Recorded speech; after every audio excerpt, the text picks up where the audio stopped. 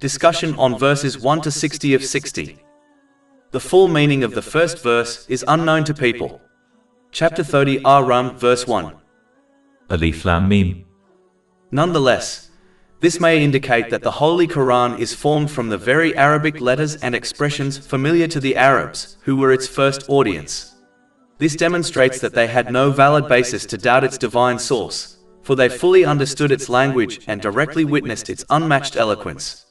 Although the Arabs were celebrated masters of Arabic, and took great pride in their linguistic mastery, they were unable to produce even a single composition that equaled the Holy Quran in depth of meaning, purity of expression, and perfection of guidance.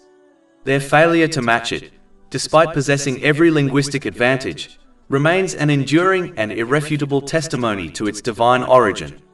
Chapter 2 Al-Baqarah, verse 23.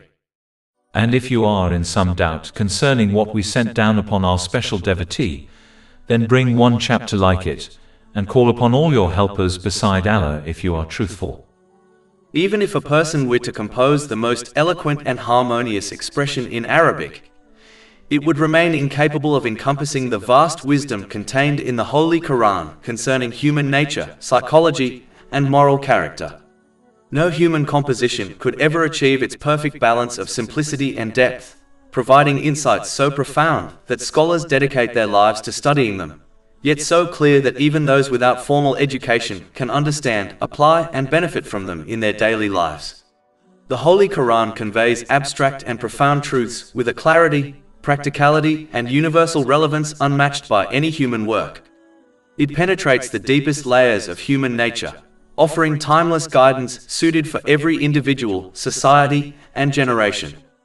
Each verse stands as undeniable proof of its divine origin, its expressions unparalleled, its meanings conveyed with flawless precision, and its eloquence surpassing all other forms of speech. Unlike other scriptures and teachings that contain inconsistencies or contradictions, the Holy Quran is completely free of error.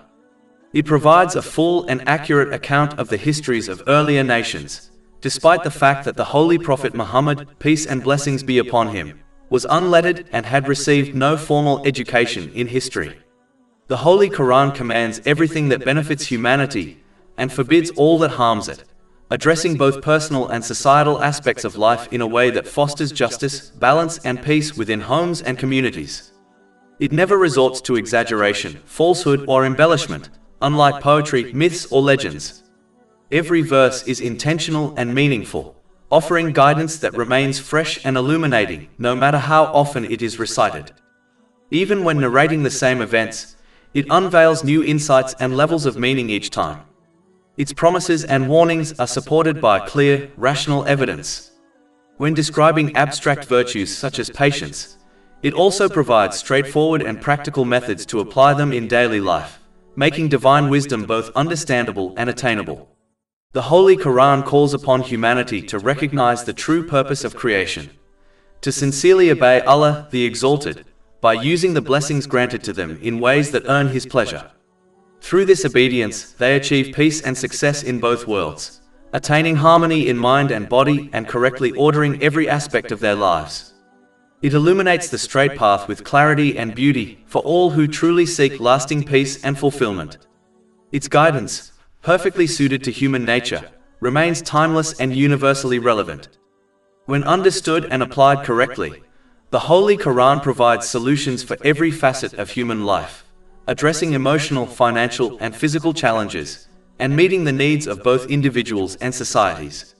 History itself testifies to the transformative power of its message. Nations that sincerely followed its teachings rose in justice, wisdom, and peace.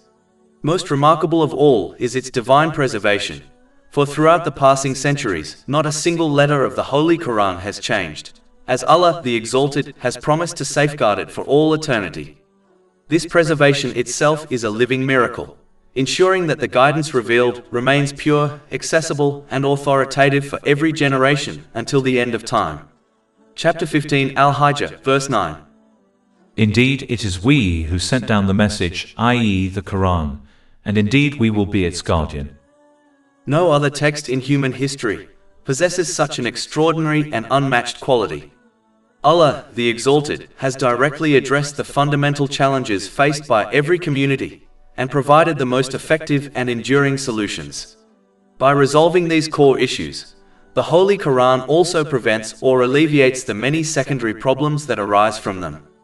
This demonstrates the perfection and completeness of its guidance, for it contains every essential principle needed for the prosperity, stability, and moral elevation of both individuals and societies. By embracing its teachings, people attain genuine success in this world and eternal salvation in the hereafter. Chapter 16 An-Nahl, verse 89. And we have sent down to you the book as clarification for all things. This is the most extraordinary and enduring miracle that Allah, the Exalted, granted to His final messenger, the Holy Prophet Muhammad, peace and blessings be upon him. Yet its guidance and benefit are reserved for those who approach it with sincerity, humility, and a true desire for truth. Those who allow their desires and worldly inclinations to prevail, accepting only what aligns with their personal preferences while neglecting or rejecting the rest, ultimately deprive themselves of its transformative effect.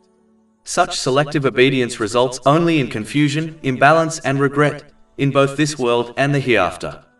Chapter 17 Al-Isra, verse 82.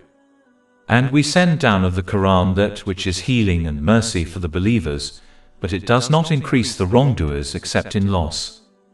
Chapter 30 Ar-Rum, verse 1. Alif Lam Mim.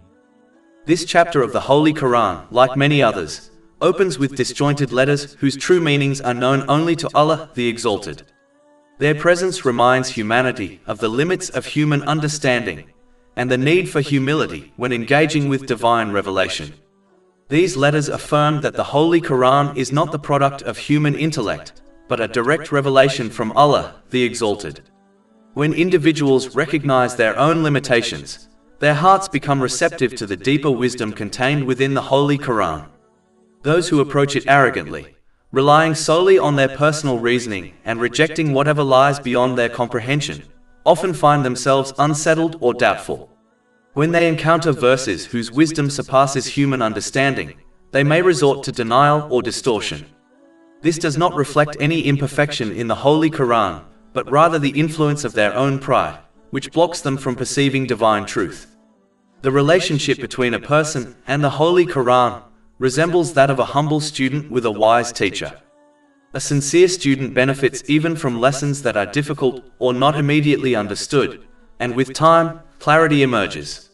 The arrogant student, however, who insists on accepting only what fits their preconceived notions, deprives themselves of true learning.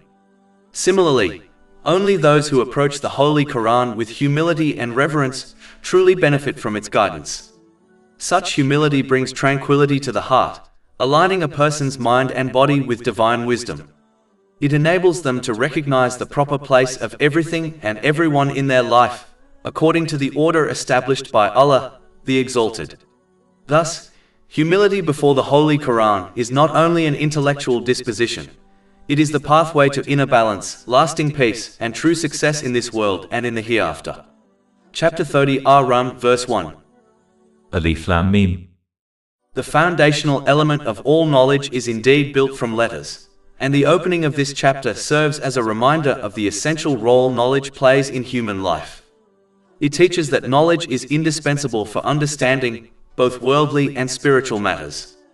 Every person is required to seek and apply beneficial knowledge, as emphasized in the hadith recorded in Sunan Ibn Majah, number 224, which makes clear that the pursuit of knowledge is a duty upon every Muslim.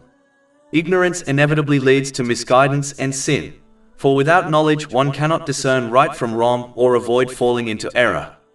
Yet simply possessing knowledge is insufficient. Its true value lies in its application. Knowledge that is not acted upon resembles a map that is never read.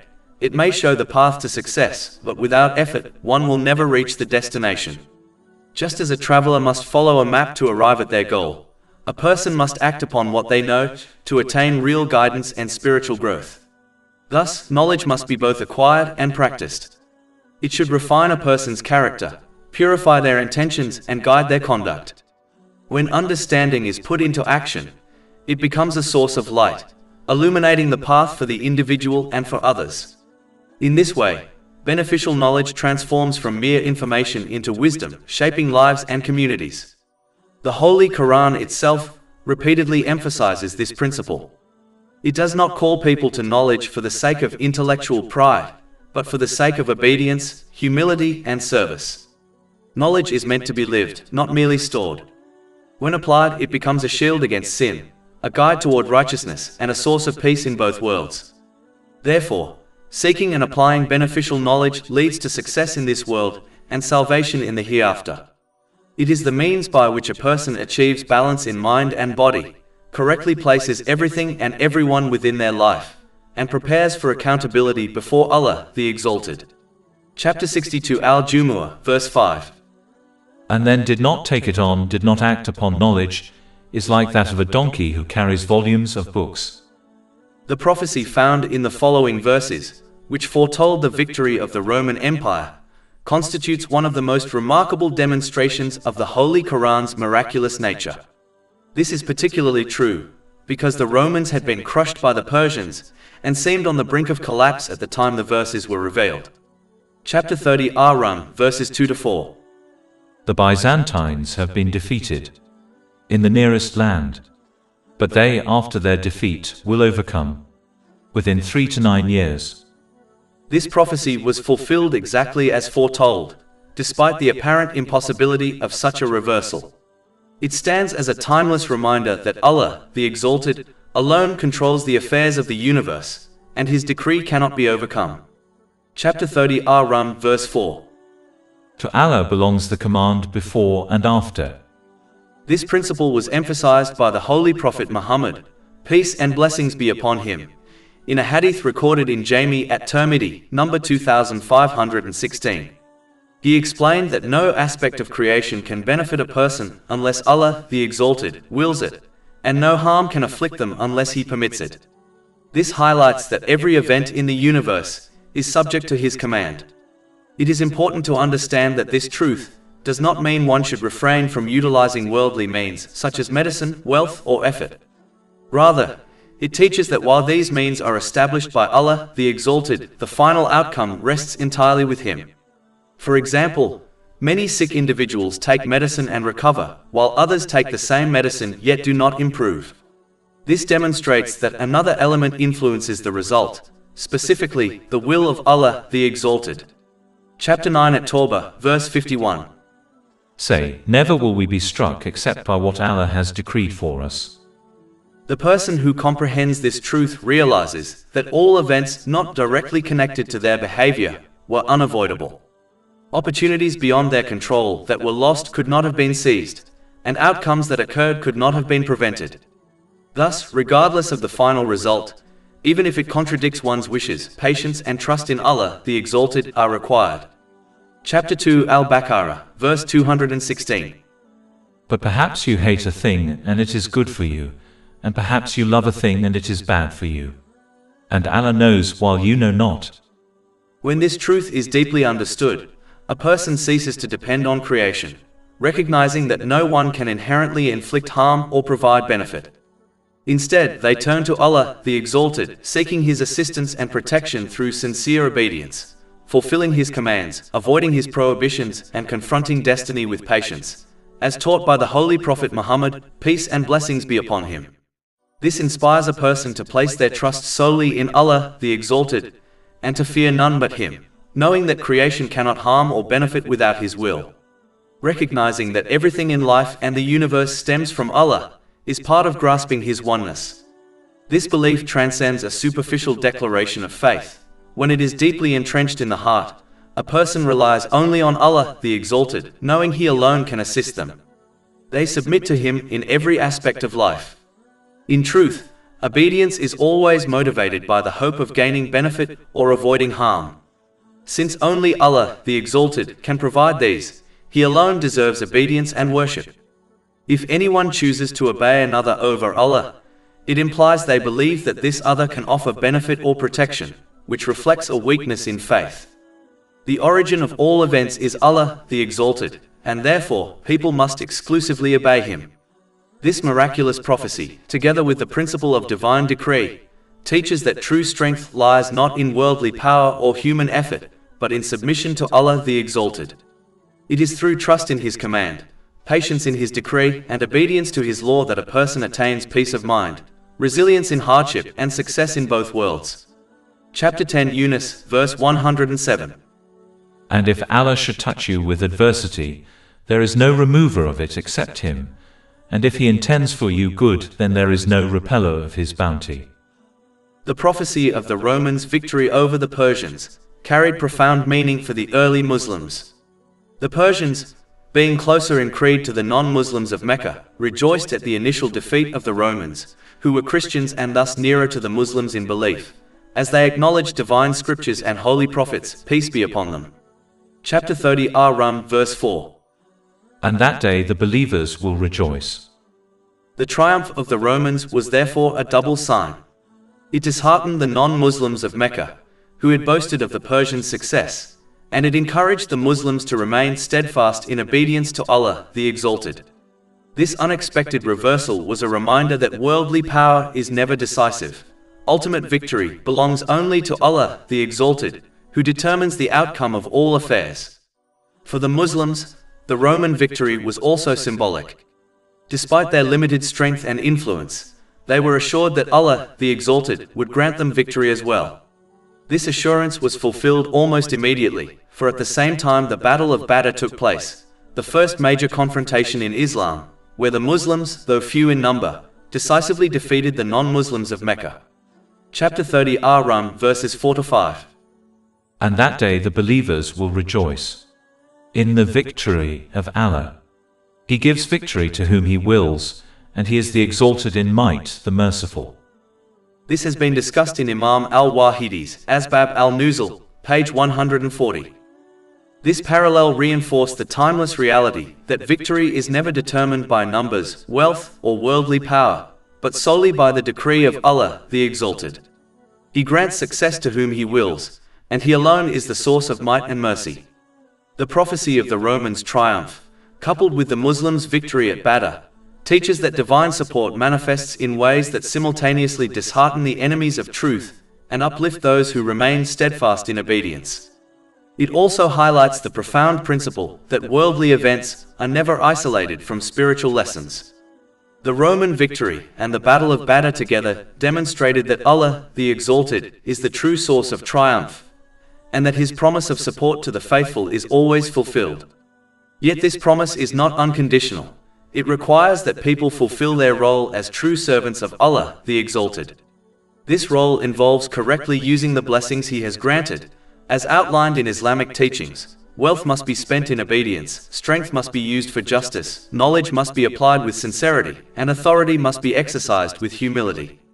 When blessings are used in this way, they become means of divine support, leading to peace, balance, and success in both worlds, through obtaining a balanced mental and physical state, and through correctly placing everything and everyone within their life, and through fulfilling the rights of people. When they are misused, however, they become sources of imbalance, arrogance, and eventual downfall. Thus, the lesson of these events is clear. Worldly victories are signs of divine wisdom, reminding people that triumph belongs only to Allah the Exalted, and that His support is reserved for those who live by His guidance. Chapter 3 Ali Imran, verse 139. So do not weaken and do not grieve, and you will be superior if you are true believers.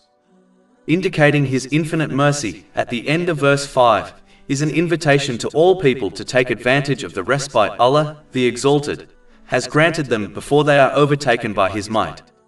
Chapter 30 Ar-Rum, verse 5. He gives victory to whom He wills, and He is the Exalted in might, the Merciful. This verse reminds humanity that divine mercy offers every person the opportunity to reform, to repent, and to share in the victory, success, and peace of mind granted to those who obey Allah, the Exalted. His mercy provides time and space for reflection, so that people may correct their course before accountability overtakes them. Sincere repentance is the key to unlocking this mercy. It requires genuine remorse for wrongdoing, a humble turning to Allah the Exalted in search of forgiveness, and seeking pardon from anyone who has been wronged, provided this does not lead to further harm. Repentance also demands a firm resolve to avoid repeating the same or similar sin, together with restoring any rights that have been violated, whether they belong to Allah the Exalted or to people. It is not a single act but an ongoing commitment, requiring a person to continue obeying Allah the Exalted by using the blessings He has granted them correctly, as outlined in Islamic teachings. When repentance is carried out in this way, it becomes a means of purification. It transforms guilt into growth, weakness into strength, and error into wisdom. It ensures that the respite granted by Allah the Exalted is not wasted, but used to secure peace of mind, balance in life, and preparation for eternal success. His mercy invites people to reform, while His might ensures that justice will ultimately prevail. Those who respond to His invitation with sincere repentance and obedience will share in His victory, while those who neglect it will face the consequences of their choices. Chapter 30 Ar-Rum verse 6. It is the promise of Allah. Allah does not fail in His promise. A major cause of people failing to be positively influenced by the promise of Allah, the Exalted, of granting peace of mind to those who correctly use the blessings He has bestowed, is their tendency to blindly follow the popular behavior within their society. This promise applies both on an individual level, through achieving a balanced mental and physical state, and correctly placing everything and everyone within their life, and on a societal level, through fulfilling the rights of people. Chapter 30 Ar-Rum verse 6. Allah does not fail in His promise, but most of the people do not know. This verse highlights a recurring weakness in human behavior, the assumption that majority opinion must be correct. When one observes the majority of society ignoring Islamic teachings, they may conclude that the behavior of the majority is the right path, and so they follow without thought or reflection. In reality, the majority opinion is not always correct. History itself testifies to this, for countless beliefs once held by the majority were later proven false. A striking example is the widespread conviction that the earth was flat, a belief overturned by new evidence and knowledge. Such errors demonstrate the danger of uncritical conformity. It is essential to refrain from acting like cattle by unthinkingly conforming to the majority opinion, as this often results in misguided choices in both secular and spiritual affairs. Chapter 6 Al-An'am, verse 116. And if you obey most of those upon the earth, they will mislead you from the way of Allah. They follow not except assumption, and they are not but guessing. This warning makes clear that following the crowd without reflection leads to misguidance. Instead, individuals must employ the reasoning and intellect bestowed upon them by Allah the Exalted, to evaluate each circumstance based on knowledge and evidence. This allows them to make informed decisions, even if those decisions diverge from the prevailing opinions of the majority. Islam strongly criticizes blind imitation in religious matters for this reason, and it encourages Muslims to learn and act upon Islamic teachings with understanding. The Holy Quran repeatedly calls people to use their intellect, reflect upon creation, and recognize the signs of Allah the Exalted. Chapter 12 Yusuf, verse 108. Say, this is my way, I invite to Allah with insight, I and those who follow me. This is because true guidance is not found in numbers or popularity, but in truth itself. A person who relies on majority opinion risks being swept away by trends, fashions, and assumptions, while the one who relies on divine guidance stands firm upon clarity and wisdom. Thus, the path to peace of mind and success lies not in conformity to the majority, but in obedience to Allah the Exalted. His guidance is timeless, rooted in wisdom and mercy, and it equips individuals to rise above the shifting trends of society. By using their intellect and reflecting upon divine teachings, people can avoid the traps of assumption and guesswork, and instead live with clarity, balance, and purpose. This teaching is especially relevant today, when societal norms often conflict with divine guidance. One must remember that truth is not determined by numbers, but by revelation. To obey Allah, the Exalted, even when the majority disobeys, is to walk upon the straight path that leads to peace in this world and salvation in the hereafter. In order to be positively influenced by the promise of Allah, the Exalted, one must adopt strong faith. Strong faith is the foundation upon which peace of mind and obedience to Allah, the Exalted, are built. Without it, A person will inevitably falter when confronted with trials, temptations, or the allure of worldly desires. With it, however, they remain steadfast in every circumstance, whether in ease or difficulty, because their heart is anchored in certainty. This certainty is not blind. It is cultivated through learning and acting upon the clear proofs and evidences found within the Holy Quran and the traditions of the Holy Prophet Muhammad, peace and blessings be upon him. These divine sources demonstrate that sincere obedience to Allah, the Exalted, leads to tranquility in both worlds, harmonizing the mind and body and correctly ordering every aspect of life. On the other hand, ignorance of Islamic teachings inevitably produces weak faith. A person who lacks knowledge will easily disobey Allah, the Exalted, whenever their desires are contradicted, because they fail to perceive the wisdom in restraining themselves. They do not realize that abandoning their desires in favor of obedience is the true path to peace of mind. Their weakness lies in their inability to connect divine guidance with personal well-being, and so they remain vulnerable to confusion, imbalance, and dissatisfaction. Chapter 30 Ar-Rum, verse 7. They know what is apparent of the worldly life, but they of the hereafter are unaware. For this reason, certainty of faith must be actively pursued. It is not enough to inherit belief or to declare it verbally. One must strengthen it through study, reflection, and practice. The Holy Quran repeatedly calls upon people to reflect, to use their intellect, and to recognize the signs of Allah, the Exalted, in creation. When knowledge is acquired and lived, faith becomes firm, and obedience becomes natural. This involves correctly using the blessings Allah, the Exalted, has granted: wealth, health, family, and influence, in accordance with Islamic teachings. Each blessing must be directed toward righteousness, gratitude, and service, rather than selfish indulgence. When blessings are used correctly, they become means of balance and harmony. A person achieves a sound mental and physical state, free from the turmoil of misplaced priorities. They learn to correctly place everyone and everything within their life, giving each its rightful importance without excess or neglect. In this way, strong faith transforms not only the individual, but also their relationships and their society. It refines character, purifies intentions, and guides conduct, ensuring that life is lived with dignity, justice, and purpose. Ultimately, strong faith is the anchor that secures peace of mind in both worlds. It equips a person to face trials with patience, blessings with gratitude, and responsibilities with sincerity. It ensures that obedience to Allah, the Exalted, is not a burden but a source of fulfillment. Through certainty of faith, a person rises above the instability of worldly desires and finds lasting tranquility in the remembrance and obedience of Allah, the Exalted. It is vital to understand in greater depth why worldly knowledge, no matter how vast, cannot by itself secure success in religious life. Chapter 30 Ar-Rum, verse 7.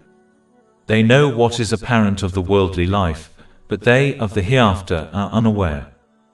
This verse draws attention to a fundamental imbalance. People may excel in worldly sciences, arts, and skills, yet remain heedless of the realities of the hereafter. Worldly knowledge is limited to what can be observed, measured, or reasoned within the material realm. It teaches how to cultivate crops, build cities, heal bodies, and manage economies. These are praiseworthy pursuits, for they allow one to earn lawful provision and fulfill responsibilities toward dependence. However, worldly knowledge cannot teach how to purify the soul, how to endure trials with patience, or how to worship Allah, the Exalted, with sincerity. It cannot provide guidance on how to prepare for accountability before the Creator. Religious knowledge, by contrast, penetrates beyond appearances. It explains the purpose of existence, the meaning of trials, and the path to eternal success. It teaches that obedience to Allah, the Exalted, is the true source of peace of mind, and that every blessing, whether wealth, health, or influence, must be used correctly according to divine guidance. Without this knowledge, a person may misuse blessings, pursue desires without restraint, and ultimately lose both worldly balance and eternal reward. The obligatory duties and traditions of the Holy Prophet Muhammad, peace and blessings be upon him, cannot be fulfilled by someone who only possesses worldly knowledge. For example, worldly sciences may teach how to calculate time, but only religious knowledge explains how to use that time for prayer, remembrance, and service. Worldly knowledge may teach how to manage wealth, but only religious knowledge explains how to purify it through charity and avoid unlawful earnings. Thus, worldly knowledge without religious guidance leaves a person vulnerable to error, arrogance, and misguidance. History itself testifies to this truth. Many civilizations excelled in worldly knowledge, producing great advancements in science, architecture, and governance, yet collapsed morally and spiritually because they lacked divine guidance. Their worldly achievements could not save them from corruption, injustice, and eventual downfall. By contrast, those who combined worldly knowledge with religious obedience achieved balance, justice, and enduring influence. Religious knowledge, when sincerely learned and acted upon, anchors a person in obedience to Allah, the Exalted. This obedience brings blessings and grace, ensuring success in both worlds. It transforms worldly knowledge into a tool of service rather than a source of pride. It teaches that religion is not about inventing one's own path, but about submission to the clear guidance revealed in the Holy Quran and exemplified by the Holy Prophet Muhammad, peace and blessings be upon him. Unfortunately, many people who excel in worldly knowledge fail to realize this distinction. They may believe that their intellectual achievements alone will secure success, yet without religious guidance, their knowledge remains incomplete. This reduces their chances of achieving true peace of mind and eternal salvation. Therefore, people must strive to obtain and act upon both religious and useful worldly knowledge. Religious knowledge ensures guidance, obedience, and salvation, while worldly knowledge provides lawful means of sustenance and service. Together, they create harmony, enabling a person to live responsibly in this world while preparing for the hereafter. This is why gaining beneficial knowledge is a duty upon all people, as affirmed in the hadith found in Sunan Ibn Majah, number 224. When both forms of knowledge are pursued with sincerity, they illuminate the path to success in this world and eternal salvation in the hereafter. Worldly knowledge without religious guidance leaves a person vulnerable to imbalance, while religious knowledge without worldly understanding may leave them unable to fulfill their responsibilities. Only when the two are combined, with religious knowledge guiding the use of worldly knowledge, does a person achieve true balance, fulfillment, and success. This expanded reflection shows that knowledge is not an end in itself, but a means to obedience, balance, and peace of mind. It is the union of worldly and religious knowledge, under the guidance of Allah, the Exalted, that secures prosperity in this life and salvation in the next. Chapter 30 Ar-Rum, verse 7. They know what is apparent of the worldly life, but they of the hereafter are unaware. It is vital to understand in greater depth that peace of mind on an individual level and justice within society are inseparably tied to the belief in accountability on Judgment Day. This belief is not simply a theological concept, but a practical safeguard that shapes human behavior. When a person is convinced that they will one day stand before Allah, the Exalted, to answer for their deeds, this conviction restrains their desires, disciplines their conduct, and ensures that the blessings they have been granted, such as wealth, health, and authority, are used correctly. Without this belief, individuals inevitably misuse their blessings. Wealth becomes a source of greed and extravagance, authority is transformed into a means of exploitation, and relationships are reduced to instruments of selfish gain. When people convince themselves that they will not be held accountable, they are emboldened to wrong others, particularly when they believe they can escape worldly authorities. This mindset strips blessings of their true purpose, turning them into tools of oppression rather than means of service. The result is not only the loss of inner tranquility, but also the spread of corruption and injustice across society. Chapter 29 Al-Ankabut, verse 36. Expect the last day and do not commit abuse on the earth, spreading corruption. Belief in accountability on Judgment Day acts as a safeguard against this corruption. It reminds individuals that every action will be weighed, every right will be accounted for, and every injustice will be exposed. This awareness cultivates sincerity, humility, and responsibility, allowing individuals to achieve balance within themselves and justice within society. It ensures that blessings are placed in their rightful position, wealth is used to support family and community, authority is exercised with fairness, and relationships are nurtured with sincerity. This balance produces peace of mind, as individuals know they are living in harmony with divine guidance. History and daily observation confirm this truth. Societies that abandon accountability, whether divine or moral, inevitably descend into corruption. Laws are manipulated, rights are ignored, and oppression becomes widespread. Families suffer, communities fracture, and nations collapse under the weight of injustice. By contrast, societies that uphold accountability foster justice, compassion, and peace. The belief in Judgment Day therefore functions as a moral compass, guiding individuals to act with integrity, even when worldly authorities are absent. On an individual level, belief in accountability provides inner tranquility. A person who knows they will be held accountable for their actions is motivated to live with sincerity, discipline, and humility. They find peace of mind because they are confident that their efforts, sacrifices, and obedience will not be wasted, but will be rewarded by Allah the Exalted. On a societal level, accountability ensures that rights are fulfilled, justice is upheld, and peace is established. It creates stability, harmony, and prosperity, as people recognize that their responsibilities extend beyond themselves to the wider community. Ultimately, belief in Judgment Day is the foundation upon which personal tranquility and social harmony are built. Without it, imbalance and injustice prevail. With it, blessings are preserved, rights are fulfilled, and peace is established in both this world and the hereafter. It is the belief that transforms blessings from mere possessions into trusts, and it is the conviction that ensures every individual and every society lives with dignity, justice, and purpose. In order to accept and firmly believe in the hereafter, so that one's behavior is influenced positively, Allah, the Exalted, invites people to reflect on the creation which indicate the inevitability of Judgment Day. Chapter 30 Ar-Rum, verse 8. Do they not contemplate within themselves?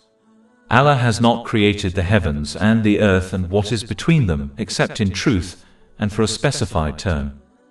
Denying the possibility of resurrection on the Day of Judgment is truly an extraordinary claim, for the signs of resurrection are not hidden. They are manifest in countless aspects of creation, occurring daily, seasonally, and even within the human body itself. Allah the Exalted has filled the universe with reminders that life can emerge from death, that renewal follows decline, and that His power encompasses all things. Rain revives barren land, transforming lifeless soil into fertile ground that bursts forth with crops and sustains creation. Just as a seed buried in the earth is brought to life, so too will the human body, buried in the soil, be resurrected by the command of Allah the Exalted. The cycle of the seasons further illustrates this truth. In winter, trees appear lifeless as their leaves fall, yet in spring and summer they return to full vitality. Even within the human body, resurrection is a continuous process, as cells die and are replaced, ensuring renewal. The sleep-wake cycle is another profound sign. Sleep is described as the sister of death, for the senses are cut off. Yet Allah, the Exalted, returns the soul to the sleeper if they are destined to live on. Chapter 39 Az-Zumar, verse 42. Allah takes the souls at the time of their death, and those that do not die He takes during their sleep. Then He keeps those for which He has decreed death, and releases the others for a specified term. Indeed, in that are signs for a people who give thought. Beyond these signs, the Day of Judgment must occur because the universe itself testifies to balance. The earth is perfectly positioned at a distance from the sun to sustain life. The water cycle is finely tuned to provide rain. The soil is soft enough for fragile shoots to penetrate, yet strong enough to support heavy structures. Everywhere one looks, balance is evident. Yet the actions of mankind remain unbalanced.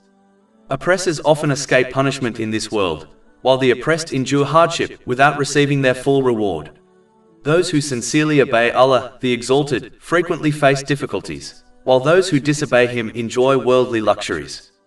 Just as balance governs creation, so too must balance govern reward and punishment.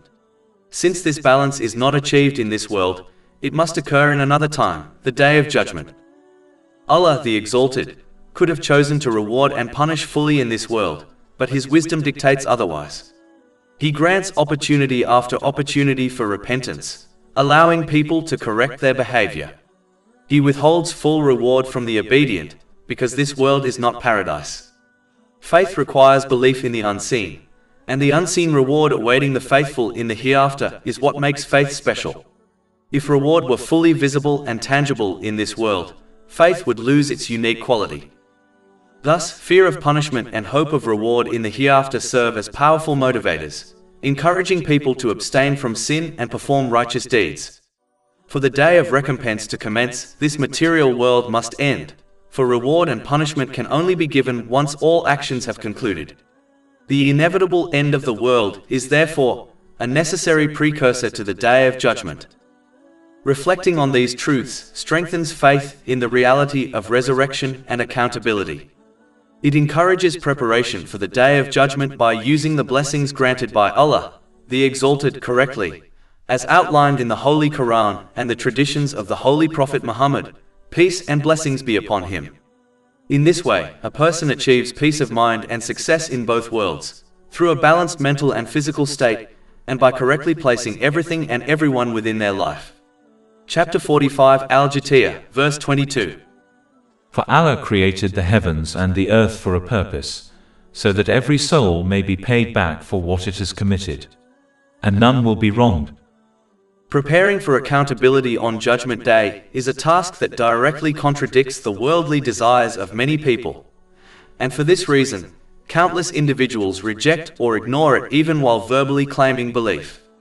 Chapter 30 Ar-Rum, verse 8. And indeed, many of the people, in the matter of the meeting with their Lord, are disbelievers.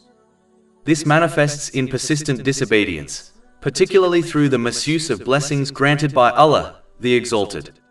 Wealth, health, family, and authority are all meant to be used responsibly and in accordance with divine guidance. Yet when they are misused, they become sources of imbalance.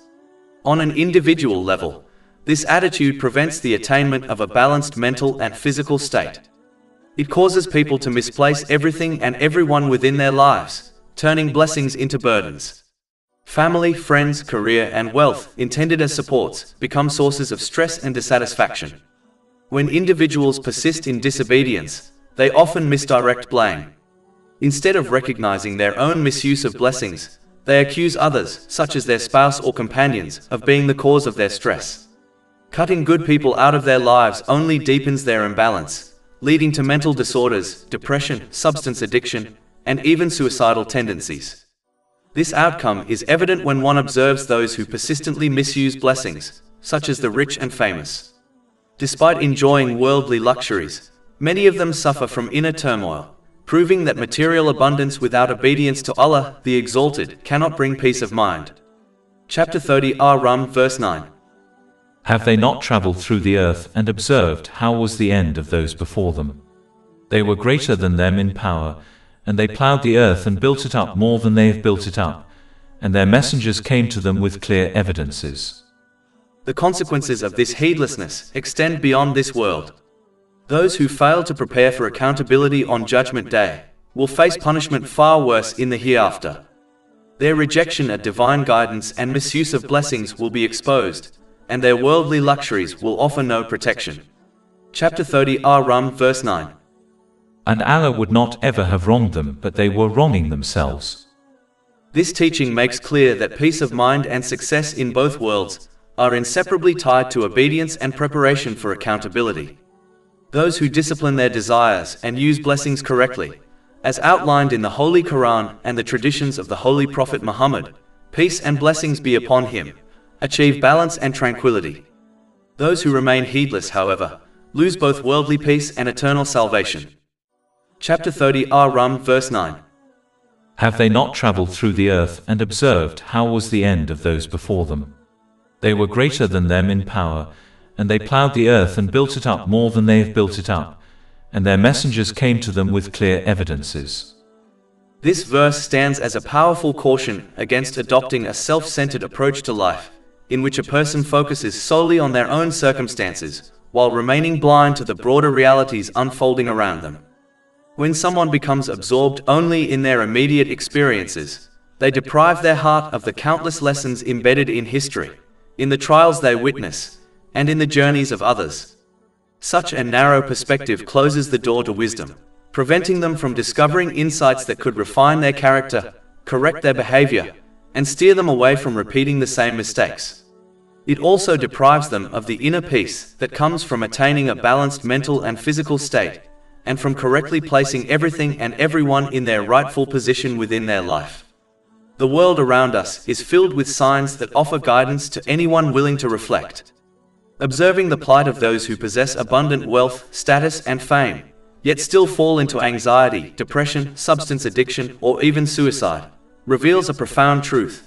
Tranquility is not a commodity that can be bought, nor is it found in fulfilling unchecked desires. Rather, inner peace is a gift bestowed upon those who use their blessings as instructed by Allah, the Exalted. Likewise, witnessing an individual struggle with illness or physical weakness should stir gratitude within the heart of the healthy. It should prompt them to value the blessing of health and to use it correctly before it slips away, for blessings are often appreciated most when they are lost. For this reason, Islam calls people to be thoughtful and observant, to avoid limiting their view to their own immediate concerns, and to contemplate the countless lessons available in everyday life. Through such reflection, a person gains clarity, gratitude, humility, and direction. They learn to navigate their own challenges with wisdom, and to approach the world around them with sincerity and purpose. Chapter 30 Ar-Rum, verse 9. They were greater than them in power, and they plowed the earth and built it up more than they have built it up, and their messengers came to them with clear evidences. It is vital to recognize that worldly possessions and relationships, such as fame, wealth, authority, family, friends, and career, only hold true value when accompanied by peace of mind. Without inner tranquility, these very blessings become sources of stress and difficulty in both this world and the hereafter. This reality is evident when observing the lives of the rich and famous. Despite possessing and enjoying worldly luxuries, many are plagued with mental health issues, restlessness, and dissatisfaction. Their abundance has not granted them peace, because peace of mind is not found in material indulgence, but in obedience to Allah, the Exalted. Chapter 30 Ar-Rum, verse 9. And Allah would not ever have wronged them, but they were wronging themselves. This verse reminds humanity that the absence of peace of mind is not due to injustice from Allah, the Exalted, but rather the result of individuals wronging themselves by misusing blessings and neglecting divine guidance. When blessings are used correctly, according to the Holy Quran and the traditions of the Holy Prophet Muhammad, peace and blessings be upon him, they become means of balance, fulfillment, and tranquility. When misused, however, they transform into burdens, stripping life of harmony and leading to regret. The lesson is clear: peace of mind is the key that unlocks the true value of worldly things. Without it, wealth becomes greed, authority becomes oppression, and relationships become sources of conflict. With it, however, every blessing becomes a tool for service, gratitude, and preparation for accountability on Judgment Day. Chapter 30 Ar-Rum, verse 9. They were greater than them in power, and they plowed the earth and built it up more than they have built it up, and their messengers came to them with clear evidences. Every person who abandons the divine code of conduct revealed by Allah, the Exalted, and instead adopts man-made systems of conduct, does so in order to gratify their worldly desires. This is because all codes devised by human beings are ultimately rooted in human inclinations, ambitions, and self-interest. Unlike the divine law, which is based on wisdom, justice, and mercy, man-made systems are shaped by the desires of those who create them. The wealthy and powerful are often the most entrenched in this mindset. They recognize that accepting the truth of Islam would require them to submit to a higher moral framework, one that places limits on their pursuit of unchecked desires. Such submission would restrict their exploitation of others, their indulgence in excess, and their misuse of authority. Out of fear of losing their influence and privileges, they not only reject the truth themselves, but also actively encourage others to follow their lead. In doing so, they attempt to preserve their worldly status, even at the expense of their eternal well-being. This pattern is not new. Historically, the first to oppose the holy prophets, peace be upon them, were often the elites of society, those who feared that embracing divine guidance would undermine their power and expose their injustices. Their rejection was not based on a lack of evidence or clarity regarding the truth of the message, for the signs of Allah, the Exalted, were manifest before them. Rather, their opposition stemmed from arrogance, pride, and the desire to continue living according to their whims. Thus, the rejection of divine guidance is rarely an intellectual dispute about truth or falsehood. Instead, it is most often a matter of the heart, a refusal to restrain one's desires and submit to the authority of the Creator. Chapter 30 Ar-Rum, verses 9 to 10. And Allah would not ever have wronged them, but they were wronging themselves. Then the end of those who did evil was the worst consequence, because they denied the signs of Allah and used to ridicule them. Allah, the Exalted, reminds humanity that whether individuals choose to learn from the behavior of others, whether in history or in their own time, or choose instead to persist in pursuing worldly desires, all will ultimately be returned to Him for their final judgment. Chapter 30 Ar-Rum, verse 11. Allah begins creation, then He will repeat it, then to Him you will be returned. This verse establishes both the origin and the end of existence. Just as Allah, the Exalted, initiated creation, He will repeat it through resurrection, and every soul will be brought back to Him for accountability. The cycle of life is not random. It is purposeful, culminating in the day when all deeds will be weighed. Those who persist in disobedience by misusing the blessings granted to them, whether wealth, health, authority, or relationships, fail to prepare for this inevitable accountability. Their heedlessness will lead to unimaginable regret, for on that day there will be no second chances to rectify behavior. Chapter 30 Ar-Rum, verse 12. And the day the hour appears, the criminals will be in despair. This despair is the direct consequence of neglecting divine guidance. In this world, opportunities for repentance and reform are abundant, but once the hour arrives, the door of mercy closes. Those who ignored the signs, misused blessings, and pursued desires without restraint will face despair beyond imagination, as their deeds are exposed and their excuses silenced. The lesson is profound. Every person must take heed while the opportunity remains. Reflection upon history, observation of the present, and awareness of divine revelation all point to the same truth, that accountability is certain. Those who prepare by obeying Allah, the Exalted, and using blessings correctly, will find peace of mind in this world and eternal success in the hereafter. Those who neglect preparation will face despair when the hour arrives. Regret is a powerful emotion, but it is essential to distinguish between its two categories in order to understand its true weight and consequences. The first category consists of worldly regrets, such as not marrying, not having children, or not achieving certain ambitions. These regrets, though painful, are temporary in nature. They may end when desires are fulfilled, when perspectives change, or inevitably at the time of death. They are not permanent, nor are they of great significance, for while they may cause sadness, they do not lead to punishment or torment. Furthermore, if a person ultimately reaches paradise through the mercy of Allah, the Exalted, all worldly regrets will vanish entirely, leaving no trace of sorrow. The second category consists of regrets in the hereafter, which are far more serious and enduring. These include failing to use one's resources, blessings, and opportunities to please Allah, the Exalted. Such regrets begin in the grave and continue on the day of judgment, lasting far longer than one's earthly life.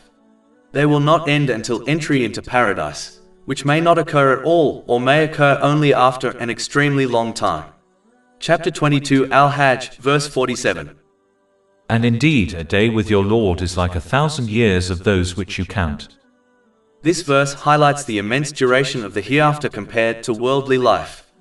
A single day in the hereafter is equivalent to 1,000 years on earth, which means that regrets experienced there are magnified beyond imagination. These regrets are significant because they may lead to severe punishment and torment. Unlike worldly regrets, they cannot be undone by changing one's mind or by death. They are the consequence of neglecting divine guidance and failing to prepare for accountability. Chapter 89 Al-Fajr, verses 23 to 24. And brought within view that day is hell. That day man will remember, but how, i.e., what good to him will be the remembrance? He will say, "Oh, I wish I had sent ahead some good for my life." Worldly regrets may cause temporary sadness, but they do not carry eternal consequences. By contrast, regrets of the hereafter are deeply consequential, as they directly affect one's eternal state. A person who neglected prayer, ignored charity, or misused blessings will face regret that cannot be removed by any worldly means. The only way to avoid such regret is to act now, while life remains, by sincerely obeying Allah the Exalted and using blessings correctly. Therefore, every person should reflect deeply on this matter and show kindness to themselves by striving to remove the potential regrets of the grave and judgment day before attempting to remove the regrets of this world. True wisdom lies in prioritizing eternal concerns over temporary ones, for worldly regrets fade, but the regrets of the hereafter endure. By living with sincerity, fulfilling obligations, and using blessings in accordance with divine guidance, a person can avoid the torment of eternal regret and instead achieve peace of mind in this world and everlasting success in the hereafter. It is crucial to recognize that false deities, such as idols made of stone or wood, are not the only objects that people may end up worshipping besides Allah the Exalted. In reality, a person's true object of worship is whatever they consistently obey and prioritize over the commands of Allah the Exalted. This can include social trends, cultural expectations, the opinions of others, material pursuits, and even one's own desires. Anything that pulls a person away from obedience and places itself above the divine instruction becomes, in practice, their Lord. Chapter 9 at Tawbah, verse 31. They have taken their scholars and monks as lords besides Allah. The scholars and religious leaders of the people of the book were not physically worshipped. Instead, they were obeyed when they legislated what Allah the Exalted had forbidden and forbade what He had permitted. Their followers' willingness to obey them in matters that contradicted divine guidance was judged as a form of worship, even if they never bowed to them physically. This principle extends further, as the Holy Quran also applies it to the devil himself. Chapter 36 Yasin, verse 60. Did I not enjoin upon you, O children of Adam, that you not worship Satan, for indeed he is to you a clear enemy? Most people throughout history have never consciously worshipped the devil, yet they are described as having done so because they obeyed him by following paths that contradicted the command of Allah the Exalted. Thus, obedience in defiance at divine instruction, regardless of the source, is counted as worship. For this reason, it is essential to avoid obeying any influence, idea, or individual in a way that contradicts the guidance of Allah the Exalted. Persisting in such disobedience leads a person to become a servant to multiple worldly masters, such as public opinion, worldly fashions, corporate pressures, social media trends, and personal relationships. Attempting to satisfy all of these unstable and constantly shifting demands inevitably creates stress and internal turmoil. Just as an employee would struggle under several supervisors, each with different expectations and contradictory instructions, a person who abandons the servitude of Allah the Exalted becomes entangled in countless conflicting demands. As these worldly masters pull them in different directions, they gradually lose clarity, stability, and peace of mind. Over time, this internal conflict can lead to sadness, loneliness, anxiety, depression, and even suicidal thoughts, as none of these influences provide the fulfillment or validation the person seeks. This truth becomes evident when observing many individuals who live according to the expectations of society, such as celebrities and influencers, who despite having fame and wealth, often fall into deep emotional distress. Their condition is a clear sign that obedience to anything besides Allah the Exalted cannot produce lasting tranquility. Moreover, yielding to other influences in defiance of Allah the Exalted will offer no benefit in the hereafter. None of these worldly masters, whether people, trends, desires, or ideologies, will come to a person's aid on the Day of Judgment. They will deny any association with them, leaving the person without support or intercession. Chapter 30 Ar-Rum, verse 13. And there will not be for them among their alleged partners any intercessors, and they will then be disbelievers in their partners. True freedom, clarity, and peace are not found in the pursuit of worldly desires, but in obedience to Allah the Exalted, and in rejecting all influences that lead one away from Him. This obedience ensures that a person achieves a balanced mental and physical state, correctly places everything and everyone within their life, and adequately prepares for accountability on the Day of Judgment. Such behavior leads to peace of mind in both worlds. Chapter 30 Ar-Rum, verses 14 to 15. And the day the hour appears, that day they will become separated. And as for those who had believed and done righteous deeds, they will be in a garden of paradise, delighted. This separation is the ultimate distinction between those who combine faith with righteous deeds and those who fail to do so. It highlights the eternal truth that verbal declarations of faith must be supported by consistent actions. Throughout Islamic teachings, this principle is emphasized repeatedly. Faith without deeds has little value. Belief is not merely a statement but a lived reality, proven through obedience, worship, charity, and service. The warning is clear. Those who fail to support their verbal declaration of faith with good actions risk leaving this world without their faith intact. Faith can be likened to a delicate flame that requires constant tending. Just as a fire dies out when deprived of fuel, faith weakens and may be extinguished if not sustained through consistent acts of obedience. Neglecting this spiritual nourishment places a person at risk of losing the very light that guides them, and such a loss is the most devastating of all. This analogy of faith as a flame is profound. A flame requires fuel, protection from wind, and careful attention. Similarly, faith requires nourishment through prayer, remembrance of Allah, charity, patience, and gratitude. It must be shielded from the winds of temptation, arrogance, and heedlessness. If neglected, faith flickers and dies, leaving a person in darkness. If nurtured, faith grows into a steady light that illuminates the path to paradise. Faith is dynamic, not static. It grows with obedience and weakens with neglect. To preserve it, one must continually feed it with righteous deeds, patience in trials, and gratitude for blessings. In this way, faith becomes a source of strength, clarity, and peace, guiding a person through the challenges of life and ensuring delight in the hereafter. The lesson is clear. True freedom lies not in following desires but in submitting to Allah, the Exalted. True clarity comes not from worldly philosophies, but from divine guidance. True peace is not found in wealth or fame, but in the tranquility of a heart that obeys its Creator. Those who nurture their faith with sincerity and action will find delight in paradise, while those who neglect it will face despair. Chapter 30 Ar-Rum, verse 16. But as for those who disbelieved and denied our verses and the meeting of the hereafter, those will be brought into the punishment.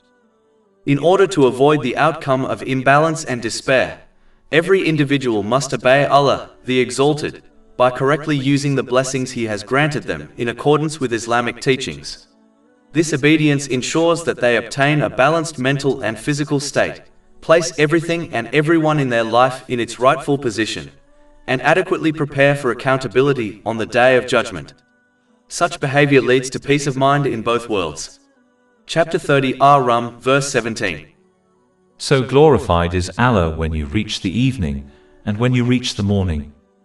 This verse reminds humanity that glorifying Allah, the Exalted, is an essential aspect of obedience.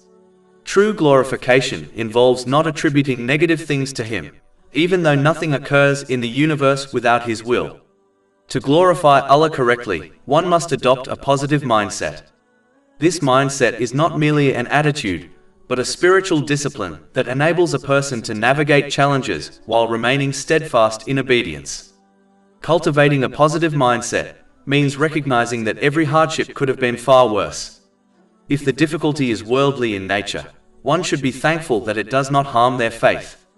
Rather than fixating on immediate sorrow, one should focus on the ultimate reward awaiting those who exhibit patience for the sake of Allah, the Exalted.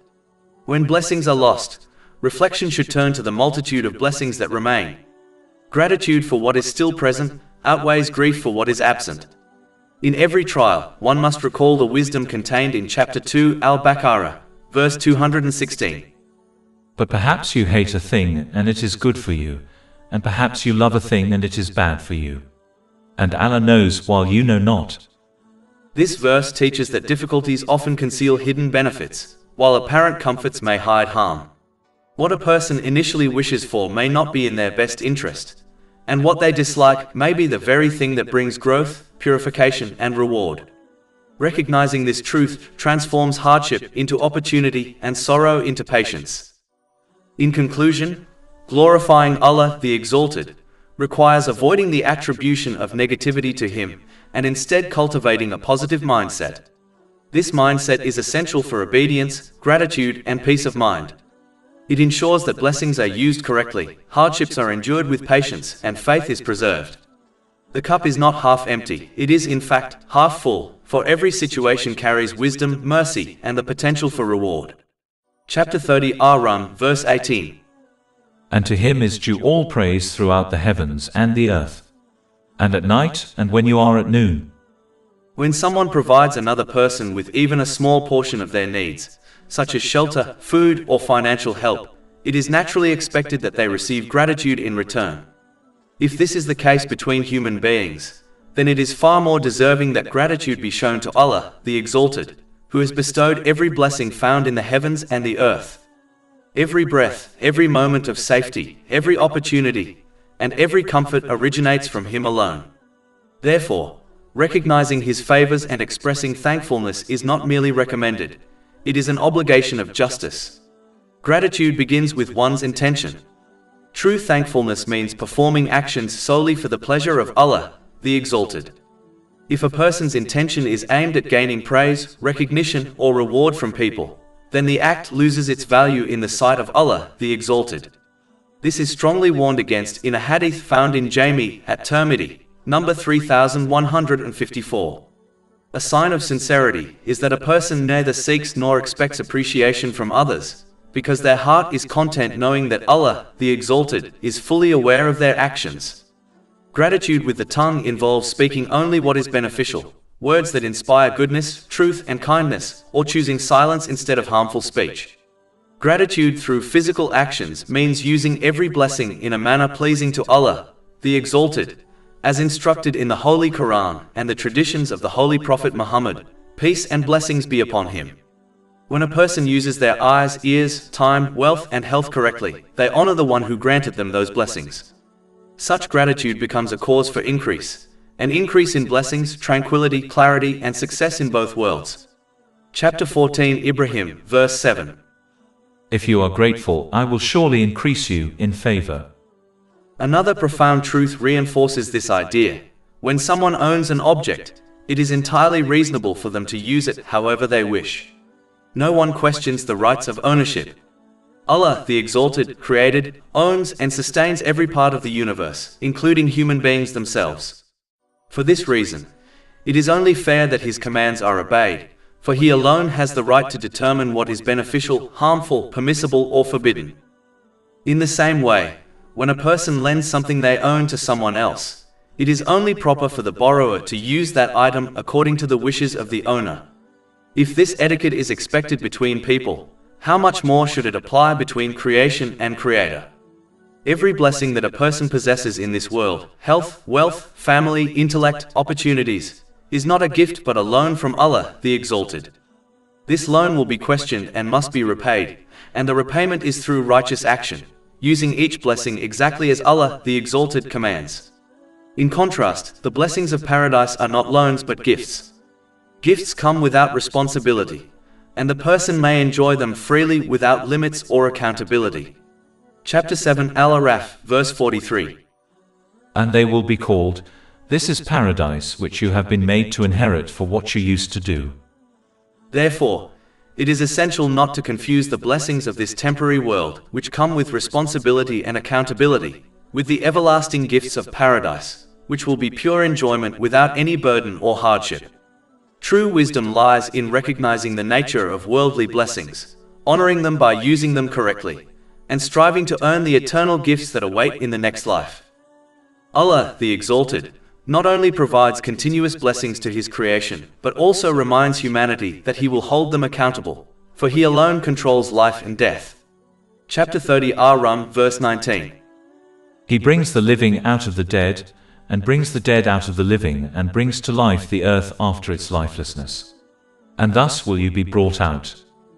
This verse is a profound reminder that resurrection is not a distant or abstract concept, but a reality that is continuously demonstrated in the natural order. The one who revives barren land, who brings forth life from lifeless matter, and who sustains creation through cycles of renewal, is the same one who will resurrect humanity on the day of judgment. To deny the possibility of resurrection is to ignore the countless signs that surround human existence. Rain falls upon desolate land, transforming it into fertile soil that bursts forth with crops. A seed buried in the earth, seemingly lifeless, awakens and flourishes, sustaining life for countless creatures. This process is a clear analogy for human resurrection. Just as the seed emerges from the soil, so too will the human body, buried in the earth, be brought forth by the command of Allah the Exalted. The seasons themselves testify to resurrection. In winter, trees appear lifeless, stripped of their leaves, yet in spring they return to full vitality, adorned with blossoms and greenery. This cycle of death and renewal is a vivid illustration of the Creator's power to restore life. Even the origin of life itself points to this truth, for every living being begins from a lifeless cell, such as the human zygote. Within the human body, cells continuously die and are replaced, a process beyond human control, yet a constant reminder of renewal and resurrection. The sleep-wake cycle provides another daily example. Sleep is likened to the sister of death, as the senses are suspended and consciousness withdrawn.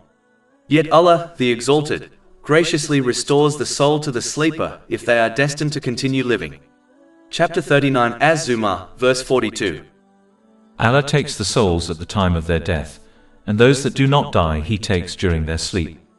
Then He keeps those for which He has decreed death, and releases the others for a specified term. Indeed, in that are signs for a people who give thought. These signs, manifest in nature, in the body, and in daily life, all point to the certainty of resurrection. They remind humanity that the final resurrection is not only possible, but inevitable.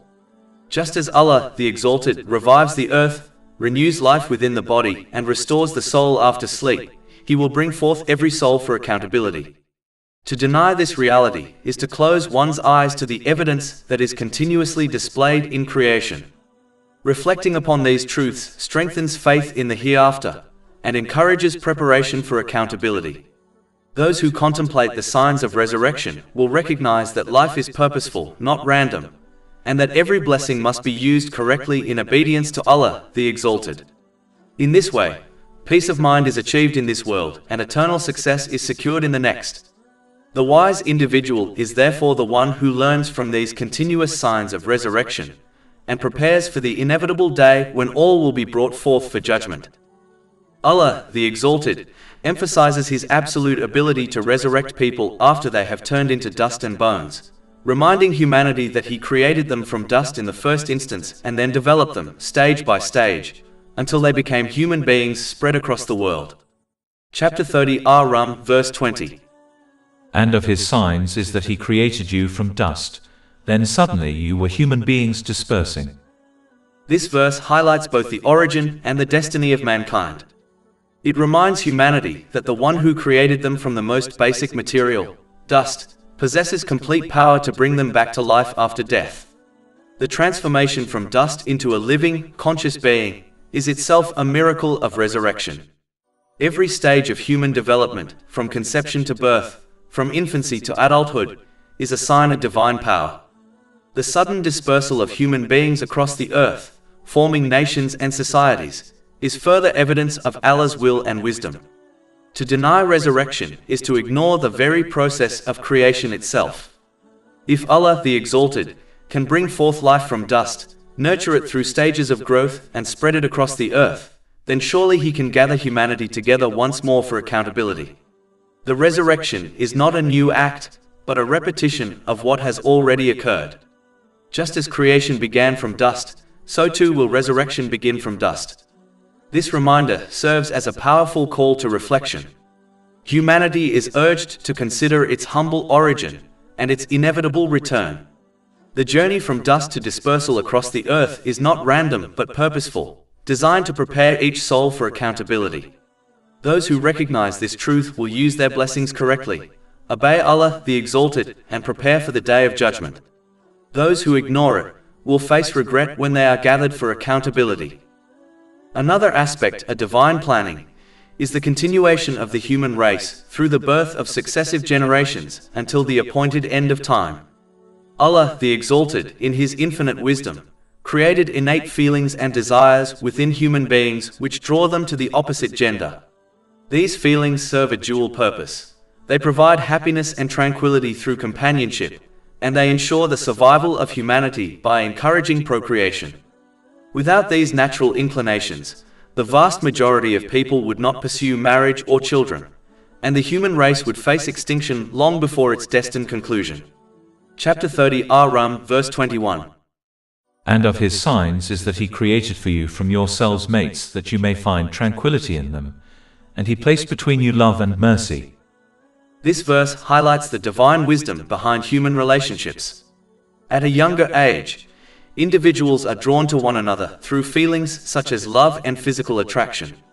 These emotions encourage the formation of families and the birth of children, ensuring the continuation of the human race. As couples grow older, however, physical beauty naturally diminishes, and mercy becomes the predominant bond between them. This mercy manifests in patience, care, and mutual support, ensuring that couples remain together even when youthful attraction fades. Such a natural progression of feelings is a clear sign of divine planning, for it sustains companionship across the stages of life and ensures stability within the family unit. The shift from love and attraction to mercy and compassion cannot be explained by human theories such as evolution, which focus narrowly on survival and reproduction. Evolutionary explanations may account for physical reproduction, but they cannot explain the enduring emotional bonds that preserve families even when reproduction is no longer possible. The divine placement of love and mercy ensures that companionship is not merely a means to survival, but a source of tranquility, spiritual growth, and moral development.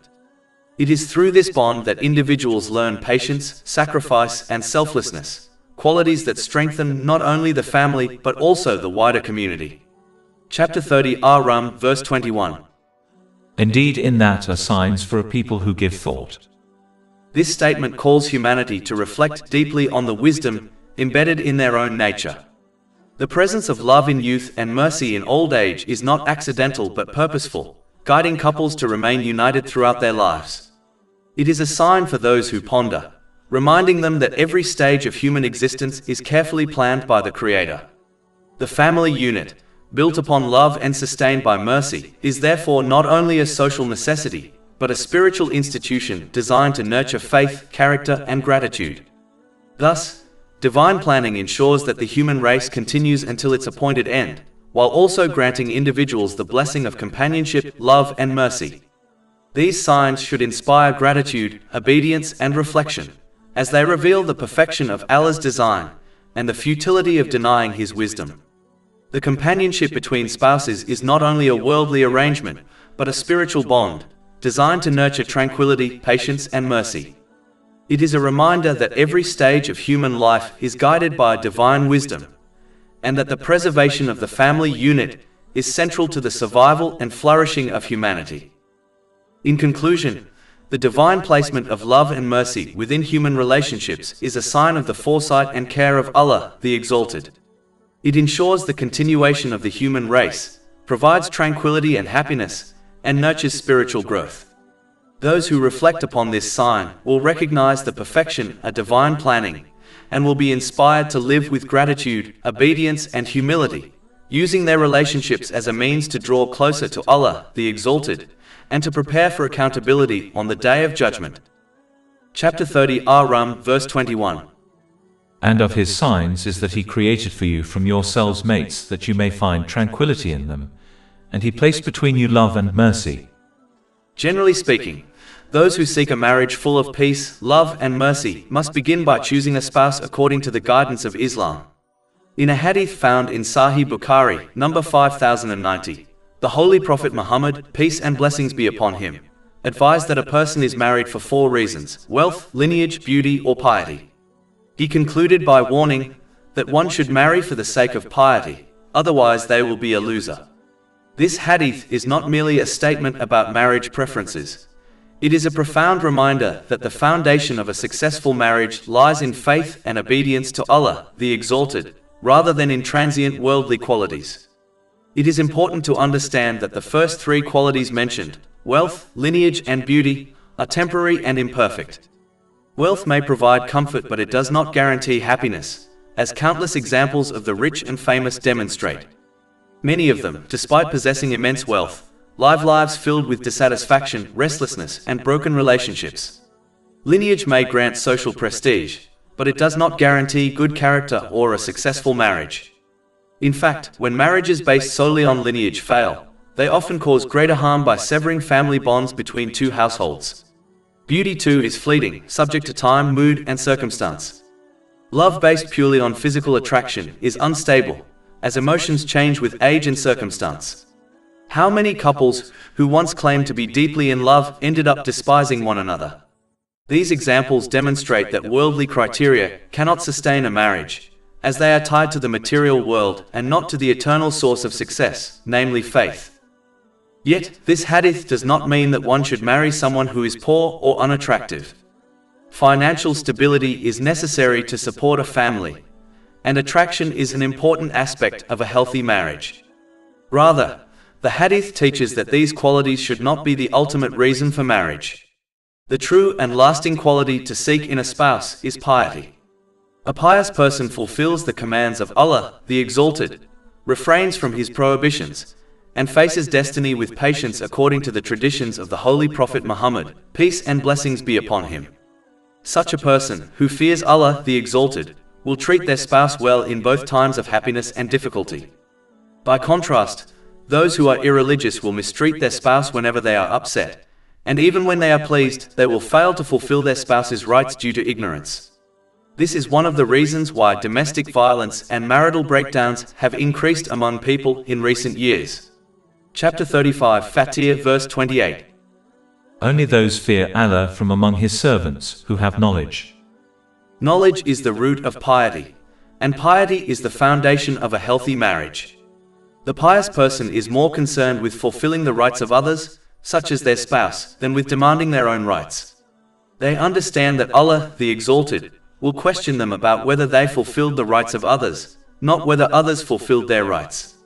The impious person, however, bases their expectations on culture, fashion, or imagination rather than Islam, and as a result, they are never truly satisfied, even if their spouse fulfills their rights according to divine teachings. This ignorance of Islam is strongly linked to the rise in divorces, as people demand things that their spouse is not obliged to fulfill. Therefore, if a person desires to marry, they must first obtain knowledge of the rights they owe their spouse, the rights owed to them, and how to deal with their spouse in different situations. Without this knowledge, arguments and divorces become inevitable. Knowledge, which leads to piety, is the true foundation of a successful marriage.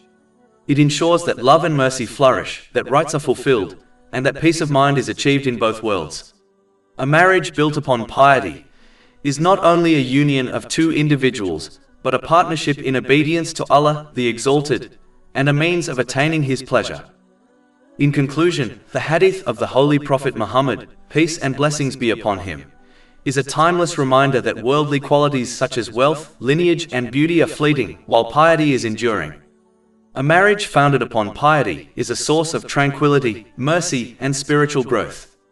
It is a sign of divine wisdom, guiding humanity to build families that are strong, compassionate, and faithful. Those who reflect upon this guidance will recognize that true success in marriage lies not in material gain, but in obedience to Allah, the Exalted, and in the cultivation of piety and knowledge. After discussing humans, Allah, the Exalted, points towards the wider creation which indicate His oneness and how He alone must be obeyed. Chapter 30, Ar-Rum, verse 22. And of His signs is the creation of the heavens and the earth. When one observes the creation of the heavens and the earth, and the countless perfectly balanced systems within them, it becomes clear that there is only one Creator who sustains the universe. The perfect distance of the sun from the earth is a striking sign of divine wisdom, for if the sun was slightly closer, the earth would be scorched and life would perish, and if it was slightly further away, the earth would freeze and life would be impossible. This precise positioning is not accidental but deliberate, ensuring that the earth remains inhabitable. Similarly, the earth has been created with a balanced and pure atmosphere, composed in such a way that it allows life to thrive. Even minor changes in its composition would render life unsustainable, yet it remains perfectly suited for human, animal, and plant existence. The alternation of days and nights, and their varied lengths throughout the year, further demonstrate this balance. Longer days would exhaust people, depriving them of rest, while longer nights would prevent them from earning their livelihood and acquiring knowledge. Shorter nights would deny sufficient rest, leading to poor health and diminished productivity. Moreover, changes in the length of days and nights would disrupt agriculture, causing harm to both people and animals. The fact that these systems operate in perfect harmony is a clear indication of the oneness of Allah, the Exalted. Chapter 21 Al-Anbiya, verse 22. Had there been within them, i.e., the heavens and earth gods besides Allah, they both would have been ruined. Multiple deities would desire different outcomes, leading to chaos, but the flawless order of creation testifies to the sovereignty of a single creator. The water cycle is another profound sign of divine planning. Water evaporates from the sea, rises and condenses to form rain.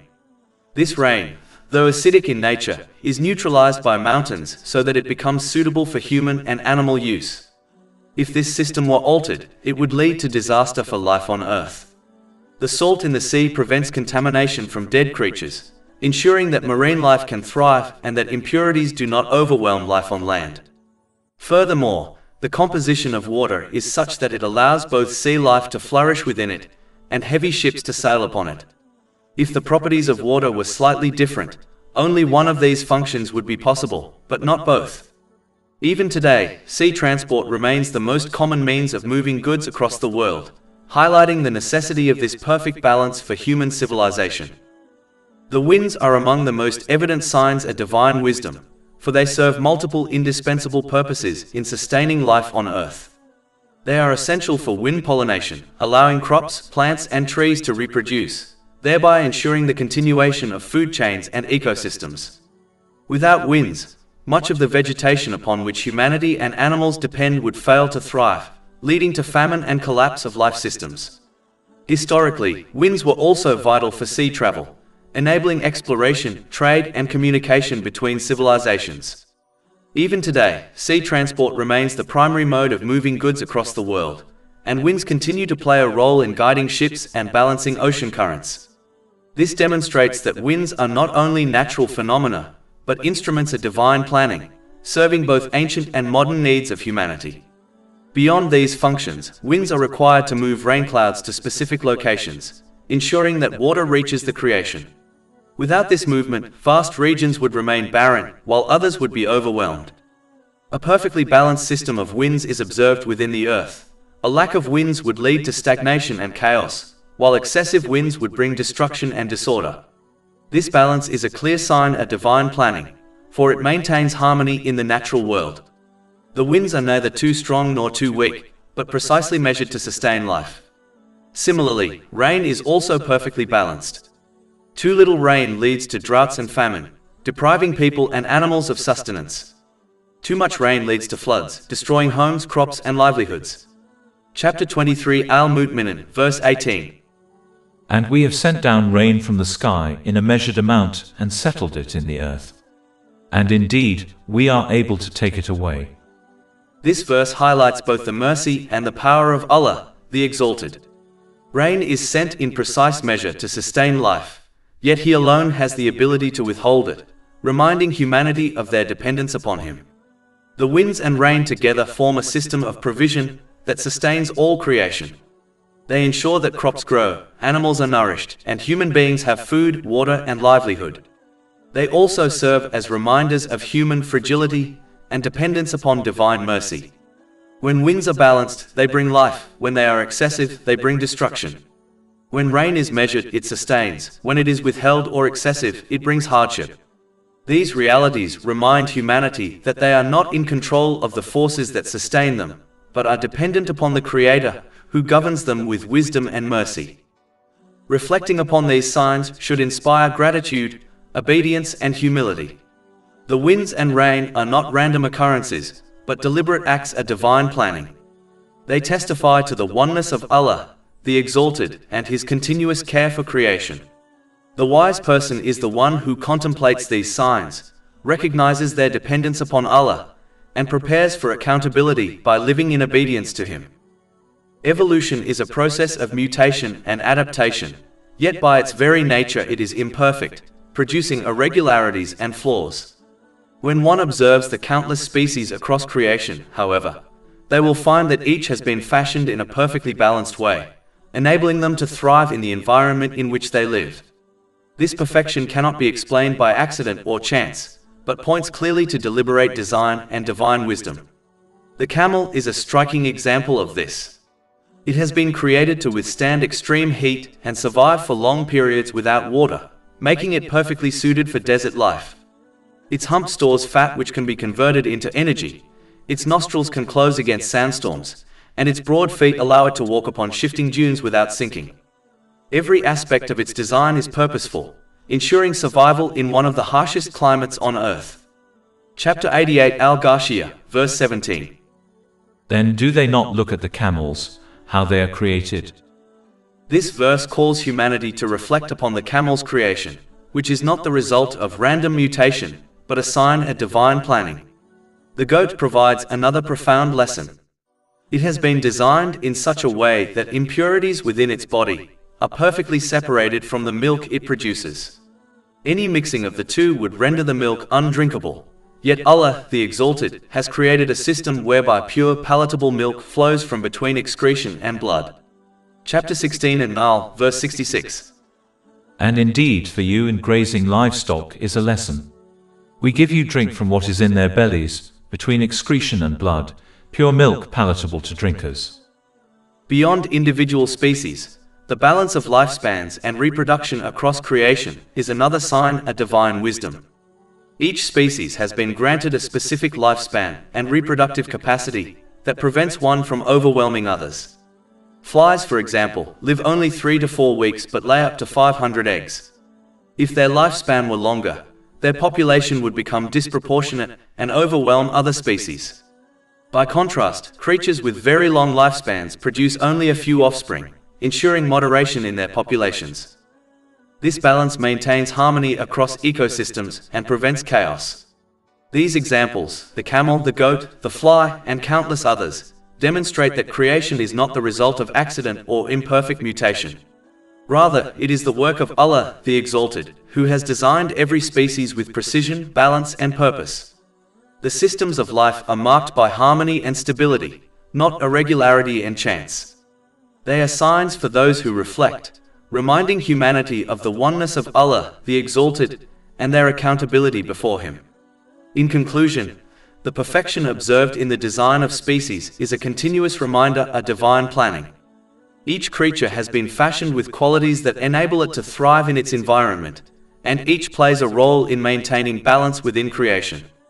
This harmony cannot be explained by imperfect processes, but only by the wisdom of the Creator. Those who reflect upon these signs will recognize that life is purposeful, not random, and will be inspired to live with gratitude, obedience, and preparation for the Day of Judgment. The one who reflects sincerely upon the perfectly balanced systems within creation, the distance of the sun from the earth, the alternation of day and night, the water cycle, the winds, the rain, the design of species, and countless other examples, cannot logically deny the existence of a single Creator who has power over all things. Each of these systems operates with precision and harmony, sustaining life in ways that even the slightest alteration would render impossible. The Holy Quran itself draws attention to these signs repeatedly, reminding humanity that they are not random occurrences, but deliberate acts of divine planning. The balance of creation is a testimony to the oneness of Allah, the Exalted. Were there multiple gods, chaos would ensue, as different wills would conflict. Yet the universe operates in flawless order, confirming the sovereignty of one Creator. These signs also serve as lessons for humanity. They remind people of their dependence upon Allah, the Exalted, and call them to humility, gratitude, and obedience. Just as the universe functions in harmony with divine decree, so too must human beings strive to live in harmony with divine guidance. To deny the Creator despite these clear signs is to ignore the very foundation of life itself. In conclusion, the balance observed in creation is not only evidence of divine existence, but also a call to responsibility. It urges humanity to reflect, to recognize their dependence upon Allah, the Exalted, and to prepare for accountability on the Day of Judgment. The wise are those who see in these signs proof of divine wisdom and mercy, and who respond with faith, obedience, and gratitude. After mentioning the balance of the wider creation, Allah, the Exalted, immediately turns attention to the signs found within human beings themselves, for they are the central purpose of this world. The heavens and the earth, with all their systems, have been subjugated in a perfect manner to serve humanity in its test. Chapter 31 Luqman, verse 20. Do you not see that Allah has made subject to you whatever is in the heavens and whatever is in the earth, and amply bestowed upon you His favors, both apparent and unapparent? This verse reminds humanity that everything in creation has been placed at their service, both in ways they can perceive and in ways hidden from them. The air they breathe, the food they eat, the systems that sustain life, all are favors bestowed upon them. Yet these favors are not merely for comfort, they are signs pointing to the Creator, urging reflection and gratitude. Chapter 30 Ar-Rum, verse 22. And of His signs is the creation of the heavens and the earth, and the diversity of your languages and your colors. Here, the uniqueness of human beings is highlighted as a sign of divine wisdom. Despite the countless number of people created, each one is fashioned distinct with their own appearance, voice, and personality. This individuality is not random but purposeful, designed to inspire interaction, cooperation, and learning. Unlike animals, which remain indifferent to social aspects such as culture and fashion, Allah, the Exalted, has inspired humanity with creativity, expression, and diversity.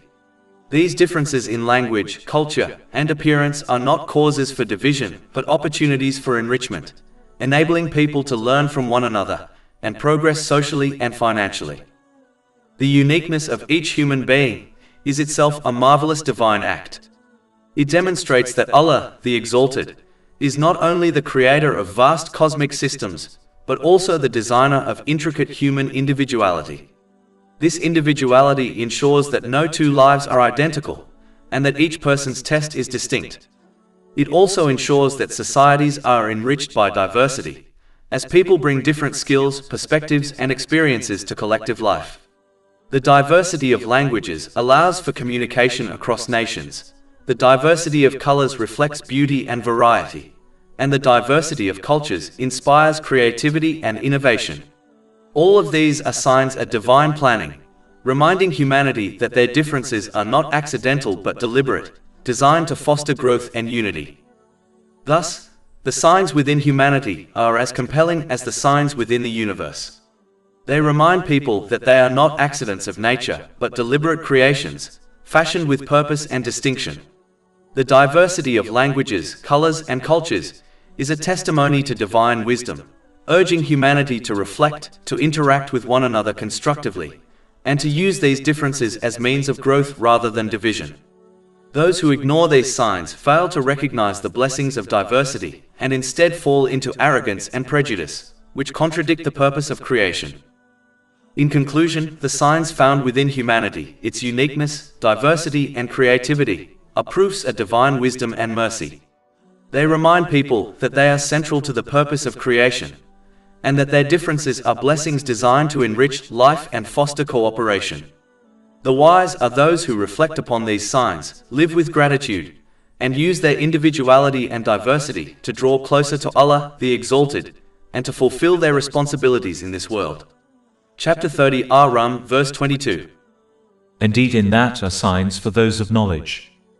As discussed earlier, the precise arrangement of the days and nights, along with their gradual changes throughout the seasons, is one of the clearest testimonies to the flawless wisdom and power of Allah, the Exalted. These alternating periods are not random occurrences, nor are they merely natural phenomena without purpose. They are deliberate signs established so that people may function, grow, reflect, and survive. Chapter 30 Ar-Rum, verse 23. And of His signs is your sleep by night and day, and your seeking of His bounty. This verse reminds people that both rest and work, sleeping and striving, are blessings given in perfect proportion. If the balance between the two were disrupted, everything in human life would fall into disorder.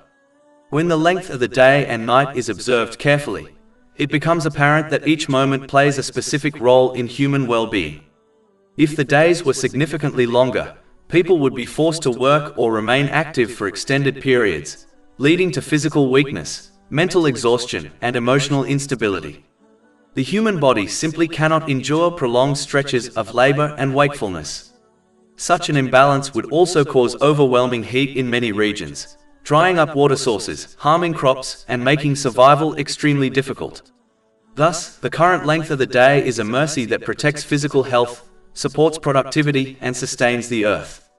Conversely, if the nights were much longer than they are, people would lose the hours of daylight needed for travel, earning a livelihood, cultivating farmland, and seeking beneficial knowledge. Long nights would slow the rhythm of life, hinder progress, and prevent people from fulfilling their responsibilities. A lack of daytime would also disrupt the world's climate and ecosystems, leading to dramatic consequences for both people and animals. If, however, the nights were shortened excessively, the opposite problem would arise. People would be deprived of the rest they need to maintain a strong body and a clear mind. Sleep is not simply a luxury, but a necessity woven into human nature. Through sleep, the body repairs itself, the mind processes information, and emotions regain balance. Without sufficient sleep, individuals become irritable, unfocused, and vulnerable to illness. A short night would therefore diminish health, weaken the ability to think and work effectively, and create widespread instability in society.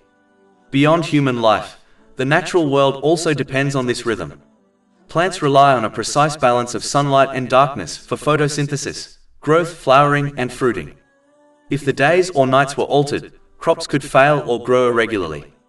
This would lead to widespread shortages of food, affecting not only people but the animals that rely on vegetation. Entire ecosystems would collapse, demonstrating how deeply everything is interconnected. Even the changing lengths of daylight throughout the seasons serve a higher purpose. Longer days in some months provide increased opportunity for planting and harvesting, while longer nights in other periods allow for greater rest and recovery.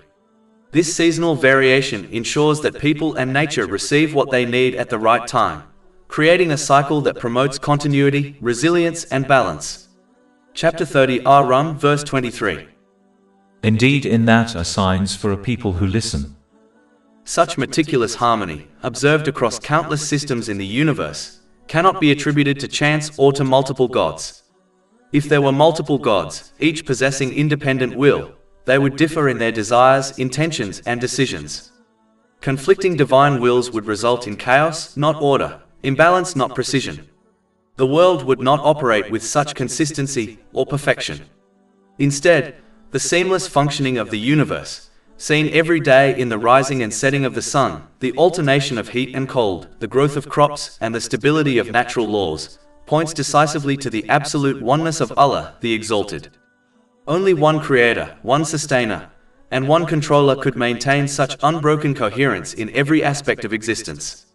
Chapter 21 Al-Anbiya, verse 22.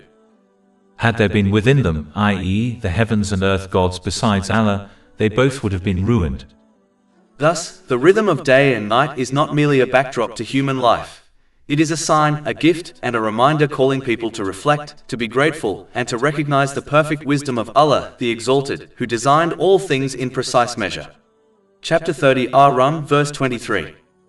Indeed, in that are signs for a people who listen. In addition, this invites people to reflect on the manner in which they listen to the teachings of Islam.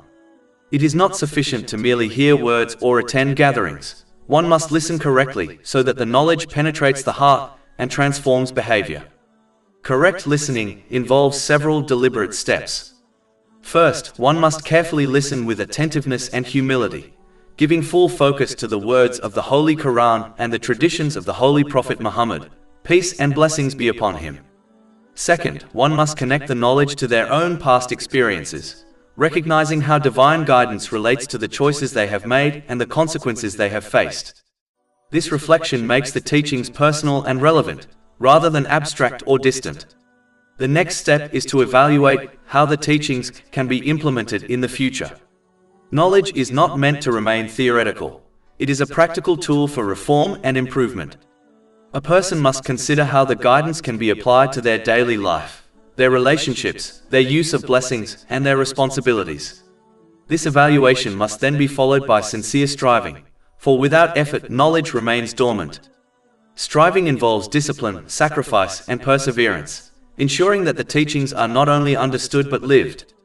This behavior, listening carefully, connecting knowledge to experience, evaluating future application, and striving sincerely, guarantees that one benefits from the Islamic knowledge they study. Merely listening without these steps will not positively affect behavior, for knowledge without action is like medicine left unused. It may contain the cure, but it cannot heal unless it is taken. This is the main reason why many people do not positively change, even though they have more access to Islamic knowledge than ever before. Modern technology has made lectures, books, and resources widely available, yet the absence of reflection and application has left much of this knowledge unused. The abundance of information has not translated into transformation, because the essential steps of listening correctly, reflecting deeply, and striving sincerely are often neglected. Agriculture is not only a practical necessity, but a profound sign of divine mercy and power. It is the very foundation upon which the survival of all creatures depends, and Allah, the Exalted, reminds humanity that He alone provides the elements necessary for its success. Human beings may plow the soil, sow seeds, and harvest crops, but their efforts are minimal compared to the vast systems Allah, the Exalted, has placed at their service. Chapter 30 Ar-Rum, verse 24. And of His signs is that He shows you the lightning causing fear and hope, and He sends down rain from the sky. Lightning inspires fear of destruction, yet it also brings hope of rain and provision. Rain itself is beyond human control, descending only by divine command, and it is this rain that sustains life upon the earth. Without rain, humanity would face drought, famine, and death.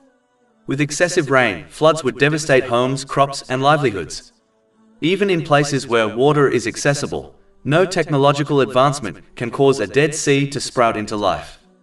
This miracle lies solely under the control of Allah, the Exalted. Chapter 30 Ar-Rum, verse 24. He sends down rain from the sky by which He brings to life the earth after its lifelessness. The revival of barren land into fertile soil through rain is a sign of divine power, reminding humanity that life itself springs from His command. Agriculture requires a delicate arrangement of countless factors: the right measure of rain, the balance of winds, the fertility of soil, the warmth of the sun, and the cycles of seasons. Each of these elements must work in harmony for crops to grow, and for life to be sustained. The fact that this balance is maintained continuously across the earth is a clear sign of the controlling power of Allah, the Exalted, and cannot be attributed to blind chance. Chapter 30 Ar-Rum, verse 24.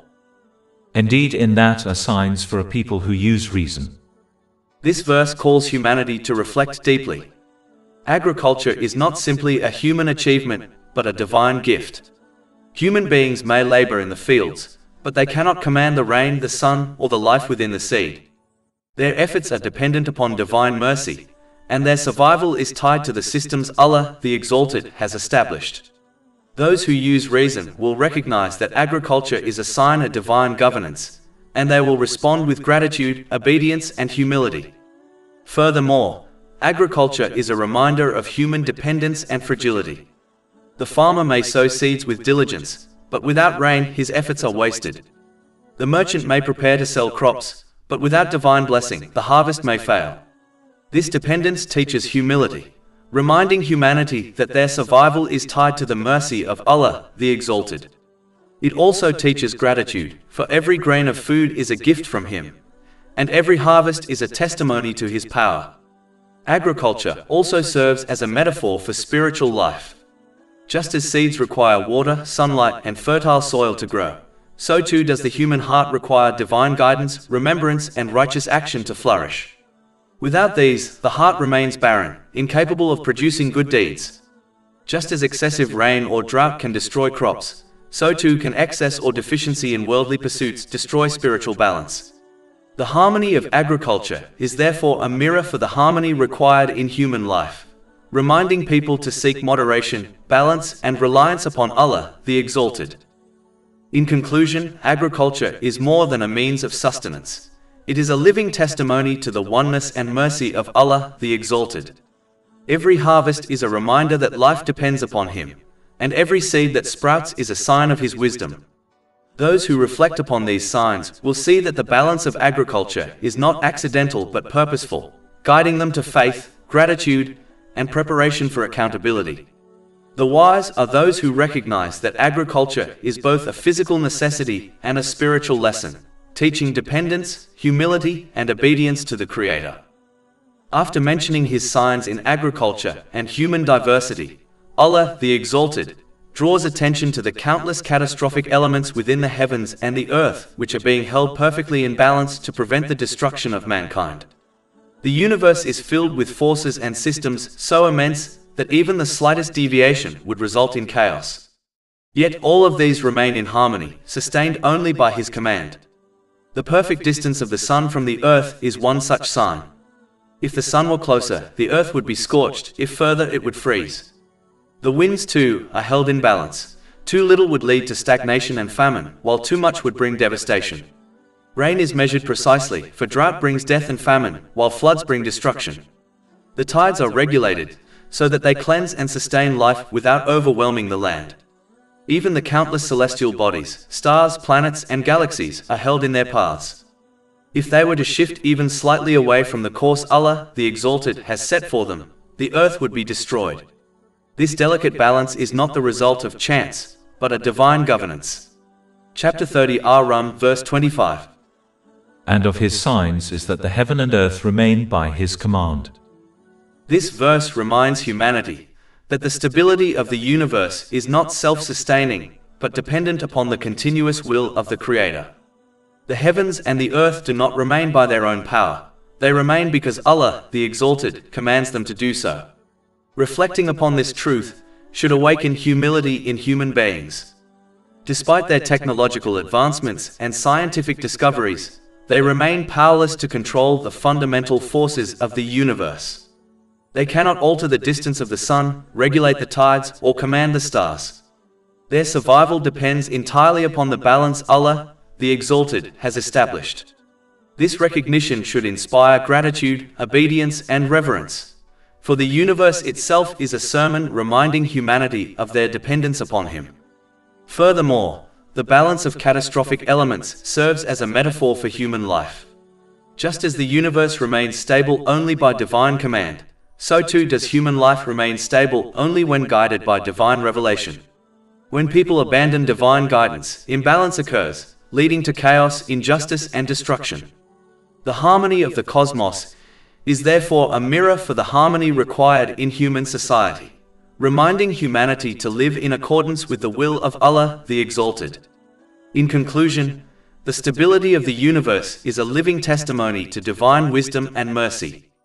The heavens and the earth remain by His command, and their balance is a sign for those who reflect.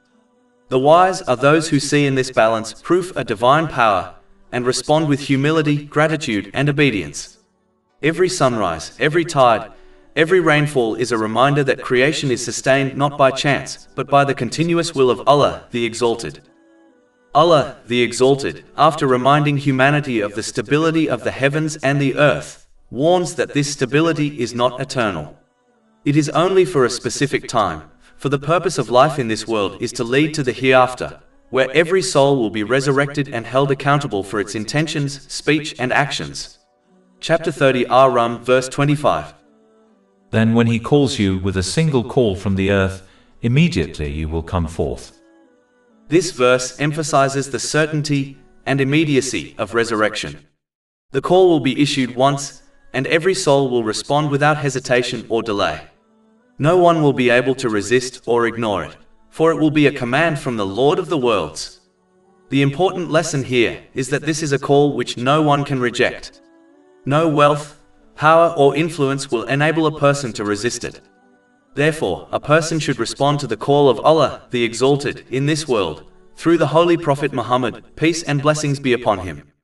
This response requires sincere obedience, fulfilling the commands of Allah, refraining from His prohibitions, and facing destiny with patience according to the traditions of the Holy Prophet Muhammad, peace and blessings be upon him. In this way, they will ensure that the blessings they have been granted are used in ways pleasing to Allah, the Exalted. Chapter 8 and Anfal, verse 24.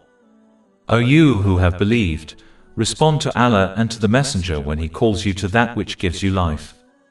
This verse highlights that responding to divine guidance is not a burden but a source of true life, spiritual vitality, peace of heart, and eternal success. Those who respond to this call in the present world will find the final call easy to endure and respond to, for they will already have trained their hearts to submit. Their obedience in this life will make their resurrection a moment of joy and relief, for they will rise to meet their Lord with hope and tranquility. By contrast, those who live heedless of the call of Allah, the Exalted, misusing the blessings they have been granted, will not find peace in the final call.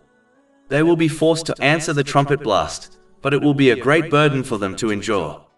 Their heedlessness will turn into regret, but regret at that moment will be of no benefit. A person can only ignore the call of Allah, the Exalted, for so long, for the final call will inevitably occur. No one will be able to avoid or ignore it.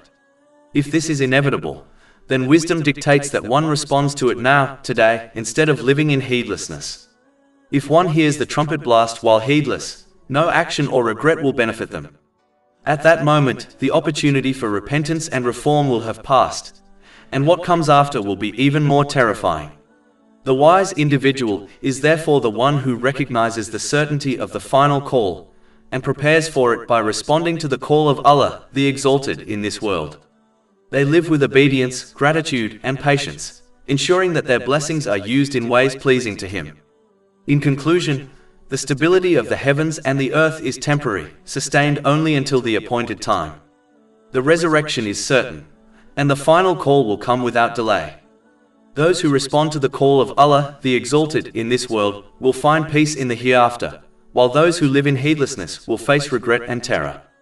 The wise are those who prepare today, recognizing that the final call is inevitable, and that obedience now is the only path to success then. Ultimately, as the entire creation belongs to and is under the complete control and jurisdiction of Allah, the Exalted, a person has no choice but to comply with His rules. Chapter 30 Ar-Rum, verse 26. And to Him belongs whoever is in the heavens and earth.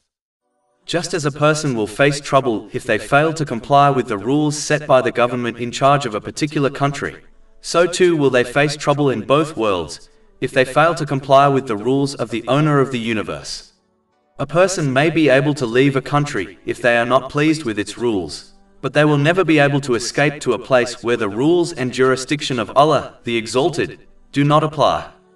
A person may be able to change the rules of their society, but they will never be able to change the rules of Allah, the Exalted.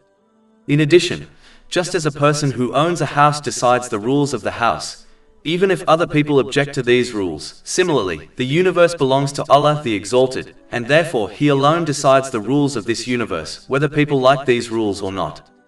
This analogy makes clear that divine ownership naturally entails divine authority, and that compliance is not optional, but necessary for one's own well-being. Therefore, one must comply with these rules for their own sake.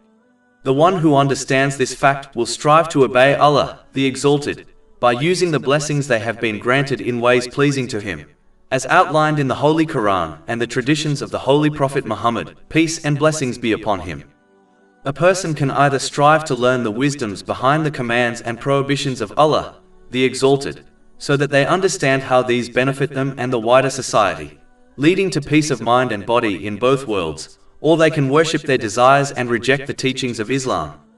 The one who strives to learn the wisdoms behind divine commands will discover that they are not arbitrary restrictions but safeguards for human dignity, justice and harmony. For example, prohibitions against dishonesty, theft and oppression protect society from chaos and mistrust. Commands to give charity, show kindness and uphold justice ensure that blessings are shared and communities thrive. These rules are designed to benefit both the individual and the collective, leading to peace of mind and body in this world, and eternal success in the hereafter. By contrast, the one who worships their desires and rejects divine guidance will find themselves enslaved to impulses that bring harm to themselves and others. They may gain temporary pleasure, but they will lose lasting peace. The Holy Quran warns that those who fail to comply with divine rules should prepare themselves to face the consequences of their choice in both worlds. No objections, protests, or complaints will save them, for the rules of Allah, the Exalted, are absolute and unchanging. In conclusion, the wise individual is the one who recognizes divine ownership, submits to divine authority, and lives in obedience, knowing that this submission leads to peace, justice, and success in this life and the hereafter. The universe itself testifies to divine sovereignty, and every blessing a person enjoys is a reminder of their responsibility to use it in ways pleasing to Allah, the Exalted. To ignore this reality is to invite ruin, but to embrace it is to secure peace and salvation. In addition, verse 26 establishes that everything in creation, except mankind, is in a state of complete submission to divine command. Chapter 30 Rum, verse 26. And to him belongs whoever is in the heavens and earth. All are to him devoutly obedient. The sun rises and sets with precision, the moon follows its phases without deviation, the planets remain in their orbits, the tides move in harmony, and the winds circulate according to divine decree. This balance and harmony is achieved because all of creation obeys Allah, the Exalted, without hesitation or resistance. This obedience is not forced in the sense of compulsion, but is the natural state of creation. The stars do not rebel against their paths, nor do the oceans refuse their boundaries. They exist in perfect synchrony, fulfilling the purpose for which they were created. This harmony ensures that life on earth can continue without chaos, and it serves as a constant reminder to humanity of the wisdom and power of Allah, the Exalted. By contrast, mankind is unique in being granted free will. Unlike the rest of creation, which obeys instinctively and without choice, people are tested with the ability to choose obedience or disobedience. This is why imbalance and disharmony are observed among human societies. Injustice, greed, oppression, and heedlessness arise when people fail to submit to the commands of Allah, the Exalted. The universe remains in harmony because it follows divine decree, while humanity experiences turmoil when it resists divine guidance. If a person desires to achieve the harmony and balance they observe within the universe in their own life, they must follow the example of creation by sincerely obeying Allah, the Exalted, at all times. This obedience involves correctly using the blessings they have been granted, as outlined in the Holy Quran and the traditions of the Holy Prophet Muhammad, peace and blessings be upon him. When a person aligns their actions with divine guidance, they achieve a harmonious mental and physical condition. Their spiritual, emotional, and worldly affairs are appropriately positioned, and they are sufficiently prepared for accountability on the Day of Judgment. Consequently, this conduct results in tranquility in both worlds. In this life, obedience brings peace of mind, stability, and fulfillment, while in the hereafter, it brings salvation and eternal bliss. Just as the universe thrives in harmony by submitting to divine command, so too can a person thrive in harmony by submitting to Allah, the Exalted. The one who resists divine guidance will find themselves in conflict, both internally and externally, while the one who embraces obedience will find serenity, balance, and success.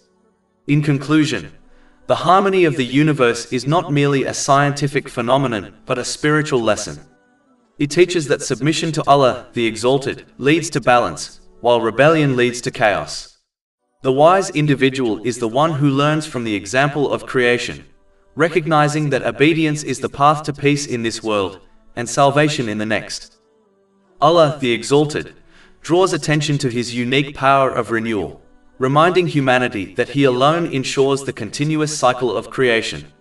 The passing of the days and nights, the changing of the seasons, and the water cycle are all signs of His authority. These processes are not random but deliberate acts of divine governance, demonstrating that He begins creation and repeats it with ease. Chapter 30 Rum, verse 27. And it is He who begins creation, then He repeats it, and that is even easier for Him. To Him belongs the highest attribute in the heavens and earth. This verse establishes that no other entity has any control over the universe, and therefore no other deserves obedience. The renewal of creation is not only a sign of divine power, but also a reminder of resurrection. Just as Allah the Exalted revives the earth after its lifelessness, He will revive human beings after death. The ease with which He repeats creation demonstrates that resurrection is not difficult for Him, even though it may seem unimaginable to human beings. This reality underscores the importance of correct belief in His attributes, For only those who understand His mercy, might, and wisdom will prepare themselves for accountability. To avoid forming misguided beliefs about Allah, the Exalted, it is essential to study His divine attributes and names as presented in the Holy Quran and the teachings of the Holy Prophet Muhammad, peace and blessings be upon him. These attributes are guiding truths that shape correct belief and encourage sincere obedience. When a person understands that Allah the Exalted is all-forgiving, they will strive to obey Him, hoping for His mercy while recognizing that He also punishes those who persist in disobedience. This balance between hope and fear fosters humility and sincerity, ensuring that obedience is not superficial but heartfelt. Conversely, ignorance of the divine attributes and names of Allah the Exalted can lead to erroneous beliefs that result in disobedience.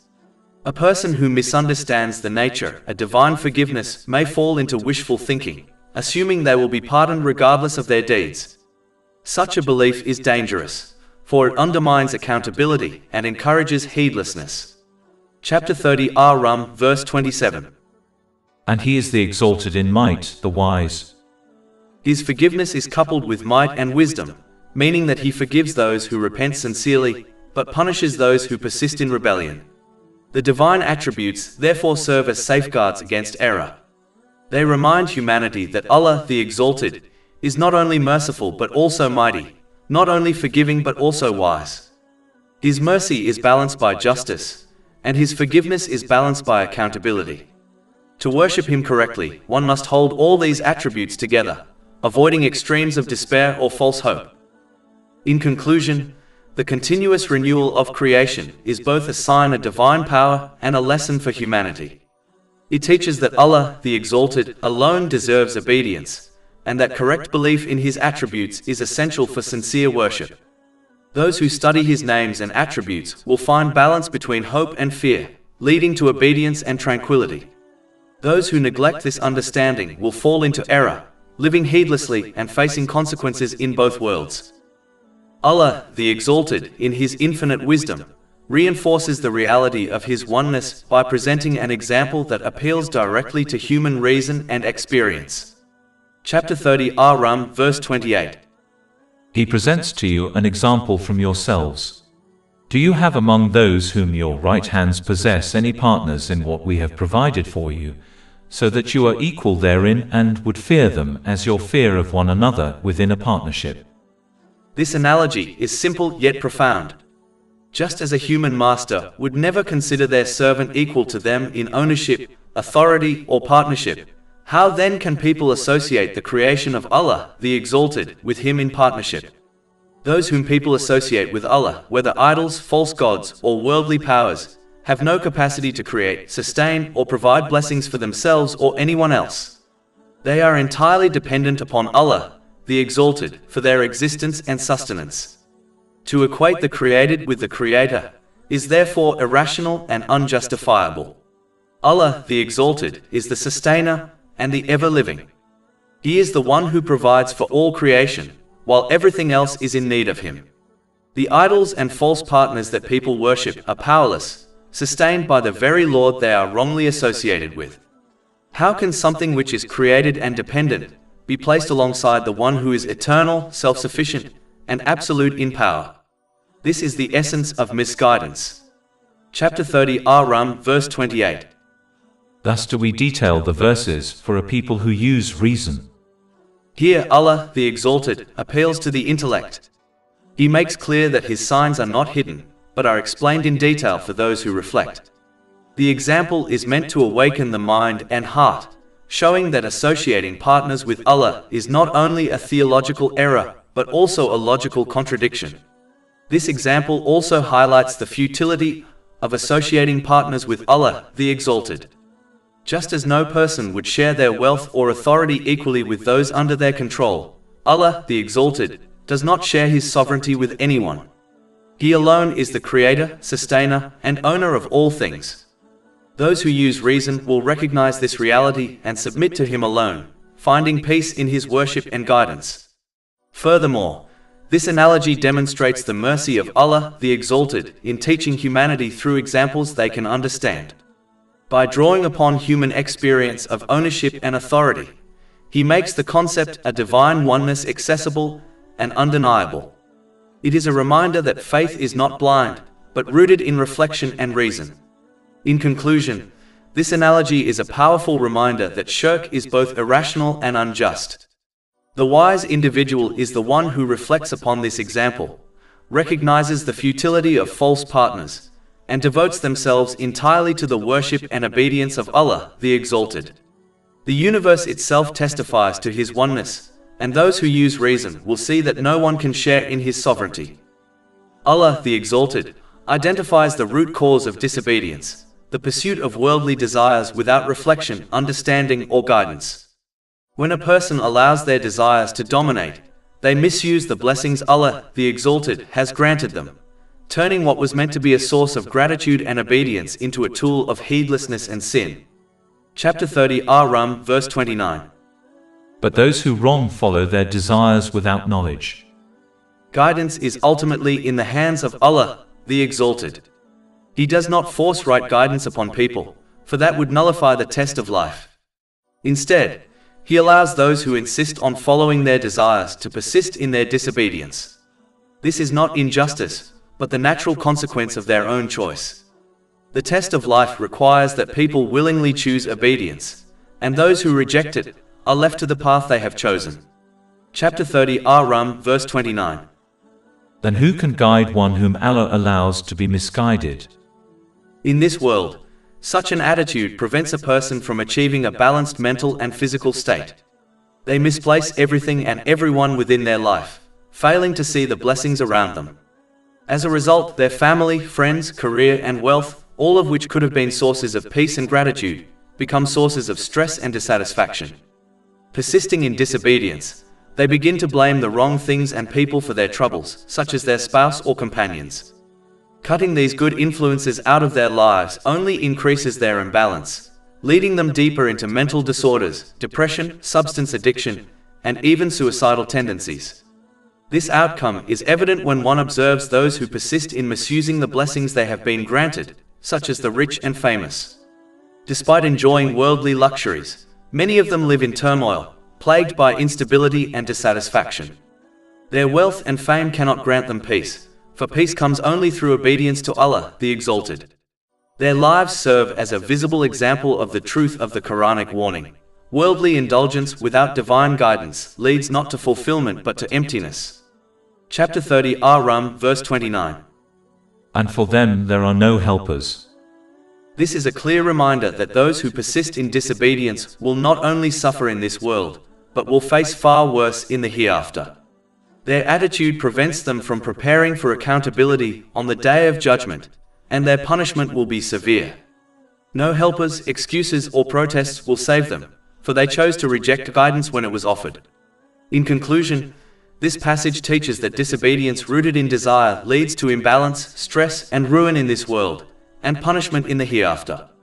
The wise individual is the one who recognizes this reality, restrains their desires, and uses the blessings of Allah, the Exalted, in ways pleasing to Him. By doing so, they achieve balance, peace, and salvation. Chapter 30 Ar-Rum, verse 29. But those who wrong follow their desires without knowledge. Then who can guide one whom Allah allows to be misguided? In reality, every person who turns away from the divine code of conduct revealed by Allah, the Exalted, and instead embraces man-made systems of behavior, does so because these systems align more closely with their worldly desires. Human beings naturally incline toward frameworks that gratify their impulses, ambitions, and preferences. This is why any code produced by people, no matter how sophisticated it may appear, is ultimately shaped by human interests, personal motives, and emotional inclinations. It lacks the purity, balance, and universal justice found in the divine law. The law of Allah, the Exalted, is founded upon His perfect wisdom, complete knowledge, and boundless mercy, whereas man-made systems are constructed upon limited knowledge, personal experience, cultural pressures, and the pursuit of advantage. The wealthy, powerful, and socially influential are often the most deeply attached to these human-created systems. They clearly perceive that recognizing the truth of Islam requires submitting to a higher standard, one that would bind them to moral responsibility and restrict the unrestrained satisfaction of their desires. Accepting divine guidance would demand humility, accountability, and fairness toward others. It would place limits on their indulgences, challenge their misuse of authority, and hinder their ability to exploit people for personal gain. Because their worldly advantages depend on maintaining control and pursuing their desires without restraint, the idea of submitting to divine instruction becomes unappealing, even threatening. As a result, many among the powerful reject the truth not because they fail to comprehend it, but because they fear the consequences of accepting it. Their privileges, reputations, and material comforts become chains that hold them back from acknowledging what is right. In their effort to preserve their worldly status, they not only deny the truth personally, but also influence others to do the same. They may use their authority, wealth, and social position to create doubt, spread misinformation, or promote alternative systems designed to keep people attached to worldly values. In doing so, they present falsehood as attractive and truth as burdensome, all for the sake of protecting their immediate interests, even though it leads to long-term spiritual loss. This pattern of behavior is not unique to modern times. Throughout history, when the holy prophets, peace be upon them, were sent with the message of guidance, the first to oppose them were often the leaders and elites of society. Their rejection did not stem from ignorance, for the signs of Allah, the Exalted, were clear, undeniable, and supported by wisdom that spoke directly to both the mind and heart. Instead, their hostility arose from arrogance, pride, and the fear that embracing the divine message would expose their injustices, limit their authority, and challenge the systems they had built for their own benefit. The struggle between truth and falsehood has therefore always been rooted in the condition of the heart, rather than the intellect. It is rarely a matter of lacking evidence, clarity, or understanding. Rather, it is a refusal to restrain one's desires, a reluctance to abandon corrupt habits, and an unwillingness to submit to the authority of the Creator. This truth remains consistent across generations. The real barrier to accepting divine guidance is not the absence of knowledge, but the presence of arrogance, stubbornness, and the love of worldly gains. If a person persists in this attitude, he or she will inevitably misuse the blessings they have been granted.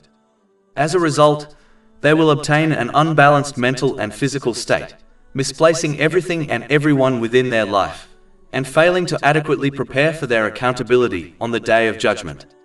This will lead to stress, trouble, and difficulties in both worlds, even if they enjoy some worldly luxuries. Chapter 30 Ar-Rum, verse 29. And for them there are no helpers.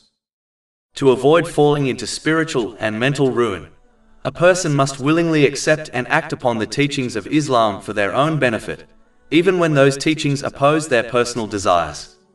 They must adopt the mindset of a wise patient, who understands that the guidance of a skilled doctor is meant for their healing. Even if the prescribed treatment involves bitter medicine and a restrictive diet, the patient endures it because they recognize that the outcome, restored health, is unquestionably worth the temporary discomfort. In the same way, the individual who accepts and applies Islamic teachings, despite the challenge of restraining their desires, will ultimately attain good mental and physical health, along with inner stability and peace. Chapter 30 Ar-Rum, verse 30. So direct your face toward the religion, inclining to truth, the nature upon which Allah has created all people. The only one who possesses the complete knowledge necessary to guide a person toward a balanced mental and physical state, and to help them correctly place everything and everyone within their life, is Allah the Exalted. Human knowledge, despite its advancements, will always remain incomplete. Society may offer research, theories, and advice, yet it can never provide a flawless system capable of addressing every challenge a person may face. Human beings lack perfect foresight, and their understanding is inevitably influenced by personal limitations, experiences, and biases. Therefore, the guidance of people can sometimes relieve stress but can never prevent all forms of mental and physical difficulty, nor can it guarantee that one will correctly prioritize the various aspects of their life. Allah, the Exalted, alone possesses absolute knowledge, and He has conveyed everything needed for human success through the Holy Quran and the traditions of the Holy Prophet Muhammad, peace and blessings be upon him. Chapter 30 Ar-Rum, verse 30. No change should there be in the creation of Allah. That is the upright way of life. This reality becomes clear when one observes the tangible difference between those who use the blessings granted to them in accordance with Islamic teachings and those who do not. Those who live according to divine guidance tend to experience greater stability, clarity, and peace, whereas those who misuse their blessings often find themselves overwhelmed by confusion, stress, and imbalance. Interestingly, most patients trust their doctors even when they do not understand the medical science behind their treatment.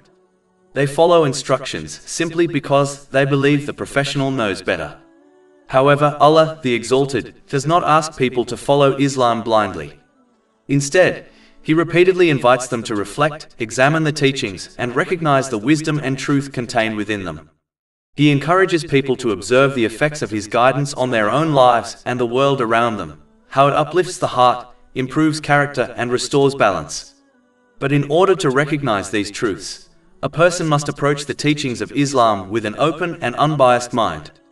Only then can they witness its proofs clearly, appreciate its benefits fully, and understand that acting upon divine guidance is the surest path to wholeness, stability, and peace.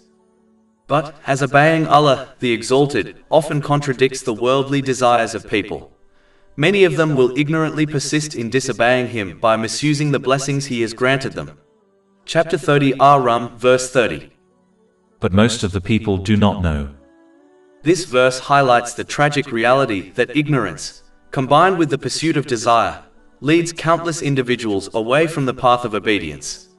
They fail to recognize that the blessings they enjoy, whether wealth, health, family, or status, are entrusted to them by Allah, the Exalted, for a purpose, to be used in ways pleasing to Him. Instead of gratitude and submission, they misuse these gifts to chase fleeting pleasures, forgetting that every blessing will be a source of accountability on the Day of Judgment. The contradiction between divine guidance and worldly desire is the essence of the human test. Obedience requires restraint, patience, and discipline, while desire calls for indulgence, excess, and heedlessness. Those who allow desire to dominate their lives inevitably misplace their priorities. They elevate temporary pleasures above eternal salvation, and in doing so, they lose balance in both their mental and physical states. Their hearts become restless, their minds anxious, and their bodies fatigued, for they are not aligned with the harmony and divine order. As a result, they misplace everything and everyone within their lives. Family ties weaken, friendships become shallow, careers become burdens, and wealth becomes a source of stress rather than comfort. Even when they enjoy worldly luxuries, these cannot shield them from inner emptiness. Their pursuit of desire blinds them to the true purpose of life, preventing them from adequately preparing for accountability on the Day of Judgment. This negligence leads to stress, trouble, and difficulties in both worlds. In this life, they suffer from dissatisfaction, conflict, and instability. In the hereafter, they will face far greater consequences, for their ignorance and indulgence deprive them of the opportunity to prepare for eternal success. The verse reminds humanity that most people fail to recognize this reality, but the wise are those who restrain their desires, submit to divine guidance, and use their blessings in ways pleasing to Allah, the Exalted. A major cause of ignorant behavior, where a person neglects obedience to Allah, the Exalted, is the tendency to blindly imitate the majority within their society. Social norms are often shaped by influential elites who themselves are driven primarily by worldly desires. When people follow these patterns without reflection, they naturally drift toward actions that oppose the guidance of Allah, the Exalted. Many individuals, upon observing the majority ignore Islamic teachings, assume that the majority must be correct. This false sense of security leads them to adopt widespread behaviors without examining whether they align with truth or falsehood. Yet the majority opinion has never been a guarantee of correctness. History provides countless examples where widely accepted beliefs were later proven wrong by clear evidence, such as the once dominant claim that the earth was flat.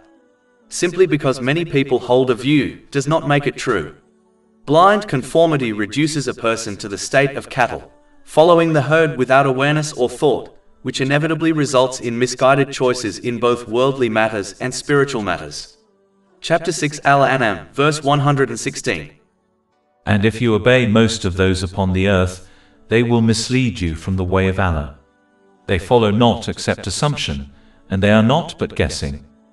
And chapter 30 Ar-Rum, verse 30. But most of the people do not know. Instead of succumbing to the influence of the majority, individuals are commanded to use the intellect and reasoning that Allah, the Exalted, has granted them. They must evaluate each matter based on sound knowledge, clear evidence, and sincere reflection, even if their conclusions differ from the popular practices of their society. Islam never encourages blind following, especially in matters of faith. Rather, it urges people to learn, understand, and act upon Islamic teachings with awareness and conviction. Only by using one's mind, instead of blindly imitating others, can a person remain upon the path that leads to stability, balance, and the pleasure of Allah, the Exalted. Chapter 12 Yusuf, verse 108. Say, this is my way, I invite to Allah with insight, I and those who follow me. Allah, the Exalted, invites humanity to obey Him in all circumstances, for their benefit. By utilizing the blessings He has granted according to Islamic teachings, people can attain peace of mind in this world and the hereafter, ensuring a balanced mental and physical state, and correctly ordering all aspects of their lives. Chapter 30 Ar-Rum, verse 31. Turning in Him. This will ensure one adopts piety. Chapter 30 Ar-Rum, verse 31. And fear Him. An aspect of piety is to avoid some lawful things out of fear, it will take one to the unlawful. Chapter 2 Al-Baqarah, verse 187. These are the limits set by Allah, so do not approach them. This principle is profound. Allah, the Exalted, did not simply command people not to cross His limits, He instructed them not even to approach those limits. This distinction is critical, for approaching the boundary of sin is the first step toward falling into it. The wisdom of this command is echoed throughout the Holy Quran. For example, Allah, the Exalted, commanded the Holy Prophet Adam, peace be upon him, not to eat from the tree in paradise, but advised him not even to approach it, even though approaching it was lawful. Chapter 7 Al-Araf, verse 19. And O Adam, dwell, you and your wife in paradise and eat from wherever you will, but do not approach this tree, lest you be among the wrongdoers. This demonstrates that the danger lies not only in the unlawful act itself, but in the gradual steps that lead toward it. Just because something is lawful does not mean it should always be pursued. Certain lawful things, especially vain things, must be avoided because they often serve as gateways to the unlawful. Vain speech, though not sinful in itself, frequently leads to backbiting, lying, and slander. Vain spending of wealth, though permissible, often leads to wastefulness, which is condemned. Chapter 17 Al-Isra, verse 27. Indeed, the wasteful are brothers of the devils, and ever has Satan been to his Lord ungrateful. The vast majority of people who have become misguided did so through a gradual process. They approached unlawful things without initially taking part in them, but over time, temptation and encouragement led them to commit those unlawful acts. For instance, someone who regularly accompanies people who drink alcohol is far more likely to eventually drink it than someone who avoids such company altogether. This is why the Holy Prophet Muhammad, peace and blessings be upon him, advised in a hadith found in Jami at Tirmidhi, number 2451, that a person cannot become truly pious until they abandon some lawful things out of fear that they may lead to the unlawful. Therefore, piety requires vigilance, not only in avoiding what is clearly forbidden, but also in exercising restraint with what is lawful yet potentially harmful. This attitude ensures that a person remains firm in sincere obedience to Allah, the Exalted, using the blessings they have been granted correctly, as outlined in the Holy Quran and the traditions of the Holy Prophet Muhammad, peace and blessings be upon him. This is the essence of righteousness, leading to peace of mind in both worlds by maintaining a balanced mental and physical state, and by correctly placing everything and everyone within one's life. Chapter 2 Al-Baqarah, verse 187. Thus does Allah make clear His verses, i.e. ordinances to the people that they may become righteous. And chapter 16 An-Nahl, verse 97. Whoever does righteousness, whether male or female, while he is a believer, we will surely cause him to live a good life, and we will surely give them their reward in the hereafter according to the best of what they used to do. By contrast, the one who fails to understand the importance of not approaching the limits of Allah, the Exalted, will overindulge in lawful things, especially vain things. This increases the likelihood of committing unlawful acts and leads to misuse of blessings. Such misuse results in stress, difficulties, and trouble in both worlds, producing an unbalanced mental and physical state, and causing a person to misplace everything and everyone within their life. They will fail to prepare for accountability on Judgment Day, even if they experience fleeting moments of entertainment. This reality is evident when one observes the lives of those who behave in this manner, such as the rich, who despite their luxuries often live in turmoil, dissatisfaction, and heedlessness. Chapter 20 Taha, verses 124 to 126. And whoever turns away from my remembrance, indeed he will have a depressed, i.e., difficult life, and we will gather, i.e., raise him on the day of resurrection blind. He will say, My Lord, why have you raised me blind while I was once seeing? Allah will say, Thus did our signs come to you, and you forgot, i.e., disregarded them, and thus will you this day be forgotten. The central pillar upon which all good actions revolve is then mentioned, as obeying Allah, the Exalted, is impossible without it. Chapter 30 Ar-Rum, verse 31. And establish prayer. Establishing the obligatory prayers is repeatedly emphasized in Islamic teachings, because prayer is the central pillar upon which all good actions revolve. It is the foundation of a person's relationship with Allah, the Exalted, and the means by which they remain steadfast in righteousness. Yet true prayer is not merely a sequence of physical movements. It is an act of deep reflection and humility that connects the worshipper to the reality of the hereafter. This humility is attained when one understands how each stage of the prayer symbolizes aspects of the Day of Judgment, reminding them of their ultimate accountability before their Creator. For this reason, the 5 daily prayers are distributed throughout the day rather than being offered together. Each prayer provides a renewed opportunity to pause, reflect, and realign one's actions with divine guidance. When a person stands upright in prayer, they should remember that this mirrors how all people will stand before Allah, the Exalted, on the Day of Judgment. Chapter 83 Al-Mutaffifin, verses 4 to 6. Do they not think that they will be resurrected? For a tremendous day, the day when mankind will stand before the Lord of the worlds. When they bow, it should remind them of the many people who will be criticized on Judgment Day for refusing to bow to Allah, the Exalted, during their lives on earth. Chapter 77 Al-Mursalat, verse 48. And when it is said to them, bow in prayer, they do not bow.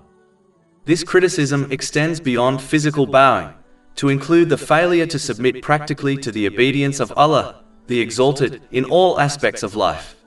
When one prostrates in prayer, it recalls the scene of Judgment Day when people will be invited to prostrate before Allah, the Exalted. Those who did not prostrate correctly during their lives, meaning they did not obey Him sincerely in all matters, will be prevented from doing so. Chapter 68 Al-Kalam, verses 42 to 43.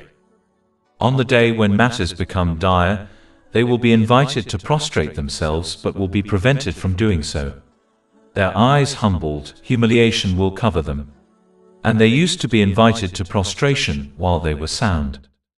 When one sits on their knees in prayer, it should remind them of how they will sit in this position before Allah, the Exalted, on the Day of Judgment, awaiting their final judgment in fear and humility. Chapter 45 Al-Jatiyah, verse 28. And you will see every nation kneeling from fear. Every nation will be called to its record and told, Today you will be recompensed for what you used to do. The one who prays with these reflections in mind establishes their prayers correctly. Such prayer ensures that they sincerely obey Allah, the Exalted, in the time between prayers, using the blessings they have been granted as outlined in Islamic teachings. Chapter 29 Al-Ankabut, verse 45. Indeed, prayer prohibits immorality and wrongdoing. And chapter 30 Ar-Rum, verse 31. And do not be of those who associate others with Allah. It is vital to understand that false deities are not limited to idols.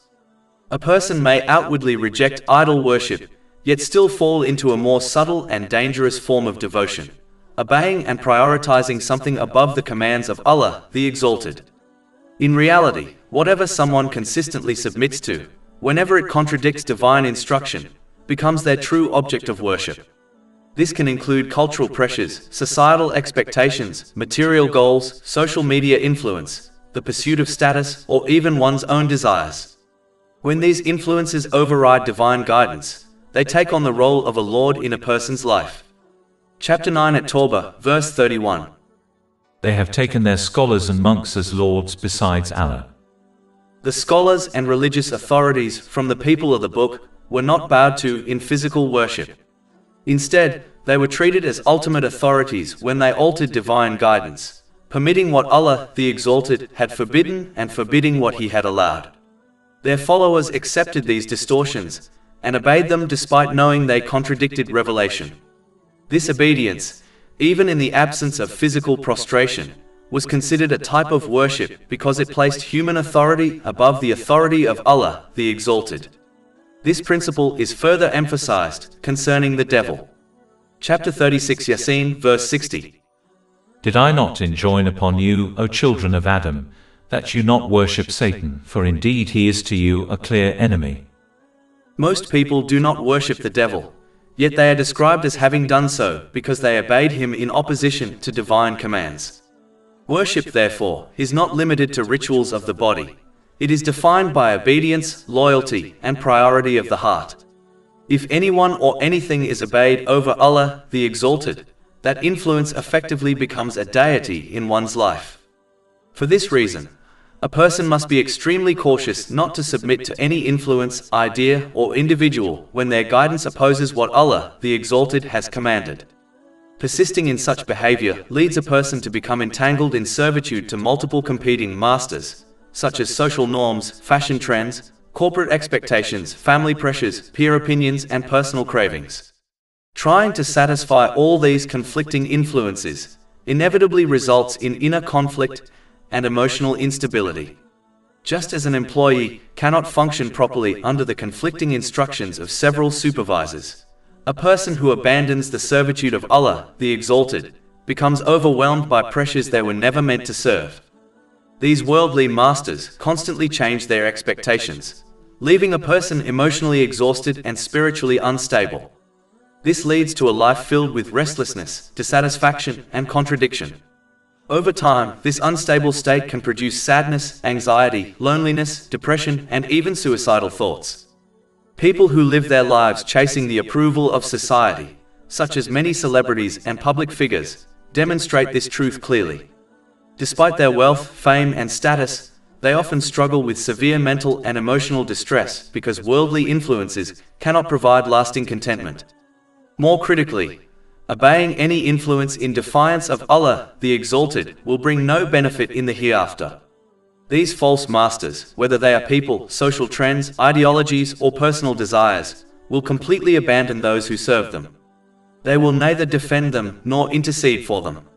Instead, they will disassociate themselves entirely. True liberation from emotional turmoil, confusion, and spiritual instability is only found in devoting oneself wholly to Allah, the Exalted. Obedience to Him produces clarity, balance, and internal harmony. It enables a person to correctly place everything and everyone in their life, leading to a balanced mental and physical state. Through this alignment, a person prepares properly for their accountability on the Day of Judgment and attains peace of mind in this world and the next. Allah, the Exalted, warns against adopting the destructive attitude of the people of the book who were granted divine knowledge that should have united them. Yet, out of desire for leadership, authority, and social influence, many of their scholars intentionally misinterpreted their sacred teachings. This deliberate distortion created factions and divisions, each claiming to be upon the truth. Chapter 30 Ar-Rum, verse 32. Or of those who have divided their religion and become sects. This warning is not merely historical but timeless. It highlights how the misuse of divine knowledge for worldly gain leads to division, arrogance, and misguidance. Each misguided faction rejoices in its own interpretation. Chapter 30 Ar-Rum, verse 32. Every faction rejoicing in what it has. They take pride in their distortions, convincing themselves and others that they are rightly guided, while in reality they are far from the truth. This arrogance blinds them to correction and entrenches them deeper in error. Muslims must avoid following in their footsteps, by intentionally misinterpreting the teachings of the Holy Quran and the traditions of the Holy Prophet Muhammad, peace and blessings be upon him. To misuse divine knowledge is to misuse the blessings Allah, the Exalted, has granted. Such misuse leads to imbalance in both mental and physical states, misplacement of priorities, and failure to prepare adequately for accountability on the Day of Judgment. Even if such individuals enjoy worldly luxuries, their inner turmoil will manifest as stress, trouble, and difficulties in both worlds. The Holy Prophet Muhammad, peace and blessings be upon him, warned in a hadith found in Sunan Ibn Majah, number 253, that the one who intentionally misuses Islamic knowledge has been promised hell. Furthermore, the one who intentionally misinterprets divine teachings poisons their faith and may even kill it without realizing it. Faith is like a delicate plant. It must be nurtured and protected from harmful influences. Just as a plant dies if left exposed to toxins or neglect, so too can faith die if a person persists in sins and distortions. Persisting in misinterpretation and sin gradually weakens the heart until faith is extinguished. This is the greatest loss, for such a person may leave this world without faith, condemning themselves to eternal regret. Therefore, it is vital to avoid misinterpreting divine teachings to satisfy worldly desires. The one who does so will experience stress, difficulties, and trouble in this world, and punishment in the next. Their misuse of knowledge will not only harm themselves but also mislead others, multiplying their burden of accountability. Finally, one must avoid placing loyalty with any single religious teacher or sect. Instead, they should learn Islamic teachings from qualified scholars while keeping their loyalty firmly with Allah, the Exalted, at all times, even if this means disagreeing with their teacher or group. Loyalty to a group inevitably leads to misinterpretation of divine teachings in order to defend that group. Loyalty to Allah, the Exalted, ensures sincerity, correctness, and balance in interpretation. Such loyalty brings peace of mind in both worlds, through a balanced mental and physical state, and through correctly placing everything and everyone within one's life. This principle is not a call to abandon scholars or teachers, for Islam emphasizes the importance of learning from those who are knowledgeable. Rather, it is a reminder that scholars themselves are human beings who may err, and that ultimate loyalty must rest with Allah, the Exalted, alone. When a person ties their faith to a group or individual, they risk distorting divine teachings to protect that allegiance. This leads to sectarianism, arrogance, and division, all of which the Holy Quran warns against. By contrast, when loyalty is directed to Allah, the Exalted, the person approaches the Holy Quran and the traditions of the Holy Prophet Muhammad, peace and blessings be upon him, with sincerity, humility, and balance. Such loyalty liberates the person from bias. It allows them to accept truth even when it comes from outside their group, and it prevents them from rejecting truth simply because it conflicts with their allegiance. This attitude ensures that divine guidance is applied correctly, leading to unity among Muslims, tranquility in the heart, and righteousness in action. It also protects faith from corruption, for faith is like a plant that must be nurtured and shielded from harmful influences. Misplaced loyalty poisons the soil of faith, while loyalty to Allah, the Exalted, nourishes it with sincerity and humility. Moreover, loyalty to Allah, the Exalted, strengthens resilience against worldly temptations. A person who places their loyalty in a group may compromise their principles to maintain acceptance or status within that group. But a person whose loyalty is with Allah, the Exalted, will remain steadfast even if it means standing alone. This independence of faith is a mark of true sincerity, for it demonstrates that their devotion is not to human approval, but to divine truth. In conclusion, the lesson is clear. Division and misinterpretation arise when people seek worldly gain from divine knowledge, while unity, tranquility, and salvation arise when people remain loyal to Allah, the Exalted, and interpret His guidance with sincerity and humility. The wise person is the one who nurtures their faith like a plant, protects it from corruption, and remains steadfast in loyalty to Allah, the Exalted, alone. This loyalty is the essence of piety, the foundation of peace in this world, and the key to salvation in the hereafter.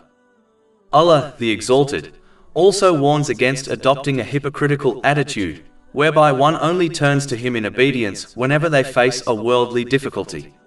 Chapter 30 Ar-Rum, verse 33. And when adversity touches the people, they call upon their Lord, turning to Him. This verse highlights a dangerous inconsistency in faith. Such people treat their relationship with Allah, the Exalted, as a temporary refuge, turning to Him only when worldly troubles overwhelm them.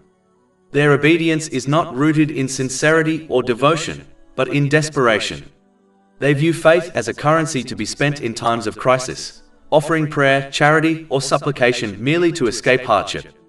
This transactional approach strips worship of its essence, reducing it to a tool for worldly gain rather than a means of drawing closer to Allah, the Exalted. The moment Allah, the Exalted, removes their difficulty, instead of showing gratitude in intention, speech, and action, they return to disobedience. Gratitude in intention means performing good deeds solely to please Allah, the Exalted.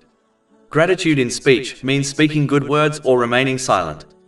Gratitude in action means correctly using the blessings He has granted, as outlined in the Holy Quran and the traditions of the Holy Prophet Muhammad, peace and blessings be upon him. Yet instead of gratitude, they misuse blessings, falling back into heedlessness. Chapter 30 Ar-Rum, verses 33 to 34. Then when He lets them taste mercy from Him, at once a party of them associate others with their Lord, so that they will deny what we have granted them.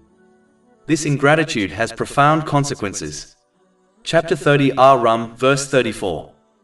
Then enjoy yourselves, for you are going to know. This is a stern reminder that those who misuse blessings will eventually face the reality of their choices. Their hypocrisy deprives them of balance in their mental and physical state. They misplace everything and everyone within their life. Family, friends, career, and wealth, blessings meant to bring peace, become sources of stress and dissatisfaction.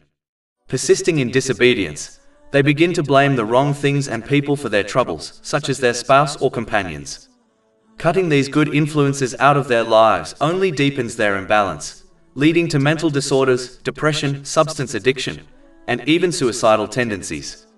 This outcome is evident when one observes those who persist in misusing the blessings they have been granted, such as the rich and famous. Despite enjoying worldly luxuries, many live in turmoil, plagued by instability and dissatisfaction. Their wealth and fame cannot shield them from emptiness, for peace comes only through obedience to Allah, the Exalted. Their attitude also prevents them from preparing for accountability on the Day of Judgment. They waste opportunities for repentance and reform, leaving themselves vulnerable to punishment in the hereafter. The worldly difficulties they sought to escape will pale in comparison to the eternal consequences of their hypocrisy. In conclusion, this passage teaches that obedience must be sincere, consistent, and rooted in gratitude. Turning to Allah, the Exalted, only in hardship is hypocrisy. True faith is demonstrated by steadfastness in both ease and difficulty. The wise person is the one who nurtures gratitude in all circumstances, using blessings correctly, and preparing for the Day of Judgment. This sincerity ensures peace of mind in this world, and salvation in the next. Every individual who turns away from the divine framework revealed by Allah, the Exalted, and instead embraces systems devised by human beings, does so in pursuit of their own worldly desires. Human-made codes of conduct are inevitably shaped by personal ambition, inclination, and self-interest. Unlike the law of Allah, which is founded upon wisdom, justice, and mercy, these artificial structures reflect the whims of those who construct them. Chapter 30 Ar-Rum, verse 35. Or have we sent down to them an authority, and it speaks of what they were associating with Him. This verse makes clear that no divine authority has ever been granted to justify the systems people invent. They are not rooted in revelation, nor do they carry the weight of eternal truth.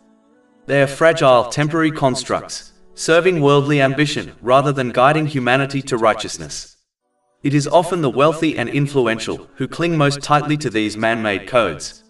They recognize that embracing Islam would mean submitting to a higher moral order, one that places boundaries on their unchecked desires. Such submission would restrict their exploitation of others, their indulgence in extravagance, and their misuse of authority. Fearing the loss of their privileges, they not only reject the truth themselves but also encourage others to follow their path, attempting to preserve their worldly status even at the cost of their eternal well-being. This pattern has repeated throughout history. The first opponents of the holy prophets, peace be upon them, were frequently the elites of society, those who feared that divine guidance would expose their injustices and undermine their power. Their rejection was not due to a lack of evidence, for the signs of Allah, the Exalted, were clear and manifest. Rather, their opposition was born of arrogance, pride, and a refusal to restrain their desires. Thus, the denial of divine guidance is rarely an intellectual dispute over truth and falsehood. It is most often a matter of the heart, a deliberate refusal to submit to the authority of the Creator.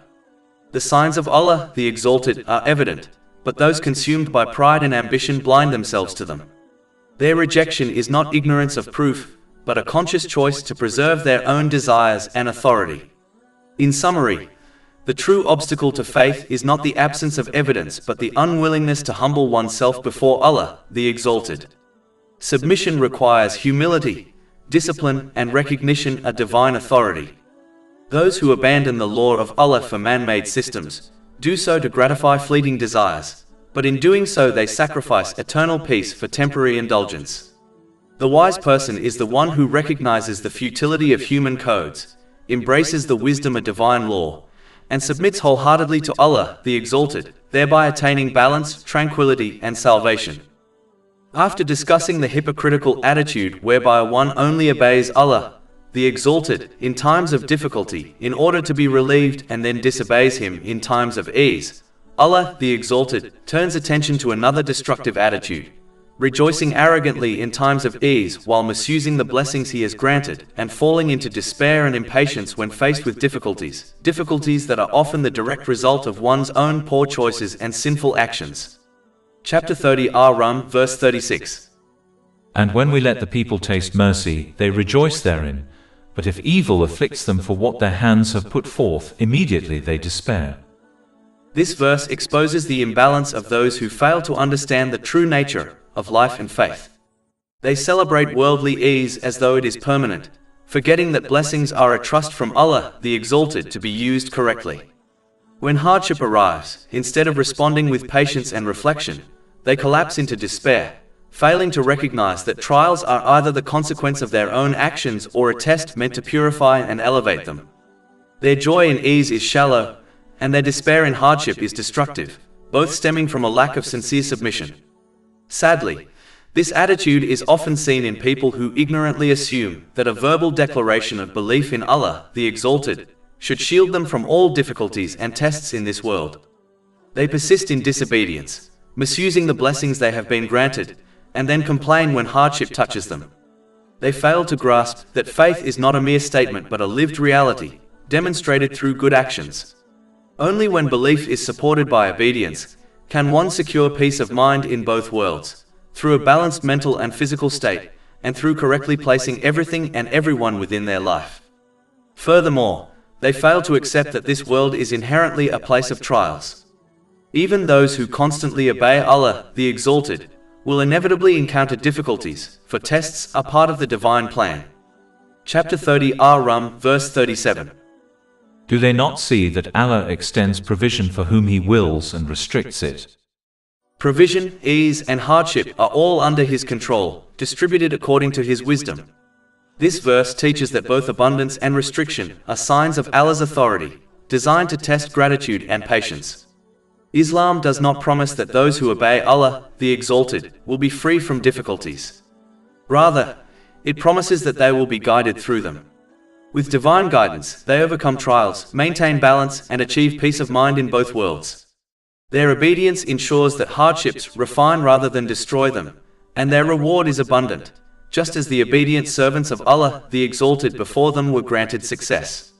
Chapter 30 Ar-Rum, verse 37. Indeed, in that are signs for a people who believe. The lesson is clear: ease and hardship are both tests. Ease requires gratitude, humility, and correct use of blessings. Hardship requires patience, trust, and steadfastness.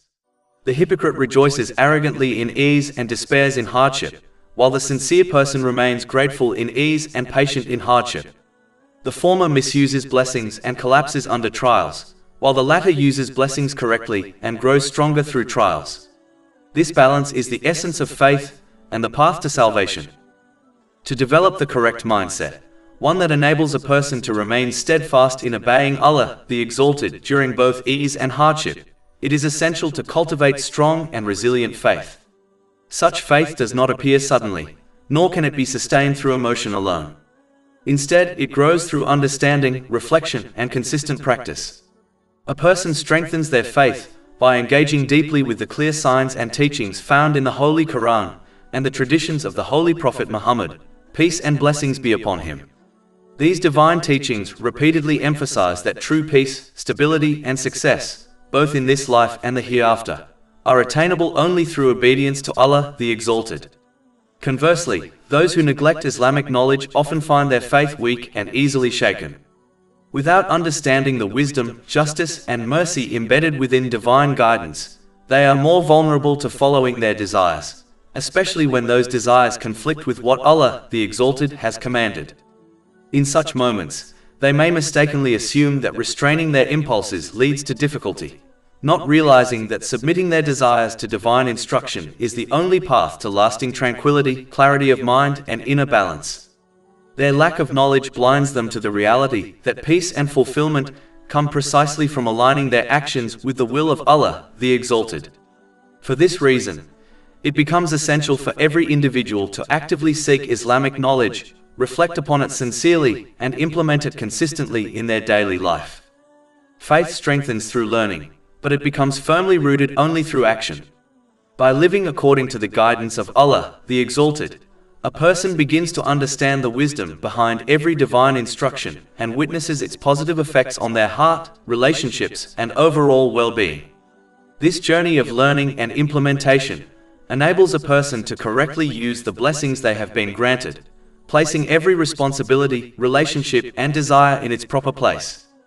As a result, they develop a balanced mental and physical state and an ordered, purposeful life.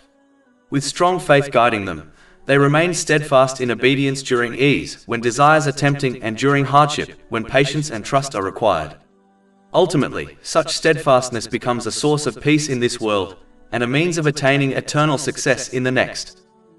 Having discussed the importance of obedience to Allah, the Exalted, the narrative proceeds to highlight that Islam, in its role as a comprehensive code of conduct, unequivocally commands people to also uphold and fulfill the rights of people. Chapter 30 Ar-Rum, verse 38. So give the relative his right, as well as the needy and the traveler. As Islam is a complete code of conduct, Allah, the Exalted, consistently connects worldly matters, such as inheritance, trade, marriage, and governance, to his obedience throughout the Holy Quran. This demonstrates that Islam is not limited to ritual worship, but encompasses every dimension of human life. It is a comprehensive framework that influences every situation a person faces, whether worldly or religious, and affects every worldly thing they interact with. Therefore, it is essential to avoid adopting the ignorant attitude whereby one assumes that Allah, the Exalted, only cares about religious duties such as the obligatory prayers. In truth, Allah, the Exalted, will question people about every circumstance they encountered, whether worldly or religious, because all actions fall under His authority.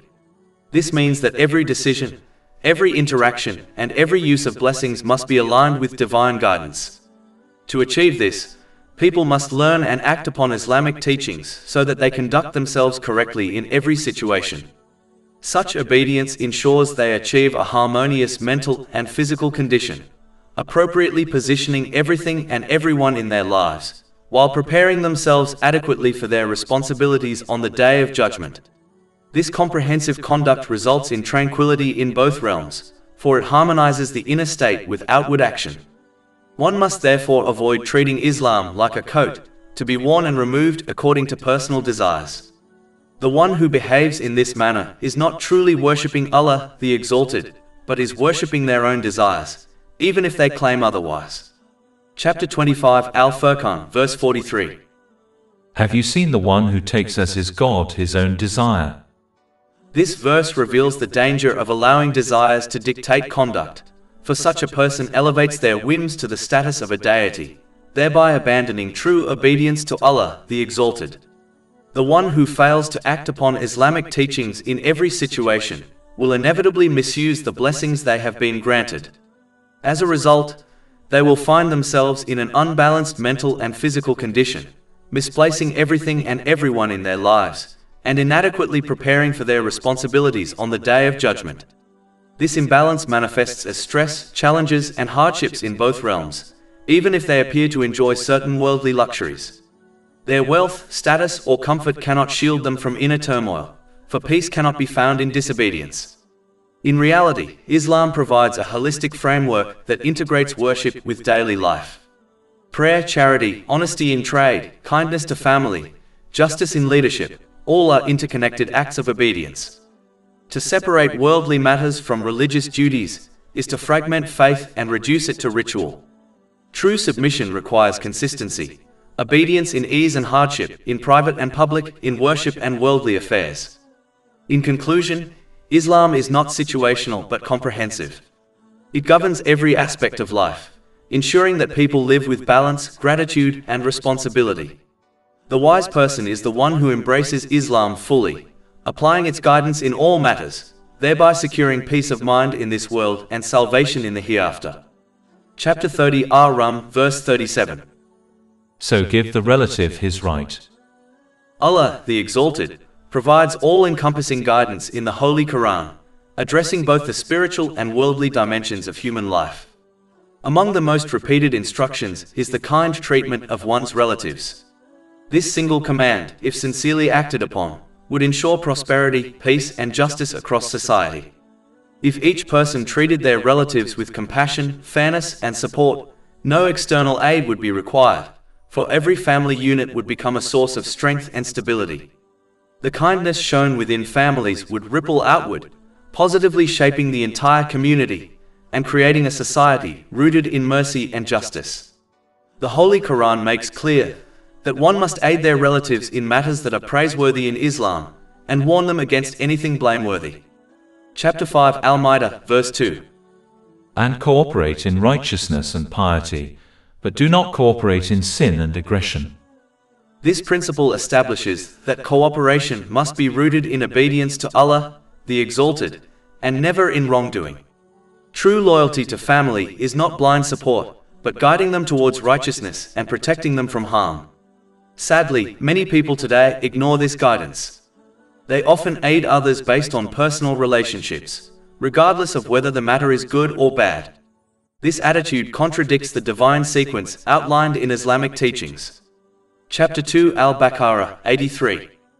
Do not worship except Allah, and to parents do good and to relatives.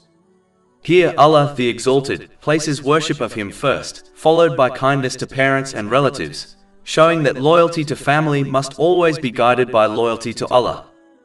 A person must support their relatives according to their means, whether through emotional, physical, or financial assistance. This is best achieved by treating others as one wishes to be treated.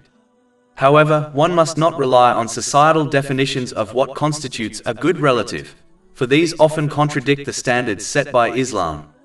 Instead, one must fulfill the rights of relatives according to Islamic teachings, seeking only the pleasure of Allah, the Exalted, regardless of whether relatives themselves acknowledge or reciprocate this kindness. Importantly, severing ties with relatives for worldly reasons is strictly forbidden.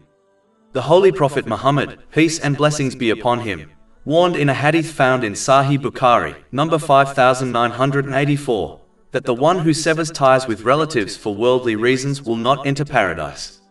While Islam permits distancing oneself from relatives over religious reasons, it is still better to maintain ties by aiding them in what is good and warning them against what is bad. This approach may encourage them to repent sincerely and return to the path of guidance. In reality, the kind treatment of relatives is not merely a social courtesy but a divine command. It is a cornerstone of justice and harmony, ensuring that families become strong foundations for society. By aiding relatives in righteousness, avoiding cooperation in sin, and maintaining ties even in difficulty, a person secures peace of mind in this world and prepares for success in the hereafter. In conclusion, Islam teaches that family ties are sacred trusts. They must be nurtured with kindness, protected with sincerity, and maintained with patience. The wise person is the one who fulfills the rights of their relatives according to divine guidance, thereby strengthening their family, uplifting their society and securing their own salvation. Chapter 30 Rum, verse 38. As well as the needy. One must ensure they aid those who are considered socially weak in society, such as orphans and widows, according to their means. These individuals often lack the protection and support that others enjoy, and Islam has placed immense emphasis on their care. In our age, sponsoring orphans and widows has become remarkably simple. With modern technology, one can arrange sponsorship online within minutes, and the amount required is often less than what many spend on their monthly phone bill. This ease removes any excuse for neglecting such a vital duty. People must not ignore this essential part of Islam, for it leads to the continuous support of Allah, the Exalted, in both worlds. This promise has been confirmed in a hadith found in Sahih Muslim, number 6853. Furthermore, the Holy Prophet Muhammad, peace and blessings be upon him, advised that the one who takes care of an orphan will obtain his closeness in paradise. This profound reward is mentioned in Sahih Bukhari, number 6005. To be near the Messenger of Allah, peace and blessings be upon him, in paradise is among the greatest honors a person could hope for. In addition, the one who takes care of the needy, such as a widow, will be granted the same reward as the one who prays all night and fasts every day. This has been advised in Sahih Bukhari, number 6006. This hadith demonstrates the immense value of serving the vulnerable. It equates the act of caring for widows and the needy with the most demanding voluntary acts of worship, such as continuous night prayer and fasting. Therefore, the one who finds it difficult to perform voluntary good deeds should act upon this hadith, for by supporting the needy they can achieve the same reward with minimal effort. In reality, this teaching reflects the mercy and practicality of Islam. Allah, the Exalted, has opened multiple paths to His pleasure, ensuring that every person, regardless of their capacity, can attain closeness to Him. For some, voluntary worship may be difficult due to health, work, or other responsibilities. Yet, by caring for orphans and widows, they can still secure immense reward and spiritual elevation. In conclusion, aiding the socially weak is not only a moral duty but a direct path to divine reward. It strengthens society, alleviates suffering, and secures peace of mind in both worlds. The wise person is the one who recognizes this opportunity, embraces it sincerely, and thereby earns the continuous support of Allah, the Exalted, while preparing for eternal success. Chapter 30 Rum, verse 38. And a traveler. The traveler is the stranger who finds themselves stuck in a foreign land, far from the comfort of home and the support of family. Such a person is vulnerable, often without resources, and exposed to the dangers and uncertainties of the road. Allah, the Exalted, commands compassion towards this category of people, urging that they be aided with wealth, food, protection, or any form of assistance that eases their journey. This command is not incidental, but reflects the comprehensive nature of Islam, which extends mercy and justice to every circumstance of life. The one who possesses wealth should show kindness towards the traveler, recognizing that their need is genuine and their situation precarious. Even small acts of generosity, providing food to sustain them, offering a means of transportation to continue their journey, or shielding them from harm, carry immense weight in the sight of Allah, the Exalted. Such assistance transforms the hardship of travel into an opportunity for mercy and solidarity. In reality, aiding the traveler is a reflection of obedience to Allah, the Exalted, and a demonstration of sincere humanity. It ensures that society remains compassionate and just, for when each person supports the stranger, no one is left abandoned. This principle also reminds us of the transient nature of life itself. Just as the traveler moves from one land to another, so too does every person journey through the stages of existence, from childhood to adulthood, from worldly life to the hereafter. Supporting the traveler is therefore symbolic of supporting one another through the trials of existence. Furthermore, the kindness shown to travelers strengthens the bonds of society. It creates trust among strangers, fosters goodwill between communities, and ensures that mercy is not confined to family or friends but extended universally. A society that neglects its travelers becomes cold and divided, but a society that embraces them with compassion reflects the mercy of Allah, the Exalted, in its collective character.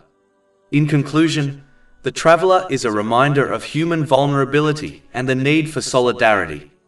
Assisting them is not merely charity, but an act of worship, a means of drawing closer to Allah, the Exalted, and a way of embodying the mercy that Islam commands. The wise person is the one who recognizes this opportunity, embraces it sincerely, and thereby earns the pleasure of Allah, the Exalted, while preparing for eternal success. Chapter 30 Ar-Rum, verse 38. So give the relative his right, as well as the needy and the traveler. It is important to note that one must always remember that whatever means they possess, such as wealth, health, influence, or knowledge, has been granted to them by Allah, the Exalted, as a loan and not as a permanent gift. A loan must inevitably be repaid to its rightful owner. The way one repays the loan granted by Allah, the Exalted, is by using these blessings in ways pleasing to Him, such as aiding the needy, supporting the vulnerable, and fulfilling the rights of others. In this light, the one who aids the needy is not performing an act of generosity beyond obligation, but is in fact repaying the debt they owe Allah, the Exalted, a debt that manifests as the rights owed to the needy. When one internalizes this reality, it prevents them from adopting the incorrect attitude of imagining that they are doing a favor to Allah, the Exalted, or to the needy person. In truth, Allah, the Exalted, has favored them twice. First, by granting them worldly blessings, and second, by granting them the opportunity to gain countless reward through aiding the needy. Moreover, the needy person has also done the donor a favor by accepting their help. If every needy person rejected the aid of others, then how would anyone obtain the reward promised in divine teachings? Remembering these points safeguards one's reward from being destroyed by arrogance, pride, or ingratitude. Finally, aiding the needy includes fulfilling any lawful need a person may have. This encompasses emotional support, such as offering comfort and encouragement, physical assistance, such as helping with daily tasks or protection from harm, and financial aid, such as providing sustenance or resources to meet basic needs. Therefore, no person, irrespective of how little wealth they possess, can excuse themselves from aiding the needy and thereby fulfilling their rights. Even the smallest act of kindness, such as a comforting word, a helping hand, or a modest contribution, counts as repayment of the loan entrusted by Allah the Exalted and secures reward in both worlds. This teaching reminds us that wealth and resources are not possessions to be hoarded, but trusts to be used responsibly. The wise person is the one who recognizes their blessings as loans, repays them through service to others, and thereby secures peace of mind in this world and salvation in the hereafter. Allah, the Exalted, highlights the importance of intention as the very foundation of success. Chapter 30 Ar-Rum, verse 38. That is best for those who desire the countenance of Allah, and it is they who will be the successful. This verse makes clear that deeds are not judged merely by their outward form, but by the inward purpose that motivates them. A deed performed with a corrupt or worldly intention will never lead to true success, while even the smallest act done sincerely for the sake of Allah, the Exalted, carries immense weight in His sight. The Holy Prophet Muhammad, peace and blessings be upon him, warned in a hadith found in Jami at Tirmidhi, number 3154, that those who perform deeds for the sake of people, such as showing off, will be told on the Day of Judgment to seek their reward from those they acted for. Since this is impossible, such individuals will be left empty-handed. This hadith exposes the futility of insincere action and the danger of seeking human praise instead of divine pleasure. It is vital to understand that the foundation of all deeds, and indeed of Islam itself, is one's intention. This principle is confirmed in the famous hadith found in Sahih Bukhari, number 1. Allah, the Exalted, does not judge deeds by their outward size or appearance, but by the sincerity of the heart that motivates them. Thus, intention is the seed from which all deeds grow, and only those planted for Allah the Exalted will bear fruit in this world and the hereafter. Therefore, a person should ensure that all their religious and useful worldly actions are performed solely for the sake of Allah the Exalted, so that they gain reward from Him in both realms. A sign of this correct mentality is that such a person neither expects nor desires gratitude or appreciation from others for the deeds they perform. If one seeks human recognition, it reveals an incorrect intention. Acting with the correct intention also protects the heart from sadness and bitterness. Those who act for the sake of people will inevitably encounter ingratitude, which leaves them feeling frustrated and resentful, as though their effort was wasted. This is often seen in parents and relatives who fulfill their duties for the sake of their children or family members, rather than for Allah the Exalted. When those children or relatives fail to show gratitude, bitterness arises. By contrast, the one who acts for the sake of Allah the Exalted fulfills all duties with serenity, knowing that even if others fail to acknowledge their efforts, Allah the Exalted is fully aware and will reward them. This attitude leads to peace of mind and lasting happiness, as it frees the heart from dependence on human praise and anchors it in divine recognition. It is the way every person must act, otherwise they risk being left empty-handed on the Day of Judgment. True success lies in sincerity, for intention is the foundation of faith, the measure of deeds, and the key to salvation. Chapter 18 Al-Kahf, verse 110. So whoever would hope for the meeting with his Lord, let him do righteous work and not associate in the worship of his Lord anyone. After discussing the correct ways to spend one's assets, Allah the Exalted warns against misusing them, such as dealing in financial interest, as this will always lead to a loss, even if this is not obvious. Chapter 30 Ar-Rum, verse 39. And whatever you give for interest to increase within the wealth of people, will not increase with Allah. At the time of the revelation of the Holy Quran, many forms of interest-based transactions were practiced. One common form was when a vendor sold an article and fixed a time limit for payment, stipulating that if the buyer failed to pay within the specified period, the time would be extended but the price increased. Another form was when a lender gave a sum of money and demanded that the borrower return more than the original loan within a set time. A third form was when a borrower agreed to repay a loan within a certain limit at a fixed rate of interest, with the condition that if they failed, the lender would extend the time but increase the rate. It is transactions such as these that the injunctions of the Holy Quran apply to, for they are rooted in exploitation and injustice. Those who defend interest often fail to differentiate between lawful profit gained from investment and unlawful profit gained from interest.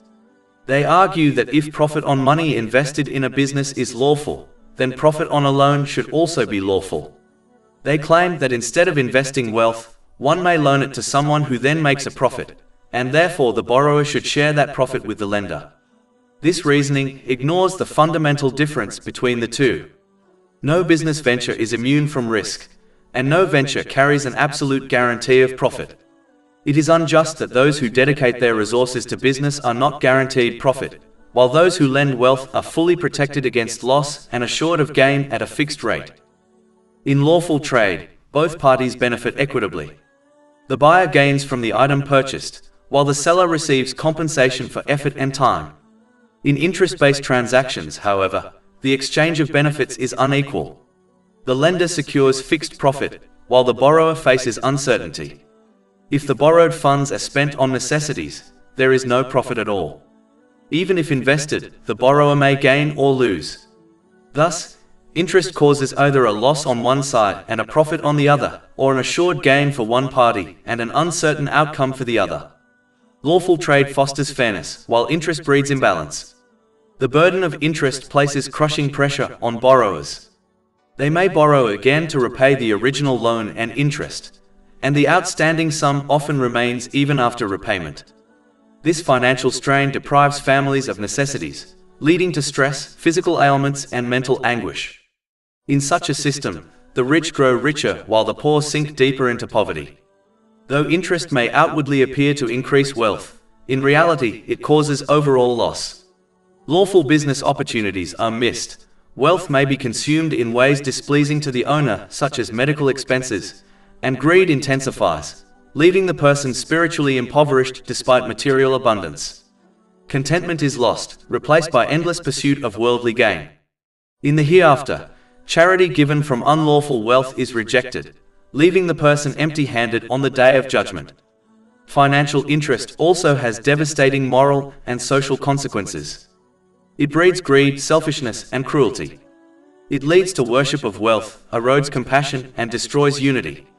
Economically and morally, it ruins society, creating division between rich and poor, and fostering bitterness instead of love. Charity, by contrast, is the fruit of generosity and compassion. It is the outward expression of a heart that seeks the pleasure of Allah, the Exalted, rather than the satisfaction of worldly greed. Unlike financial interest, which breeds selfishness and exploitation, charity strengthens society through cooperation and goodwill. When individuals spend their surplus wealth in charitable ways or invest in lawful business ventures, the entire community benefits. Trade, industry, and agriculture flourish, standards of living rise, and production increases. In such a society, justice and mercy become the foundation upon which stability and prosperity are built. Chapter 30 Ar-Rum, verse 39. But what you give in charity, desiring the countenance of Allah, those are the multipliers. This verse teaches that charity given sincerely for the sake of Allah, the Exalted, is not diminished but multiplied. It grows in reward, it purifies wealth, and it spreads blessings across society. Charity is therefore not merely a financial transaction, but a spiritual act. It transforms wealth into a means of attaining divine pleasure. It alleviates the suffering of the needy, and it fosters bonds of compassion between people. The one who gives charity sincerely does not lose but gains, both in this world, through the flourishing of society, and in the hereafter, through eternal reward. In conclusion, financial interest is a system of exploitation that enriches the few while impoverishing the many. Lawful trade and charity uplift society, foster compassion, and secure divine blessing. The wise person recognizes that wealth is a trust from Allah, the Exalted, and uses it in ways that bring benefit to both themselves and others. In doing so, they secure peace of mind in this world and eternal success in the hereafter. Given that all stages of existence, life, provision, death, and resurrection, are under His command, Allah, the Exalted, declares that He is the sole authority to be obeyed in every situation. Chapter 30 Ar-Rum, verse 40. Allah is the one who created you, then provided for you, then will cause you to die, and then will give you life. Are there any of your partners who does anything of that? When a person provides even a portion of another person's necessities, such as shelter, food, or financial support, it is natural and appropriate for the recipient to express gratitude. If such appreciation is due to created beings for small and limited favors, then it is infinitely more deserved by Allah, the Exalted, who has granted every blessing found within the universe.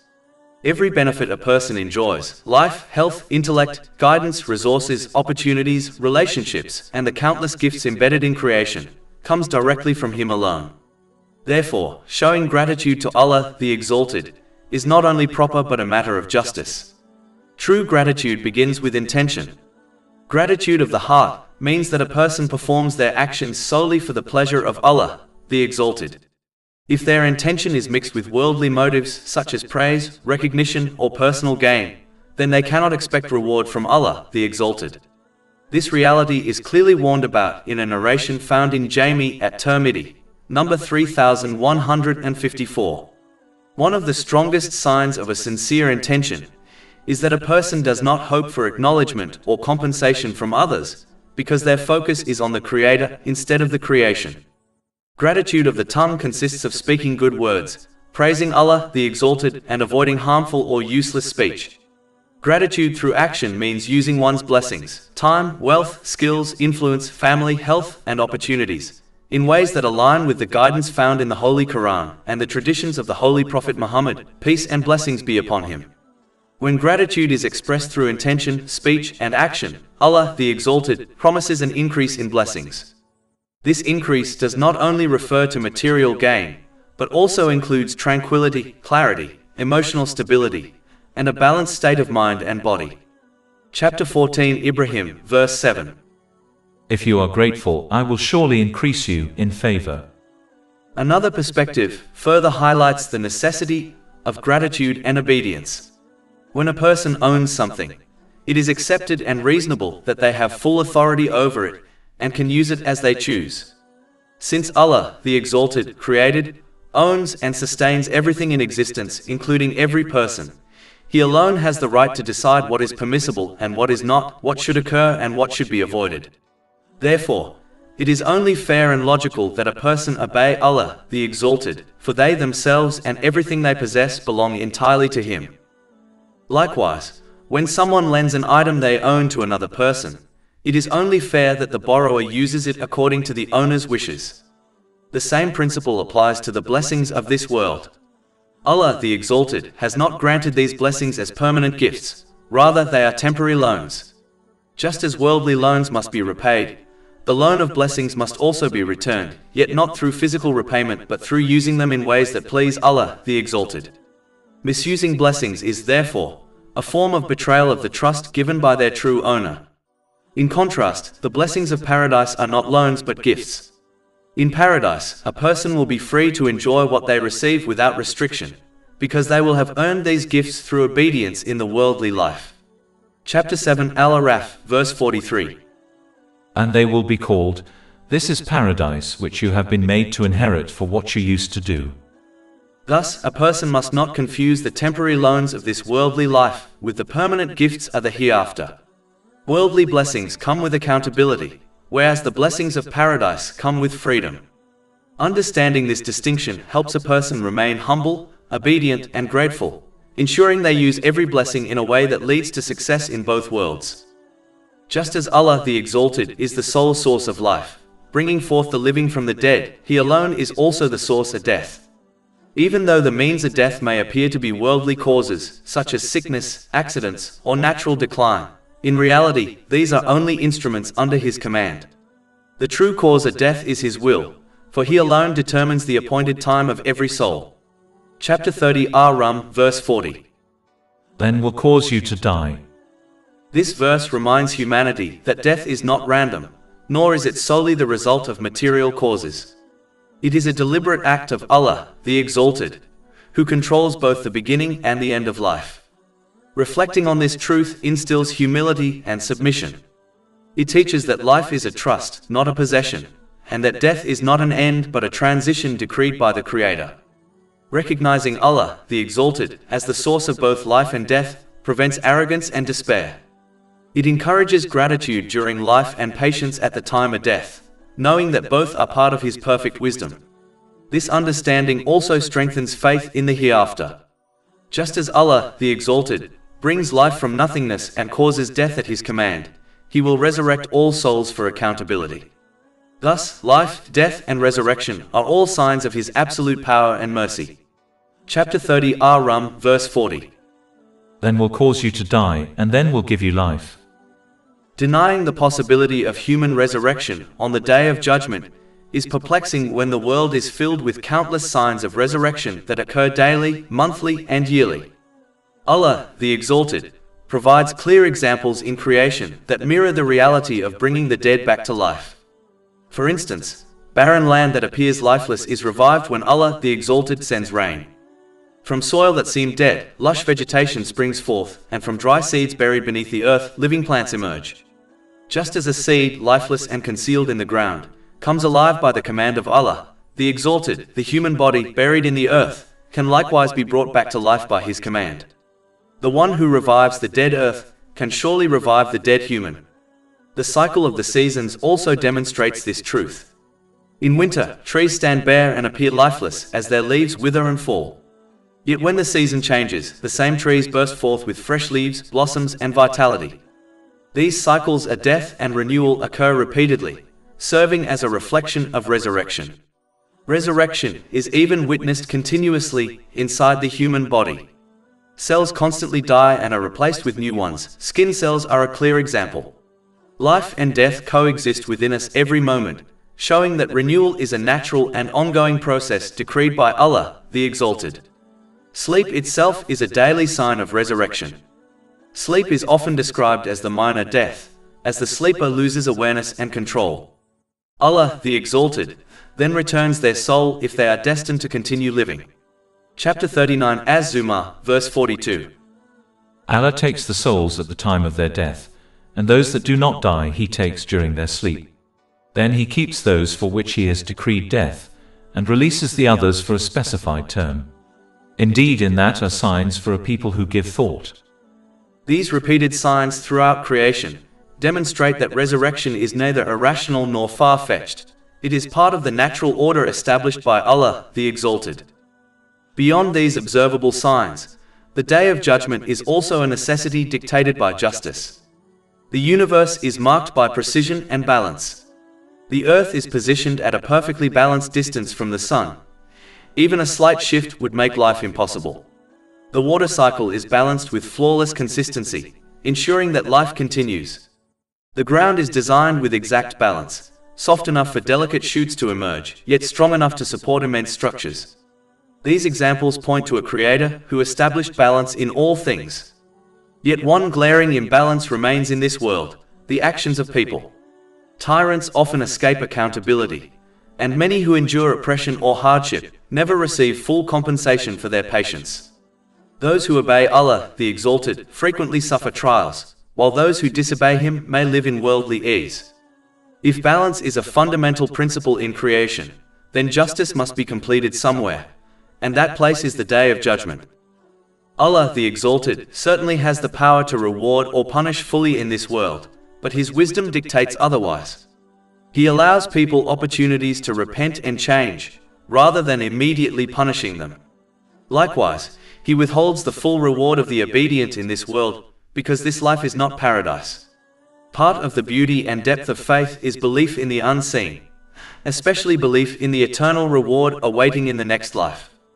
If all reward were visible and immediate, faith would lose its spiritual value. Fear of the full punishment of the hereafter, and hope for the full reward there serve as powerful motivators, encouraging one to avoid sins and pursue righteous deeds. In order for this day of recompense to occur, the material world must eventually come to an end. As long as people continue to act, their record remains incomplete. Therefore, the termination of the world is necessary before final judgment can begin. Reflecting on these truths strengthens one's certainty in the Day of Judgment. This certainty encourages individuals to prepare for that day by properly utilizing every blessing granted to them, as instructed in the Holy Quran and the traditions of the Holy Prophet Muhammad, peace and blessings be upon him. Doing so brings peace of mind and success in both worlds, by helping a person achieve a balanced mental and physical state, and by placing everything and everyone in their proper position within their life. Chapter 45 Al-Jatiyah, verse 22. For Allah created the heavens and the earth for a purpose, so that every soul may be paid back for what it has committed, and none will be wronged. Given that Allah, the Exalted, is the controller of life, provision, death, and resurrection, it becomes evident that obedience is due to Him alone in every situation. 30 Ar-Rum, verse 40. Are there any of your partners who does anything of that? Exalted is He and high above what they associate with Him. It is essential to recognize that false deities, such as idols, are not the only beings a person might worship and obey aside from Allah, the Exalted. In reality, anything that one obeys in opposition to Him, whether social media, fashion, culture, or even other people, represents what they genuinely worship. Chapter 9 at Tawbah, verse 31. They have taken their scholars and monks as lords besides Allah. The knowledgeable individuals and religious leaders from the people of the book were not worshipped in the sense of ritual devotion, but they were obeyed in acts of rebellion against Allah, the Exalted, and this obedience was judged as a type of worship. This principle is also mentioned in relation to the devil. Chapter 36 Yasin, verse 60. Did I not enjoin upon you, O children of Adam, that you not worship Satan, for indeed he is to you a clear enemy? Most people do not openly worship the devil, yet they are accused of doing so because they obeyed him in opposition to Allah, the Exalted. This truth highlights the danger of yielding to any influence that leads to disobedience. Those who turn away from servitude to Allah, the Exalted, inevitably become enslaved to other masters, whether individuals, social pressures, or worldly desires. Attempting to satisfy multiple and unjust masters only results in stress and exhaustion, for their demands are inconsistent and impossible to fulfill. Just as an employee with several supervisors struggles to meet conflicting expectations, those who abandon obedience to Allah, the Exalted, sacrifice their peace of mind by serving countless worldly influences. Over time, this misplaced obedience can lead to sadness, isolation, and despair, as the pursuit of worldly approval fails to bring satisfaction. Celebrities and public figures often exemplify this reality, appearing outwardly successful yet inwardly restless and unfulfilled. Moreover, obedience to false masters will yield no benefit in the hereafter, for these entities will not come to anyone's aid when divine accountability is established. The only path to true peace and eternal success is to abandon obedience that leads to disobedience of Allah, the Exalted, and to devote oneself entirely to Him. By correctly using the blessings He has granted in accordance with His teachings, a person secures tranquility in this world and salvation in the next. Islam encourages people to control their worldly desires, guiding them to use their blessings responsibly and in ways pleasing to Allah, the Exalted. This discipline is not always welcomed by those whose only aim in life is to indulge their desires. For such individuals, the restraint promoted by Islam exposes their behavior as animalistic, driven by instinct rather than reason and divine guidance.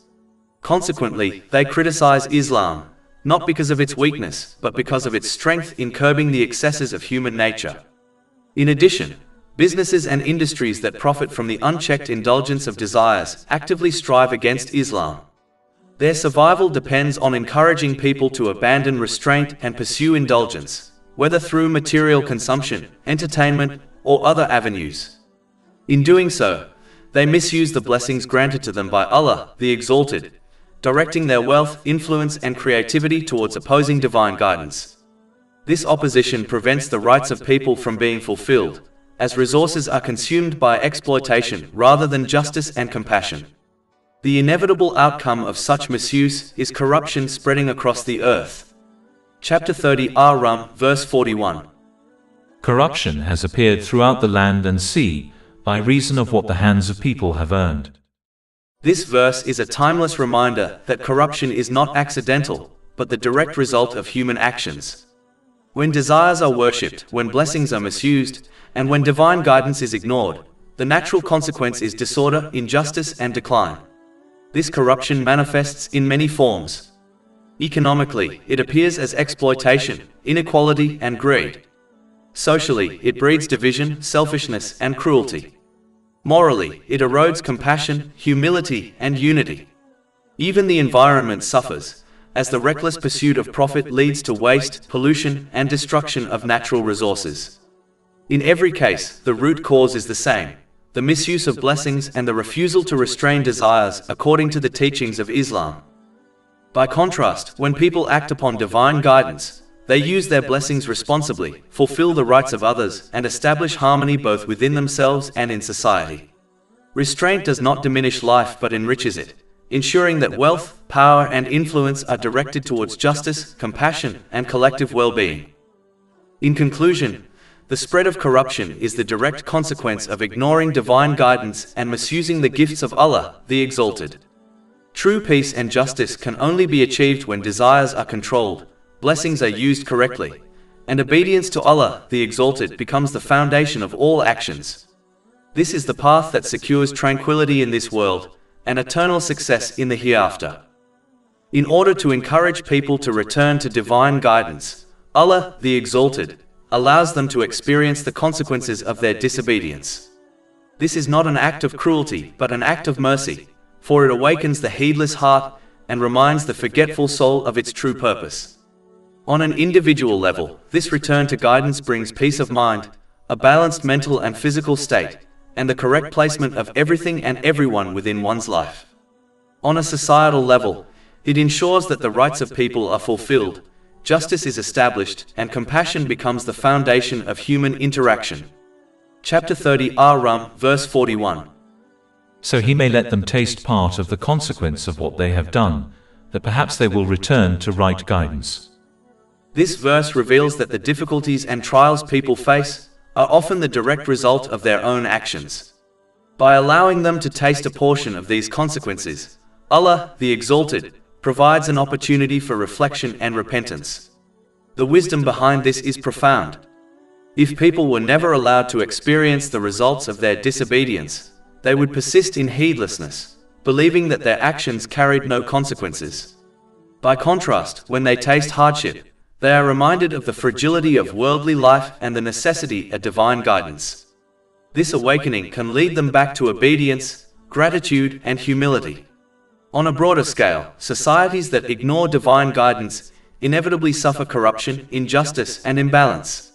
Yet even these societal consequences serve as a reminder that only by returning to Allah, the Exalted, can harmony and stability be restored. Thus, trials are not punishments without purpose, but lessons designed to guide humanity back to the path of truth. In conclusion, the verse teaches that suffering the consequences of disobedience is itself a mercy, for it provides the chance to return to Allah, the Exalted, before the final accountability of the hereafter. Those who heed this reminder, by acting on the Islamic code of conduct, secure peace of mind in this world, and eternal success in the next. No matter how advanced a society becomes, and regardless of the vast knowledge it acquires across countless disciplines, including psychology, neurology, sociology, and the various dimensions of human behavior, it will always remain impossible for people to produce a code of conduct that perfectly aligns with human nature and encompasses every circumstance, condition, and scenario that individuals or societies will ever face throughout their time on Earth. This limitation is inherent and unavoidable. Humanity is still uncovering basic truths about its own creation, such as the functions at different regions of the brain, the workings of human consciousness, and the complexities of emotional and social development. If people are still learning fundamental aspects of their own existence, how can they possibly hope to construct a flawless and comprehensive system that ensures justice, balance, and lasting peace? A perfect code of conduct requires complete knowledge of human nature, its strengths, weaknesses, inclinations, and the hidden workings of the heart. It requires a full understanding of the consequences of every action, not only in the present moment, but across generations. It requires insight into every trial a person will experience, at every stage of life. This level of knowledge is unattainable for any human being or society, no matter how sophisticated their research or technology may become. Only Allah, the Exalted, possesses such knowledge. He alone is the creator of all things, and his understanding is absolute, encompassing the past in its entirety, the present in its fullness, and the future in its every detail. His knowledge is not limited by perception, experience, time, or bias. Therefore, he alone is able to provide humanity with a code of conduct that is truly suited to human nature, one that distinguishes with perfect clarity between good and evil, benefit and harm, justice and oppression. His guidance leads to real peace of mind, while the abandonment of his guidance leads inevitably to confusion, conflict, and emotional turmoil. History serves as undeniable evidence of this reality. Whenever the divine code of conduct was sincerely adopted and correctly implemented, whether in communities, families, or entire civilizations, it produced tranquility, justice, compassion, and stability. Individuals who adhered to it found inner peace and balanced lives. Societies that upheld it became beacons of fairness, safety, and prosperity. Conversely, whenever human-made systems dominated, systems rooted in limited knowledge, personal interests, and ever-changing desires, inequality, corruption, and internal unrest soon followed. Thus, individuals must embrace the divine guidance granted to them by Allah, the Exalted, recognizing that it is the most beneficial path for their well-being, even when certain aspects challenge their personal desires or contradict popular trends within society. The one who wishes to attain lasting peace in this world and success in the next must adopt the attitude of a wise patient, a patient who accepts the instructions of their physician wholeheartedly, knowing that the bitter taste of certain medicines and the strictness of a prescribed regimen are ultimately in their best interest. Just as such a patient ultimately attains physical and mental well-being by following their doctor's guidance, a person who follows the divine code of conduct attains a balanced mental and physical state, correctly places everything and everyone within their life, and finds peace of mind in both worlds. The punishment that people face as a direct consequence of obeying others in disobedience to Allah, the Exalted, whether those influences are fashion, culture, or social trends, serves not only as a personal reckoning but also as a deterrent to others. This deterrent applies both to those living at the same time and to those who come later, for history itself becomes a witness to the outcome of disobedience. Chapter 30 Ar-Rum, verse 42. Say, Travel through the land and observe how was the end of those before. Most of them were associators. The verse therefore warns against adopting a self-absorbed way of life, where one's attention is confined only to personal circumstances, while ignoring the greater realities surrounding them. Such a narrow outlook blinds the heart from recognizing the wisdom that can be drawn from history, personal trials, and the experiences of others. Reflection upon these lessons is one of the surest means of refining character, avoiding repeated mistakes, and finding lasting inner peace. It allows a person to achieve a balanced mental and physical state, and to correctly place everything and everyone within their life. History is filled with examples of nations that misused their blessings, indulged in desires, and turned away from divine guidance. Their downfall serves as a warning to those who come after them. Observing the ruins of once great civilizations, the collapse of empires, and the destruction of communities that ignored divine law, should stir humility and caution in the hearts of those who witness them.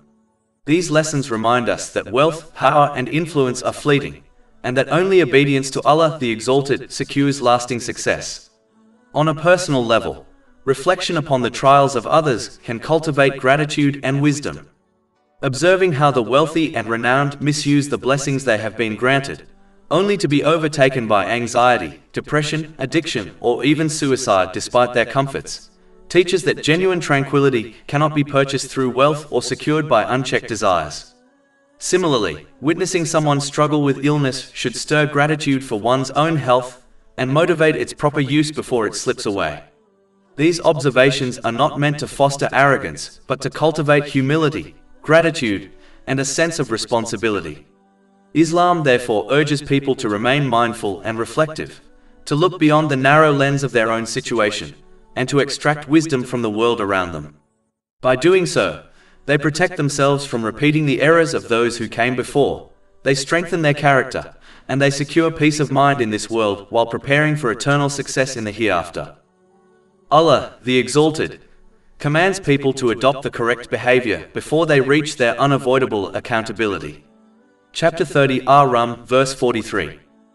So direct your face toward the correct religion, before a day comes from Allah of which there is no repelling. This verse is a solemn reminder that the day of judgment is certain, and no one will be able to resist or delay it. The wise person is therefore the one who prepares for it now, before the opportunity is lost. It is crucial to understand that even if the day of judgment itself is many years away, a person's individual reckoning begins at the time of their death. Death is never far, irrespective of how long one lives, and thus false hopes of a long life are among the most dangerous deceptions.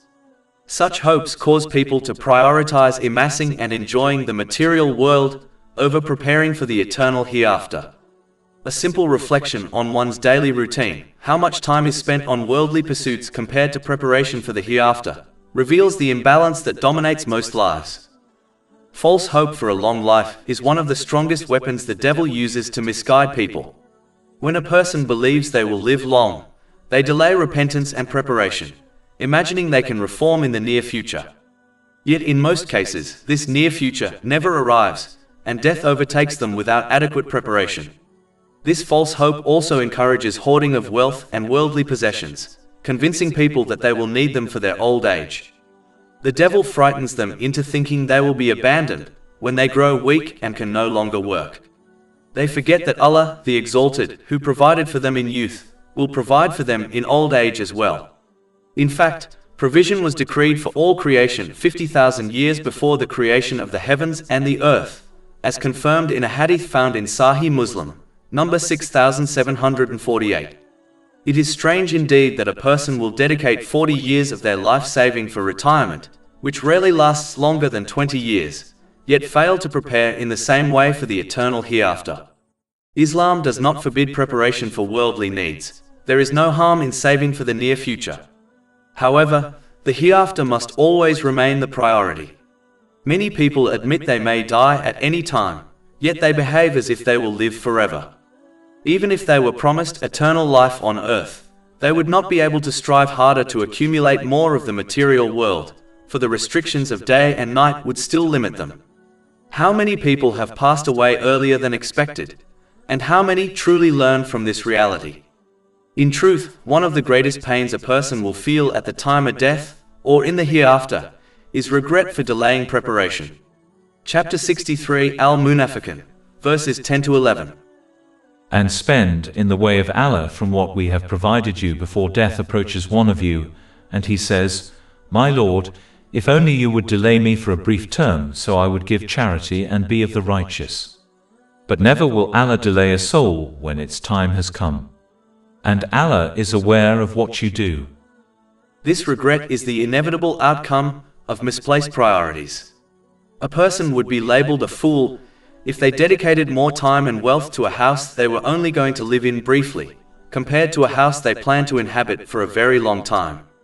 This is the example of giving priority to the temporal world over the eternal hereafter. Muslims are instructed to work for both the world and the hereafter, but to recognize that death does not come at a time, situation, or age known to them. It is certain to come, and therefore preparation for it, and what follows must take precedence over preparing for a worldly future that may never arrive. True wisdom lies in balancing worldly responsibilities with eternal priorities, ensuring that one's life is directed toward obedience to Allah, the Exalted, and preparation for the everlasting abode. Those who heed this reminder secure peace of mind in this world and eternal success in the hereafter, while those who delay will face regret that cannot be undone. Chapter 30 Ar-Rum, verse 43. That day, they will be divided. Since Allah the Exalted does not compel anyone to accept guidance, every individual is free to choose the path they wish to follow in life, and they will inevitably face the outcomes of the choice they made. Chapter 30 Ar-Rum, verse 44. Whoever disbelieves upon him is the consequence of his disbelief. A person who turns away from divine guidance, or who lives in practical disregard of it, even if they verbally identify with Islam, will inevitably misuse the blessings they have been granted. This misuse is not limited to physical blessings such as wealth or health, but extends to emotional, social, and spiritual blessings as well. Because their choices are not grounded in the wisdom of the teachings found in the Holy Quran and the traditions of the Holy Prophet Muhammad, peace and blessings be upon him, they fail to develop a balanced mental and physical state. As a result, they begin to misplace everything and everyone within their life, assigning the wrong priorities, nurturing the wrong attachments, and neglecting what is truly beneficial. Inevitably, the various areas of their life, family, relationships, career, possessions, and social circles, become sources of stress and inner disturbance rather than stability and comfort. When they continue in this state of disobedience, they lose the ability to recognize the real cause of their distress. Rather than reflecting on their own actions and attitudes, they blame external factors and innocent people around them, such as their spouse, children, friends, or colleagues. When they push these supportive individuals away or sever ties with them, the internal disorder within their heart only intensifies. Over time, this imbalance deepens and leads them toward emotional collapse, manifesting in depression, anxiety, substance abuse, and in severe cases, suicidal tendencies. This tragic pattern is clearly visible in the lives of many who persistently misuse the blessings given to them. Even among the wealthy and famous, those who seem to possess everything worldly life can offer, one often witnesses loneliness, addiction, fractured relationships, and emotional instability. Their worldly luxuries do not shield them from spiritual emptiness, nor do they replace the inner peace that only obedience to Allah, the Exalted, can bring. Beyond the worldly consequences, the ultimate loss is far greater. Since their attitude prevented them from preparing for accountability on the Day of Judgment, their punishment in the hereafter will be far more severe. Their worldly blessings, which were meant to be tools for righteousness and gratitude, become witnesses against them. Thus, rejecting or neglecting divine guidance harms a person in both realms. It robs them of tranquility in this life and exposes them to unbearable regret in the next. Furthermore, to emphasize the necessity of complementing faith in Allah, the Exalted, with righteous actions, the ensuing portion of the verse highlights good deeds exclusively, given that faith holds diminished value in their absence. Chapter 30 Ar-Rum, verse 44. Whoever disbelieves upon him is the consequence of his disbelief. And whoever does righteousness, they are for themselves preparing. This verse emphasizes that disbelief carries its own inevitable consequence, while righteousness is an investment that a person makes for their own soul. The deliberate mention of good deeds in this verse highlights the truth that faith has little value if it is not supported by action. Faith is not a static possession, but a living reality that requires constant nourishment. The one who fails to support their faith with deeds is in great danger of losing it altogether. Faith may be likened to a delicate flame. It shines brightly when tended, but it weakens and dies when deprived of fuel. Just as a fire requires wood to continue burning, faith requires acts of obedience, such as prayer, charity, patience, honesty, and service to others, to remain alive. Neglecting this spiritual nourishment places a person at risk of losing the very light that guides them, and such a loss is the most devastating of all. The Holy Quran repeatedly pairs belief with righteous deeds, teaching that the two are inseparable. Faith is the seed, but deeds are the water and sunlight that allow it to grow. Without deeds, faith remains fragile, vulnerable to temptation and heedlessness. With deeds, faith becomes strong, resilient, and capable of guiding a person through the trials of life. The believer who supports their faith with action is preparing for themselves, storing provisions for the hereafter. Every act of kindness, every moment of patience, and every word of truth becomes a safeguard against regret on the day of judgment. By contrast, disbelief and disobedience prepare only loss. The one who neglects righteous deeds, even if they claim faith, risks arriving on the day of judgment empty-handed. Their faith, having been deprived of nourishment, may have withered away, leaving them without the light they once possessed.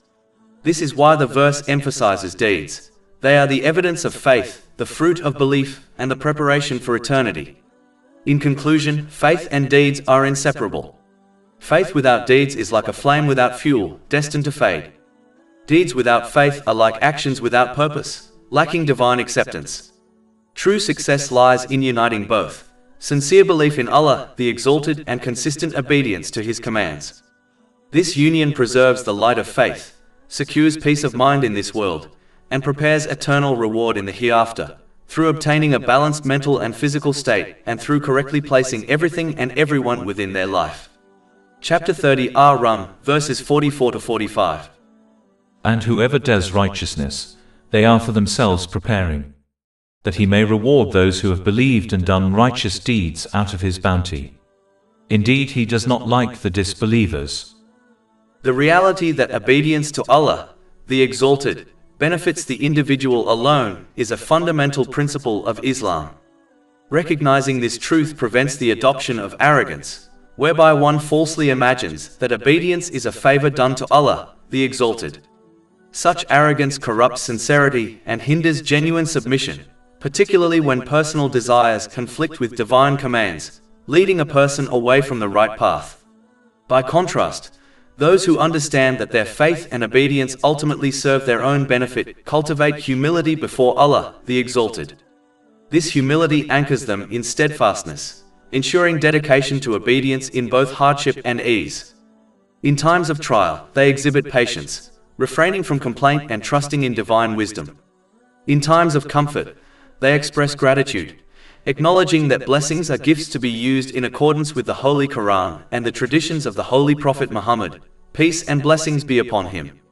Gratitude manifests in intention when actions are performed solely to please Allah, the Exalted, in speech when good words or silence are chosen, and in deeds when blessings are employed in ways pleasing to Him.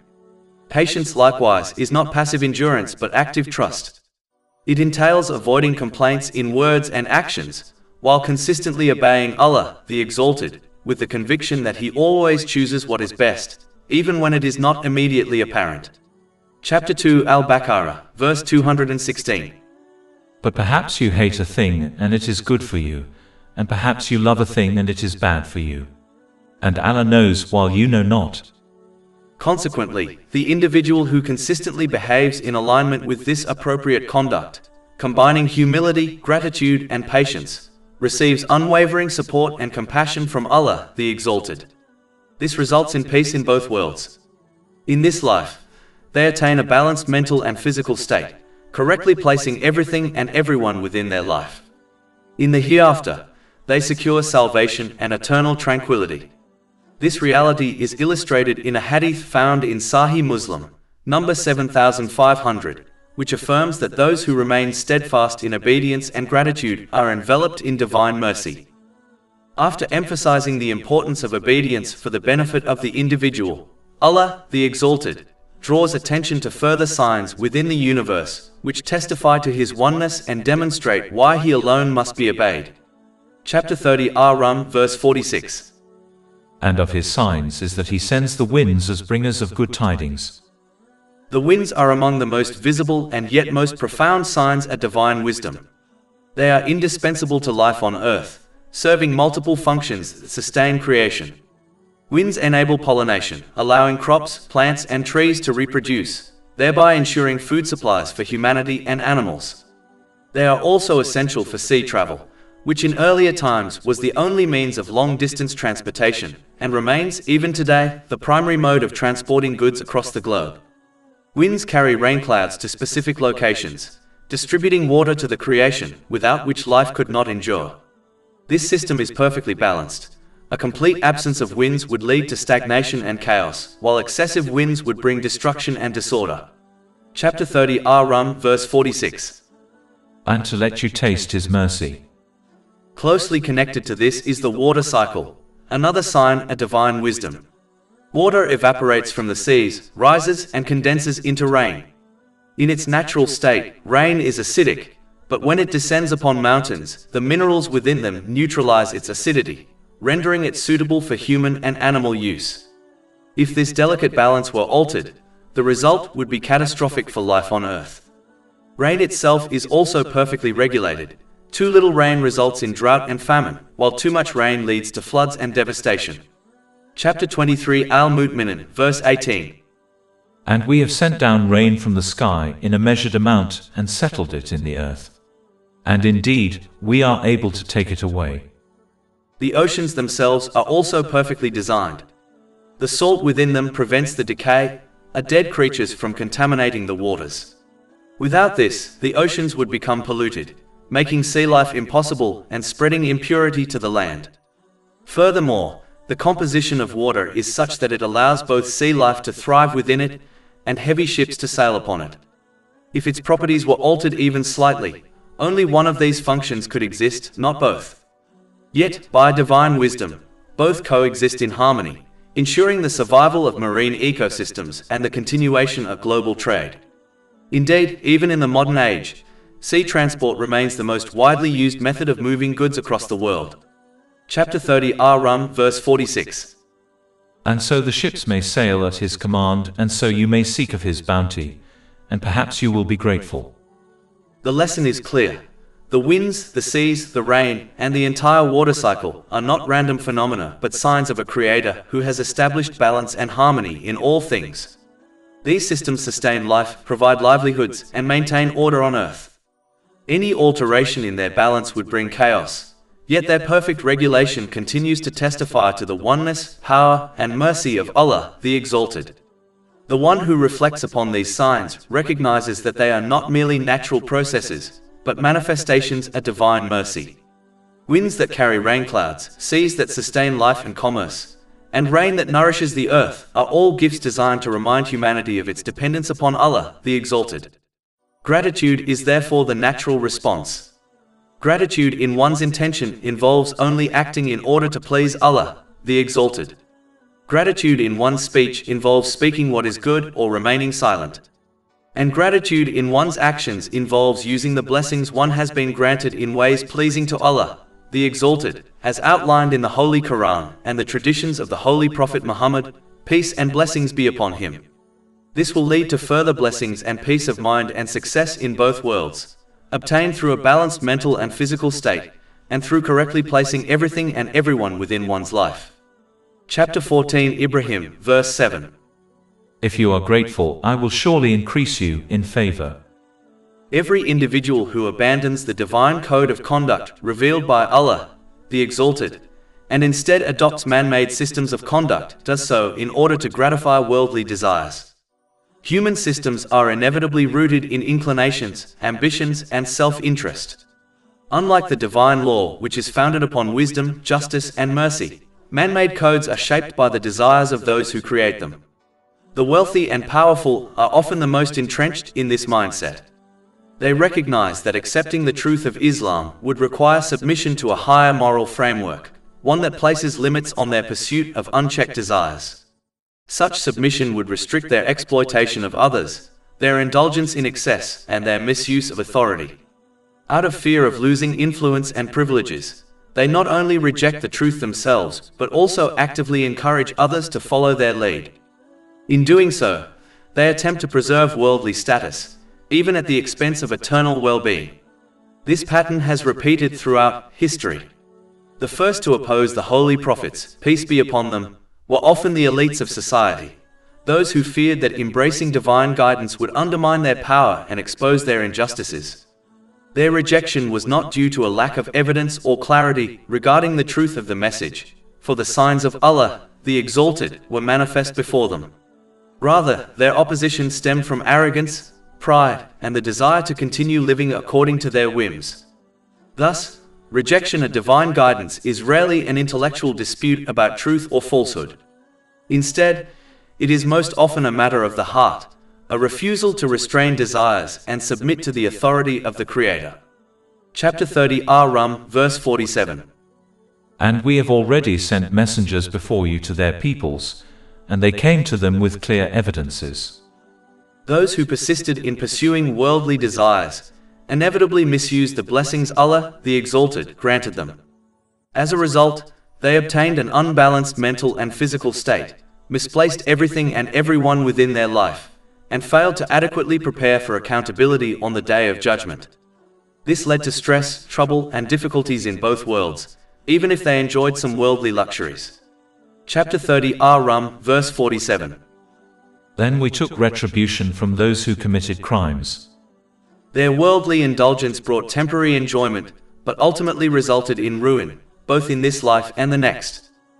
As mentioned earlier, Islam encourages restraint and discipline. Those whose only aim in life is to fulfill desires will criticize it, for Islam exposes their conduct as animalistic. Furthermore, businesses and industries that profit from indulgence strive against Islam, encouraging people to abandon its teachings. Yet in the face of this criticism, one must remain steadfast in obedience to Allah, the Exalted. He promises peace of mind and protection from the negative effects of people, even if this is not immediately apparent. Chapter 30 Ar-Rum, verse 47.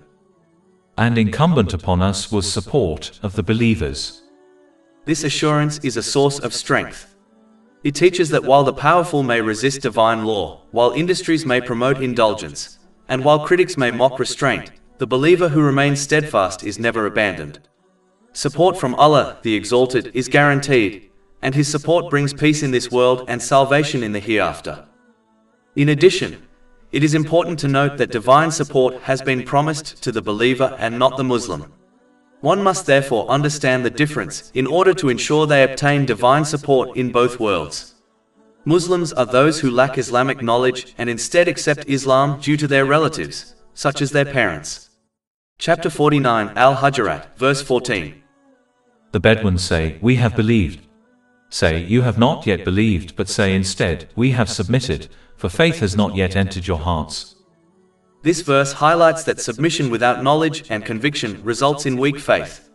Such individuals may fulfill the basic obligations of Islam, but because their understanding is shallow, they are easily swayed by desires and worldly influences. Their obedience is fragile, and they often misuse the blessings granted to them, particularly when divine commands conflict with personal inclinations. By contrast, the believer accepts Islam based on knowledge derived from the Holy Quran and the traditions of the Holy Prophet Muhammad, peace and blessings be upon him. This knowledge strengthens faith, removing doubt and instilling steadfastness. Chapter 49 Al-Hujurat, verse 15. The believers are only the ones who have believed in Allah and His Messenger, and then doubt not, but strive with their properties and their lives in the cause of Allah. It is those who are the truthful. Their faith is not passive but active, demonstrated through sacrifice, striving, and unwavering obedience. Strong faith manifests in two essential qualities, gratitude and patience. Gratitude in intention means acting solely to please Allah, the Exalted. Gratitude in speech is expressed through positive words or silence, avoiding complaints or negativity. Gratitude in action is demonstrated by using blessings in ways pleasing to Allah, the Exalted, as outlined in the Holy Quran and the teachings of the Holy Prophet Muhammad, peace and blessings be upon him. This practice leads to further blessings, tranquility, and success in both this life and the hereafter. Chapter 14, Ibrahim, verse 7. If you are grateful, I will surely increase you in favor. Patience, likewise, is not mere endurance but active trust in divine wisdom. It requires refraining from complaints in both words and actions, while remaining steadfast in obedience. It is rooted in the conviction that Allah, the Exalted, always chooses what is best, even if this is not immediately apparent. Chapter 2, Al-Baqarah, verse 216. But perhaps you hate a thing and it is good for you, and perhaps you love a thing and it is bad for you. And Allah knows while you know not. This verse reminds mankind that divine wisdom surpasses human perception, and that apparent difficulties may conceal hidden benefits, just as apparent comforts may conceal harm. Therefore, those who act rightly in all circumstances, combining gratitude and patience, receive the steadfast support and mercy of Allah, the Exalted. This results in tranquility in both worlds, through attaining a harmonious mental and physical condition, and correctly placing everything and everyone in their lives. This truth is reinforced in a hadith found in Sahih Muslim, number 7500. Chapter 30, Ar-Rum, verse 47. And incumbent upon us was support of the believers. Allah, the Exalted, once again reminds mankind that the source of living in this world, water, is provided and controlled by Him alone. Irrespective of the technological advancements made by people, they cannot control the elements needed to ensure they obtain the provision required to survive on this earth. Chapter 30, Ar-Rum, verses 48 to 49. It is Allah who sends the winds, and they stir the clouds and spread them in the sky however He wills, and He makes them fragments so you see the rain emerge from within them. And when He causes it to fall upon whom He wills of His servants, immediately they rejoice. Although they were, before it was sent down upon them, before that in despair. These verses highlight the absolute dependence of creation upon divine mercy. Water is the foundation of life, and its provision is entirely under the control of Allah, the Exalted. Despite mankind's technological advancements, no human being can command the winds, direct the clouds, or guarantee rainfall. The winds move at His command, the clouds form and disperse according to His will, and rain descends only when He decrees. This system is perfectly balanced, sustaining life and reviving the earth after its barrenness. The verses also capture the emotional reality of mankind. Before rain arrives, people despair, recognizing their helplessness in the face of drought and dryness. Yet when rain falls, joy immediately replaces despair. This transformation is itself a sign of divine mercy, for Allah, the Exalted, not only provides sustenance but also restores hope and tranquility. The cycle of despair and joy reminds mankind of their dependence upon Him, and of His power to change circumstances in an instant. Rain is more than a physical necessity, it is a spiritual reminder. It teaches humility, for no human effort can produce it without divine permission. It teaches gratitude, for its arrival revives crops, quenches thirst, and sustains life. It teaches trust, for its timing and distribution are beyond human control but perfectly regulated by divine wisdom. The water cycle itself is a sign of balance. Evaporation, condensation, and rainfall occur in harmony, ensuring that life continues. Any disruption to this balance would bring chaos, yet Allah, the Exalted, maintains it with precision. Furthermore, the imagery of despair turning into joy reflects the broader reality of human life. Just as barren land is revived by rain, hearts burdened by trials are revived by divine mercy. The believer who recognizes this truth learns to remain patient in hardship, trusting that relief will come just as rain follows drought. The believer also learns to remain grateful in ease, acknowledging that every blessing is a gift from Allah, the Exalted. The lesson is clear. Provision is not in human hands but in the hands of Allah, the Exalted. Gratitude must therefore be directed to Him alone, for He is the one who revives the earth after its lifelessness and who transforms despair into joy. Those who reflect upon this truth recognize His oneness and submit to His authority, knowing that survival itself depends upon His mercy. Chapter 30 Ar-Rum, verse 50. So observe the effects of the mercy of Allah, how He gives life to the earth after its lifelessness. Indeed, that same one will give life to the dead, and He is over all things competent. The denial of resurrection on the Day of Judgment is indeed perplexing, for the world is filled with countless signs of renewal and revival that Allah, the Exalted, has placed before mankind.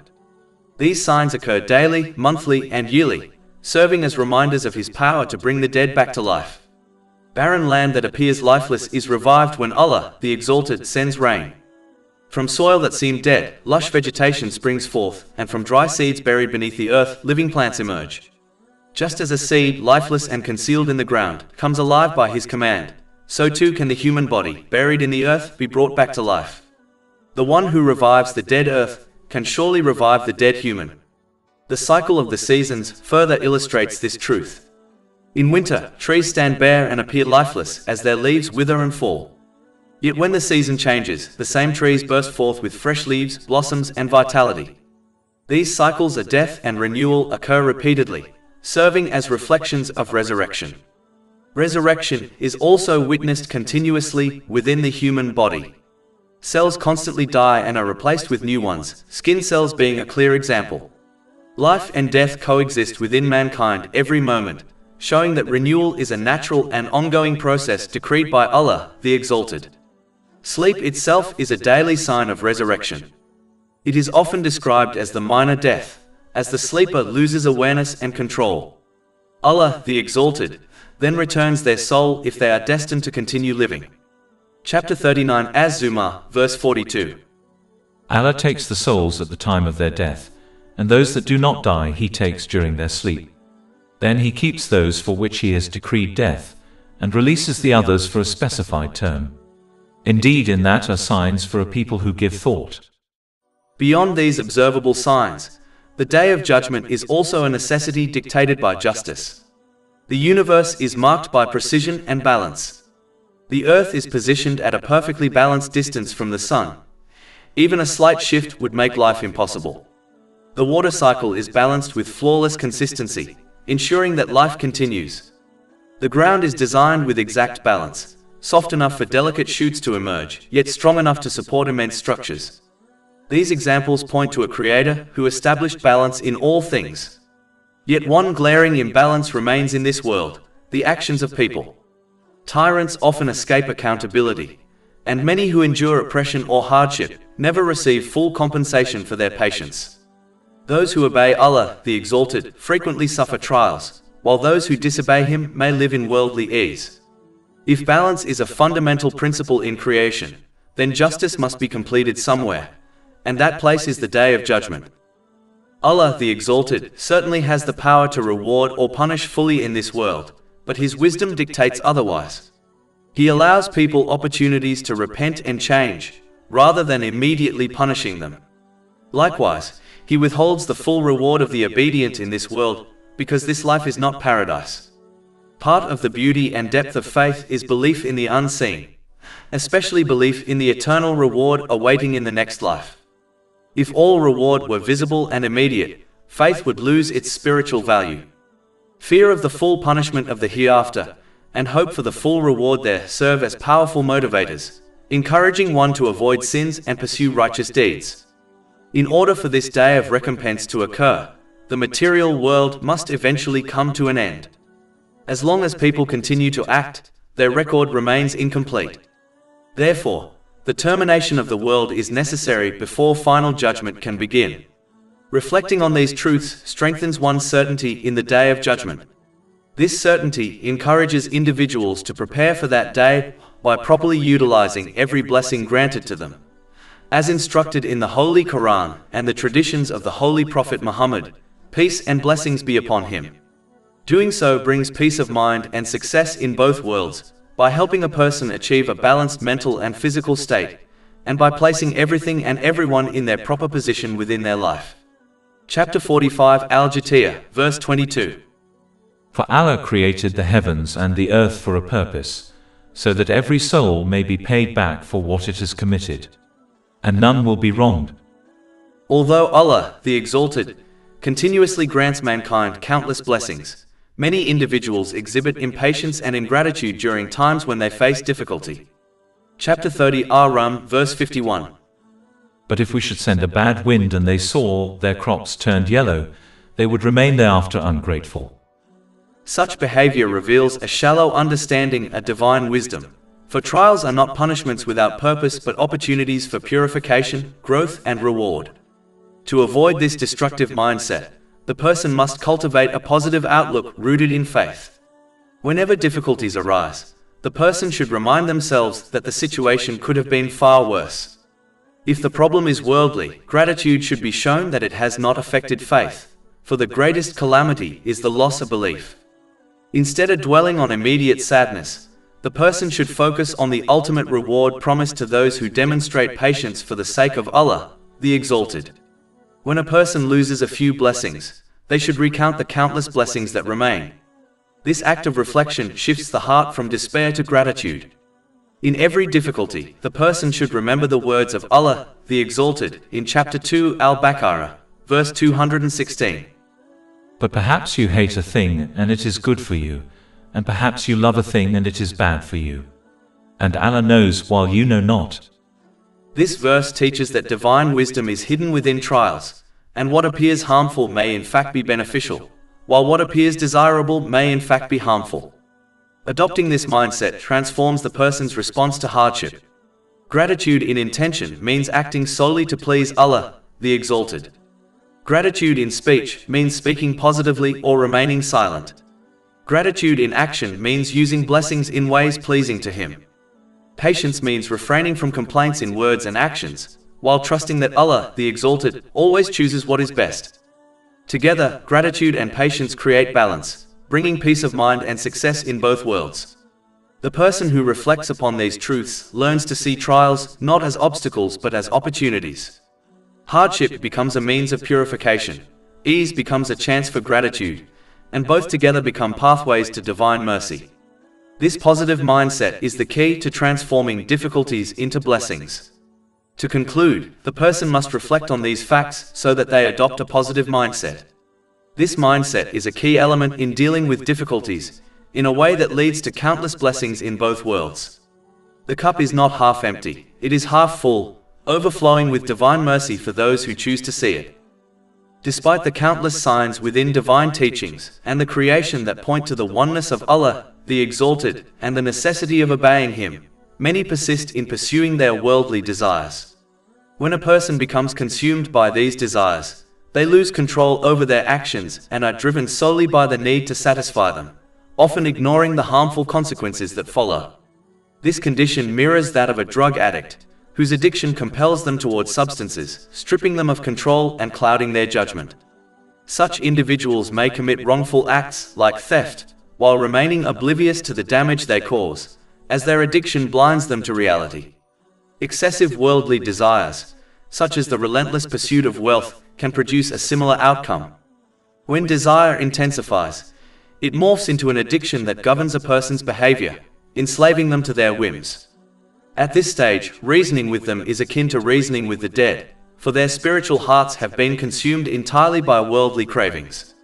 Chapter 30 Ar-Rum, verse 52. So indeed you will not make the dead hear. This verse symbolically portrays those whose hearts are spiritually dead. Their pursuit of desires has silenced their conscience, making them incapable of recognizing truth, even when it is presented clearly before them. Just as physical death prevents one from hearing, spiritual death prevents one from perceiving divine wisdom. Allah, the Exalted, then cautions that the failure to properly receive Islamic teachings would prevent individuals from attaining right guidance, akin to how spiritually defunct hearts derive no benefit. Chapter 30 Ar-Rum, verse 52. Nor will you make the deaf hear the call when they turn their backs retreating. This verse highlights the condition of those who fail to listen correctly to Islamic teachings. Just as the physically deaf cannot benefit from a call they cannot hear, those who turn away from divine guidance, whether through negligence, arrogance, or distraction, cannot benefit from it, even if the truth is presented clearly before them. This warning is not about physical hearing, but about spiritual receptivity. To truly benefit from Islamic knowledge, a person must listen with attentiveness, humility, and sincerity. Correct listening requires more than simply hearing words. It involves engaging the heart and mind. A person must carefully absorb the teachings, connect them to their own past experiences, reflect on how they can be implemented in the future, and then sincerely strive to act upon them. Only through this process does knowledge transform into practice, shaping character and behavior in a positive way. Merely listening without reflection or application will not bring about change. This is the main reason why many people, despite having unprecedented access to Islamic knowledge through books, lectures, and digital platforms, fail to reform their lives. Knowledge that remains theoretical does not soften the heart or refine conduct. Those who hear but do not internalize, who study but do not act, and who acknowledge truth but do not submit, remain spiritually deaf. Their hearts are unmoved and their lives remain unchanged. By contrast, the person who listens correctly, attentively, reflectively, and sincerely becomes transformed by divine guidance. They achieve balance in their mental and physical state. They place everything and everyone in their lives in the proper position, and they prepare adequately for accountability on the day of judgment. True listening is therefore not passive reception, but active engagement, leading to lasting change and divine mercy. Finally, those who refuse to learn from the consequences experienced by others, whether witnessed in their own era or recorded throughout history, will likewise fail to benefit from right guidance. Chapter 30 Rum, verse 53. And you cannot guide the blind away from their error. This verse cautions against developing a self-focused approach to life, in which a person sees nothing beyond their own immediate concerns. When someone becomes absorbed only in their personal circumstances, their heart becomes closed to the countless lessons unfolding around them. This inward blindness prevents them from recognizing the wisdom that can be gained from the successes and failures of other people, from the rise and fall of past nations, and from the many trials they observe in their surroundings. Such neglect deprives them of one of the most effective tools for character development, reflection. Learning from the experiences of others is a powerful way to refine one's behavior, avoid repeating destructive choices, and cultivate a sense of grounded inner peace. Through thoughtful reflection, a person develops a balanced mental and physical state and learns to correctly place everything and everyone within their life. For instance, when one notices how the wealthy and celebrated often misuse the blessings they have been granted, only to find themselves consumed by anxiety, depression, addiction, or even suicidal thoughts despite having material comfort, it becomes clear that real tranquility cannot be bought with wealth nor achieved by following unrestrained desires. Their suffering serves as a living reminder that external success does not guarantee internal stability. Likewise, observing someone endure illness should inspire gratitude for one's own health and encourage its proper use before it deteriorates. Witnessing the struggles of others is meant to awaken humility, gratitude, and a renewed commitment to using one's blessings responsibly. For these reasons, Islam consistently urges people to remain thoughtful, perceptive, and reflective. Instead of viewing life only through the narrow frame of personal experience, individuals are encouraged to broaden their perspective, to examine the world around them, and to extract wisdom from every event they witness. Those who cultivate this habit are more receptive to divine guidance, and more capable of achieving clarity, balance, and peace. Those who neglect it, however, resemble the blind described in the verse, unable to benefit from direction because they refuse to open their eyes to the signs placed before them. The eagerness of the Holy Prophet Muhammad, peace and blessings be upon him, to guide others was born out of his compassion and concern for their eternal welfare. Yet Allah, the Exalted, repeatedly reminded him that his mission was not to compel people into right guidance, but to convey the message with clarity and sincerity, and to provide the perfect role model for others to follow. Chapter 88 Al-Ghashiyah, verses 21 to 22. So remind you are only a reminder. You are not over them, a controller. These verses contain timeless wisdom for anyone who calls others to righteousness. They teach that the responsibility of the caller is to deliver the truth faithfully, without distortion, and with compassion, while leaving the outcome to Allah the Exalted, who alone guides hearts. This understanding liberates the caller from grief and frustration when their efforts appear fruitless. It prevents despair by reminding them that success is not measured by how many people accept their words, but by their faithfulness in delivering the truth. Those who genuinely desire guidance will recognize it when they encounter it, while those who persist in arrogance and heedlessness only harm themselves. Those who sincerely seek truth also recognize that Allah, the Exalted, never burdens a soul beyond its capacity. Every trial they face is an opportunity to grow in patience and faith. They understand that peace in this world and the hereafter requires discipline and sacrifice. They restrain their lower desires, knowing that true satisfaction is not found in worldly indulgence but in spiritual fulfillment. Chapter 30 Ar-Rum, verse 53. You will only make hear those who believe in our verses, so they have submitted to Allah. This truth is evident when one observes those who appear to possess everything, wealth, status, and fame, yet remain restless and discontent. Their abundance has not granted them peace, because tranquility of the heart is found only in submission to Allah, the Exalted. Thus, the one who sincerely seeks peace must realize that real success lies not in compelling others or in chasing worldly pleasures, but in fulfilling their duty, to follow the truth themselves, to share it with compassion, and to entrust the outcome to Allah the Exalted, who guides whom He wills with perfect wisdom. This perspective transforms the caller's role from anxious control to serene trust. It ensures that their efforts remain pure, their patience firm, and their hope anchored in the mercy and justice of Allah the Exalted. In this way, the caller becomes a true servant of Allah, embodying humility and perseverance, and leaving the guidance of hearts to the one who created them. Chapter 30 Ar-Rum, verse 53. You will only make hear those who believe in our verses, so they have submitted to Allah. In order for a person to be genuinely and positively shaped by the teachings of Islam, they must first cultivate strong faith. This strength of faith is essential because it anchors a person in consistent obedience to Allah, the Exalted, regardless of the circumstances they face, whether moments of comfort and ease or moments of hardship and trial. Without firm faith, a person will waver, but with it, they remain steady, composed, and resilient through every situation. Strong faith develops when a person earnestly studies and implements the clear proofs and guidance contained within the Holy Quran and the traditions of the Holy Prophet Muhammad, peace and blessings be upon him. These two sources illuminate how sincere obedience to Allah, the Exalted, produces peace of mind, emotional stability, and clarity of purpose in both this world and the next. Through learning, reflection, and consistent practice, a person begins to witness firsthand the tranquility, justice, and inner harmony that arise from following divine instruction.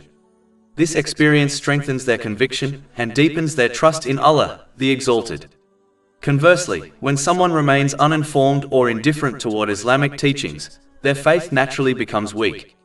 Such a person is easily swayed by personal desires and impulses, falling into disobedience whenever Islamic guidance challenges their inclinations. Their weakness stems not from a lack of intelligence, but rather from a failure to recognize that resisting unhealthy desires and instead obeying Allah, the Exalted, is the only path that creates genuine peace of mind in both worlds. Because they have not acquired certainty through knowledge and practice, they struggle to see the wisdom behind divine commands and prohibitions.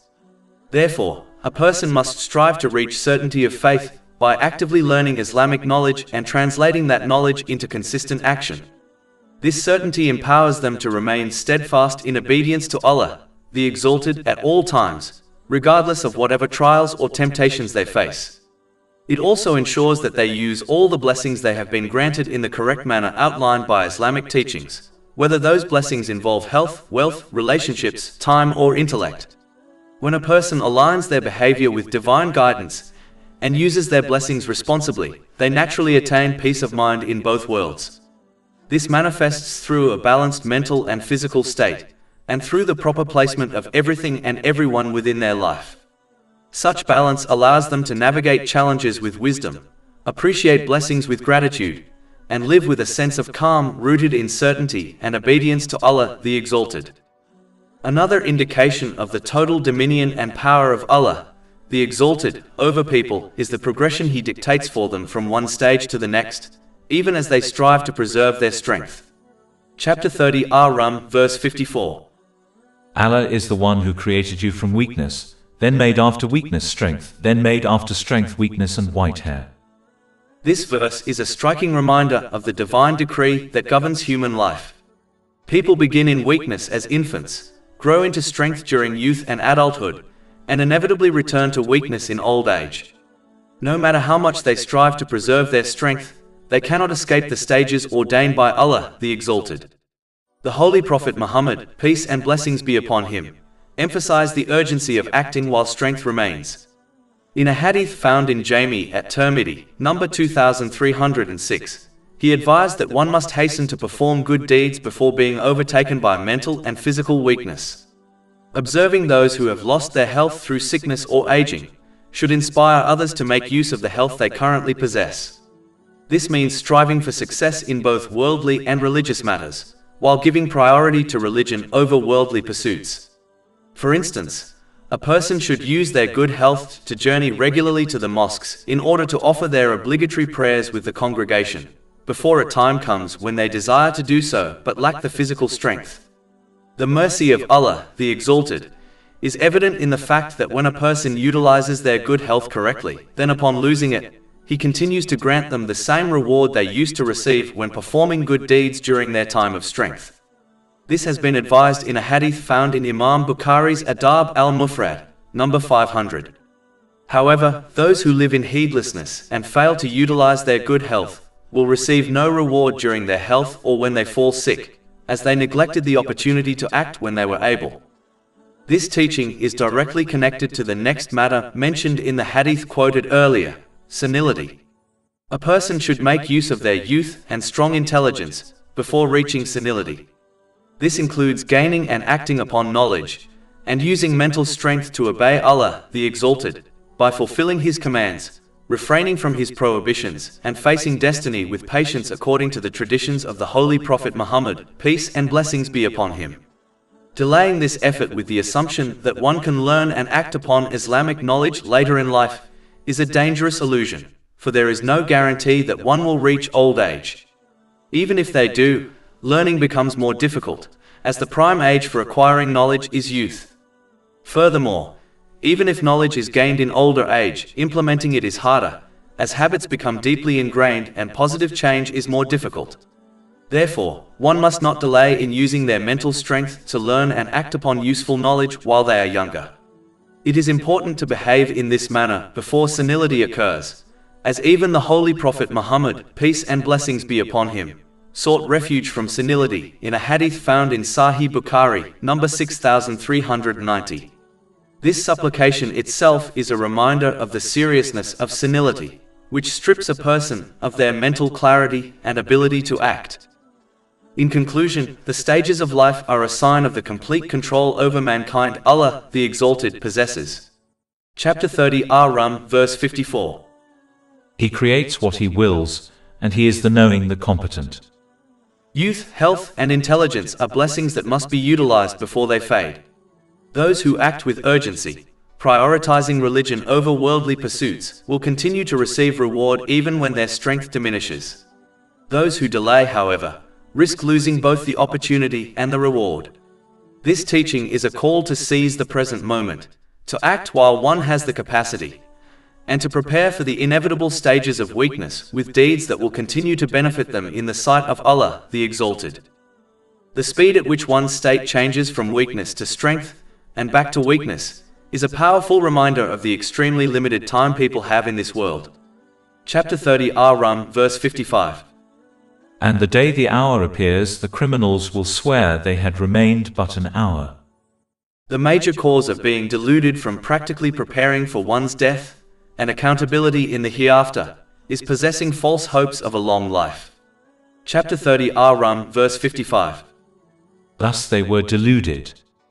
It is an extremely blameworthy trait, because it becomes the primary reason a person gives precedence to collecting and pursuing the material world, while neglecting their preparation for the eternal hereafter. A person only needs to examine their typical 24-hour day, observing how much effort, thought, and time are dedicated to worldly pursuits compared to the time and attention given to the hereafter, to recognize the truth of this. False hope for a long life is one of the devil's most effective tools in leading people astray.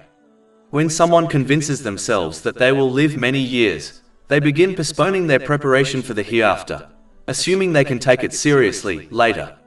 Yet for most people, this later never arrives. Death overtakes them suddenly, and they depart this world without having sufficiently prepared for the eternal life ahead. Furthermore, having false hope for a long life causes a person to delay sincere repentance, self-accountability, and positive change in their character. They assume that they still have plenty of time to reform themselves. This deceptive belief also encourages hoarding worldly possessions, whether wealth or material comforts, under the false assumption that they will require these things throughout their imagined long life.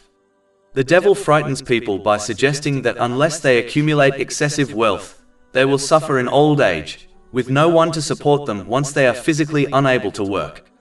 They forget that the one who provided for them in their youth, Allah the Exalted, will continue providing for them in old age as well. In reality, the provision for all creation was decreed 50,000 years before the creation of the heavens and the earth, as confirmed in a hadith found in Sahih Muslim, number 6748. It is astonishing that a person may spend 40 years steadily preparing financially for retirement, an earthly stage that rarely lasts more than 20 years, yet they neglect to prepare in the same way for the eternal hereafter. Islam does not teach a person to abandon worldly planning altogether. There is no harm in saving or making reasonable preparations for the near future, so long as the hereafter remains the higher priority. Many people openly acknowledge that death can come at any moment, yet their behavior suggests they believe they will live forever. Some are so attached to worldly accumulation that even if they were guaranteed eternal life on earth, they could not strive any harder than they already do because they are already pushing themselves to the limits of their time and capacity. Countless individuals have passed away far earlier than they anticipated. Yet how many people witness these deaths and truly take a lesson that transforms their behavior? In truth, one of the greatest pains a person will experience at the moment of death, or at any stage of the hereafter, is overwhelming regret for delaying preparation for the next life. Chapter 63 Al-Munafiqun, verses 10 to 11. And spend in the way of Allah from what we have provided you before death approaches one of you, and he says, My Lord, if only you would delay me for a brief term, so I would give charity and be of the righteous. But never will Allah delay a soul when its time has come. And Allah is aware of what you do. A person would be considered utterly foolish if they spent more time, effort and money on a house they plan to occupy only briefly, while neglecting the home where they intended to live permanently. Yet this is precisely the reality of the one who prioritizes the temporary world and neglects the eternal hereafter. Chapter 30 Ar-Rum, verse 55. Thus they were deluded. A person should indeed work for both this world and the hereafter, but with a clear understanding that death does not arrive at an age, condition, or moment known to them. What is certain is that it will arrive. Therefore, preparing for death and all that follows it must take precedence over preparing for a future in this world, a future that may never come. The one who understands this reality will thus practically prepare for their death and accountability by correctly using the blessings Allah, the Exalted, has granted them. This will ensure they obtain a balanced mental and physical state, and correctly place everything and everyone within their life, while adequately preparing for their accountability on the Day of Judgment. This behavior will therefore lead to peace of mind in both worlds. Chapter 30 Ar-Rum, verse 56. But those who were given knowledge and faith will say, You remained the extent of Allah's decree until the day of resurrection, and this is the day of resurrection, but you did not used to know. This verse highlights the certainty of resurrection and accountability, reminding mankind that their time in the world is limited by divine decree. Those who possess knowledge and faith recognize this truth and prepare accordingly, while those who remain heedless are taken by surprise when the day of resurrection arrives. The wisdom contained here is that worldly pursuits, though necessary, must never overshadow preparation for the eternal life. Wealth, status, and worldly plans are uncertain, but death and resurrection are inevitable. The person who uses their blessings, health, wealth, time, and intellect in ways pleasing to Allah, the Exalted, secures peace in this world and eternal success in the hereafter. By contrast, the one who neglects preparation for death, distracted by worldly ambitions, will face regret when confronted with the reality of resurrection. This truth also teaches discipline in how one views their blessings. Health should be used for worship and service before weakness overtakes it. Wealth should be spent in ways pleasing to Allah, the Exalted, before it is lost or becomes a source of regret. Time should be valued as the most precious resource, for once it passes it can never be reclaimed. Intellect should be directed towards understanding divine guidance and applying it, rather than being wasted on trivial pursuits. Each blessing is a trust, and each trust must be used to prepare for the inevitable accountability. Furthermore, this perspective transforms daily actions into acts of worship. Earning a livelihood becomes a means of fulfilling responsibilities and supporting family. But when done with sincerity, it also becomes preparation for the hereafter. Caring for one's health becomes not only a worldly necessity, but also a way of preserving strength for worship. Even simple acts, when done with the intention of pleasing Allah, the Exalted, become provisions for the eternal journey. The wise person therefore lives as a traveler, conscious that this world is not their permanent home. They fulfill their worldly duties, but never allow them to distract from their ultimate destination. They understand that peace of mind in this world comes from knowing they are preparing for the next, and peace in the hereafter comes from having lived with discipline and sincerity. Therefore, the certainty of death and resurrection makes it essential that preparation for the eternal life takes priority over preparation for worldly futures. Those who recognize this truth and act upon it will attain balance, peace, and success in both worlds. Those who neglect it will face regret when the day of resurrection arrives, realizing too late that they had been granted blessings to prepare but failed to use them. At that point, no excuse will be accepted, repentance will not be possible, and no further opportunity will be given to reform their behavior. Chapter 30 Ar-Rum, verse 57. So that day their excuse will not benefit those who wronged, nor will they be asked to appease Allah. On the day of resurrection, every deed will be sealed, and each soul will be judged according to what it has earned. Those who wrong themselves by neglecting divine guidance will discover that words cannot shield them, excuses cannot avail them, and no opportunity will remain to appease Allah, the Exalted. The wisdom contained in this reality is that accountability in the hereafter is absolute and final. The present world is the only arena in which choice, repentance, and reform are possible. Once death arrives, the record is closed, and the day of resurrection will unveil the true state of every person's actions. Those who prepared with sincerity will rejoice in their foresight, while those who delayed will be crushed by regret. This reminder should awaken urgency in the heart, urging the person to use their blessings, health, wealth, time, and intellect in obedience rather than wasting them in heedlessness. The verse therefore serves as both a warning and a motivation. It warns of the futility of excuses on the day of resurrection, when no plea will be accepted, and it motivates the person to act now while the opportunity remains. The wise will not gamble with their eternal fate by postponing preparation. Instead, they will live each day as though it may be their last, ensuring that their record is filled with deeds pleasing to Allah, the Exalted. In this way, they secure peace of mind in this world and eternal success in the next, while those who delay will face the painful reality of having squandered their chance. Just as the opponents of truth in earlier generations resisted divine guidance, the leaders of the non-Muslims of Mecca adopted various strategies to discourage people from accepting Islam, fearing the loss of their social influence and leadership.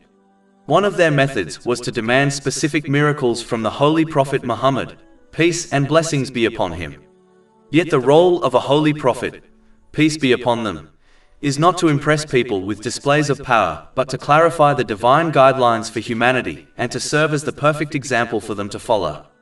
Miracles bestowed upon them by Allah, the Exalted, were occasional signs, limited to particular times and places, and served only to support their message. They were never the essence of prophethood. Because miracles are bound by time and place, only those who directly witness them are compelled to accept the truth. For others, they remain accounts of past events, which may inspire but cannot carry the same force of conviction.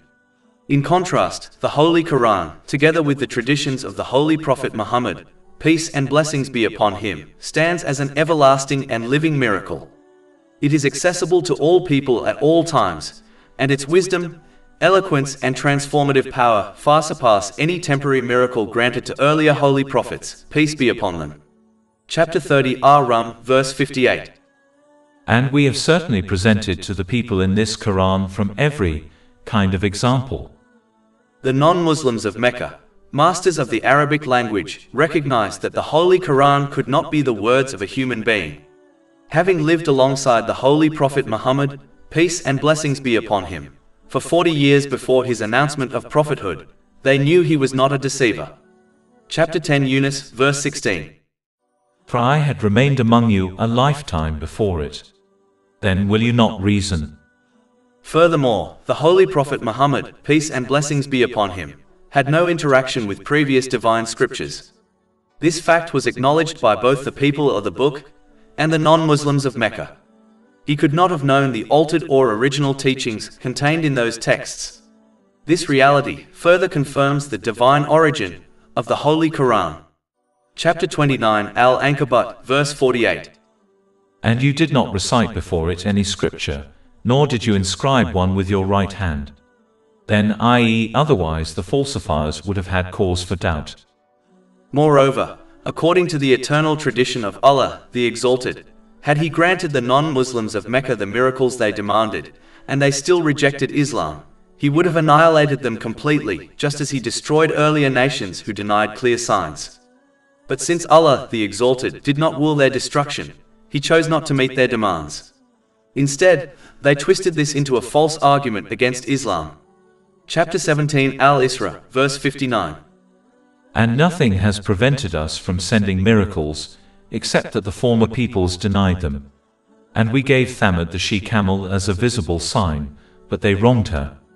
And we send not the signs except as a warning. Thus Allah the Exalted made clear that the leaders of Mecca were not sincerely seeking truth. Their demands for miracles were only a tactic to discourage others from accepting Islam. Even if dazzling signs had been shown to them, they would have invented excuses to reject them, for they had already resolved not to accept Islam, as it conflicted with their worldly ambitions and desires. Chapter 30 Rum, verse 58. But if you should bring them a sign, the disbelievers will surely say, you are but falsifiers. Every individual who abandons the divine code of conduct revealed by Allah, the Exalted, and instead embraces systems devised by human beings, does so in pursuit of worldly gratification. Human-made laws and codes are ultimately shaped by personal inclinations, ambitions, and self-interest. Unlike the divine law, which is founded upon wisdom, justice, and mercy, man-made systems reflect the desires of those who construct them. The wealthy and powerful are often the most resistant to divine guidance, for they recognize that accepting Islam would require them to submit to a higher moral framework that places limits on their unchecked indulgence.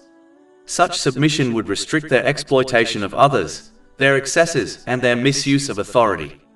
Out of fear of losing influence and privilege, they not only reject the truth themselves but also encourage others to follow their lead, thereby attempting to preserve their worldly status at the expense of their eternal well-being. This pattern has repeated throughout history.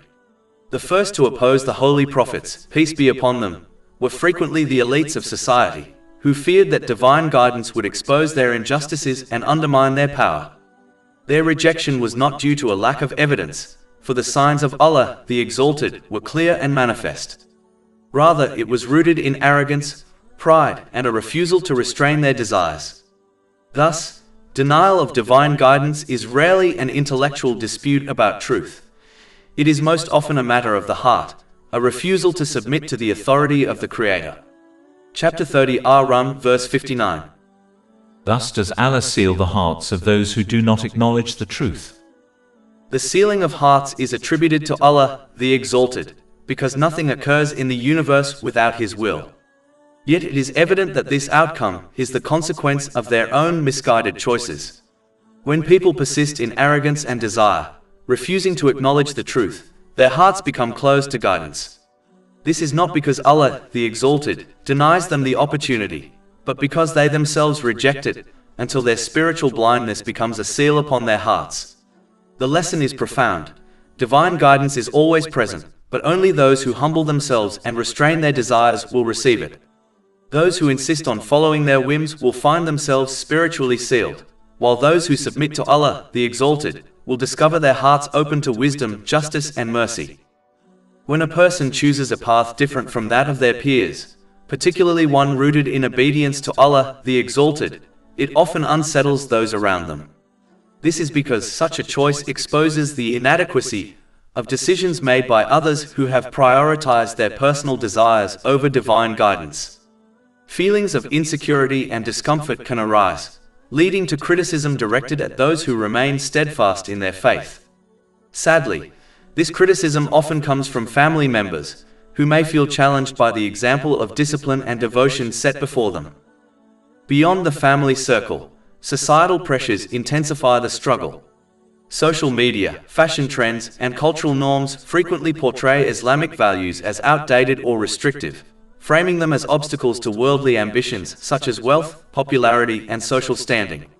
Industries that Islam critiques for their excesses and injustices, whether in entertainment, fashion, or finance, often resist the incorporation of Islamic principles. They discourage Muslims from practicing their faith openly, fearing that Islamic values will expose the flaws in their systems. This resistance fuels widespread anti-Islamic sentiments, which are particularly visible on public platforms where Islam is misrepresented and its followers are ridiculed. Those who strive to live according to Islamic teachings, which emphasize moderation and responsible enjoyment of blessings, are often met with hostility from individuals who indulge in excess and act without restraint. Islam describes such behavior as animalistic, driven by impulses rather than reason or discipline. These individuals attempt to dissuade others from accepting Islam and discourage Muslims from practicing it, luring them instead into a lifestyle of unchecked desires. They frequently target specific aspects of Islam, such as the dress code for women, in an effort to undermine its appeal. Yet perceptive individuals recognize the superficiality of these criticisms. For example, while opponents may object to Islamic dress codes, they remain silent regarding the strict uniforms required in professions such as law enforcement, the military, healthcare, education, and business. This selective criticism exposes the fragility of their arguments. Ultimately, it is the principles of Islam and the disciplined conduct of its adherents that provoke such attacks, leading detractors to criticize Islam in any way they can. Chapter 30 Ar-Rum, verse 58. And we have certainly presented to the people in this Quran from every kind of example. But if you should bring them a sign, the disbelievers will surely say, "You are but falsifiers." In every circumstance, the believer must remain unwavering in their obedience to Allah, the Exalted. Such dedication grants serenity and shields them from harmful influences, even if this protection is not immediately visible. Chapter 30 Ar-Rum, verse 60. So be patient. Indeed, the promise of Allah is truth. And let them not disquiet you who are not certain. Loyalty to Allah, the Exalted, ensures that blessings are used correctly, fostering a harmonious mental and physical state. This enables the believer to organize their life effectively, prepare for accountability on the Day of Judgment, and attain tranquility in both worlds.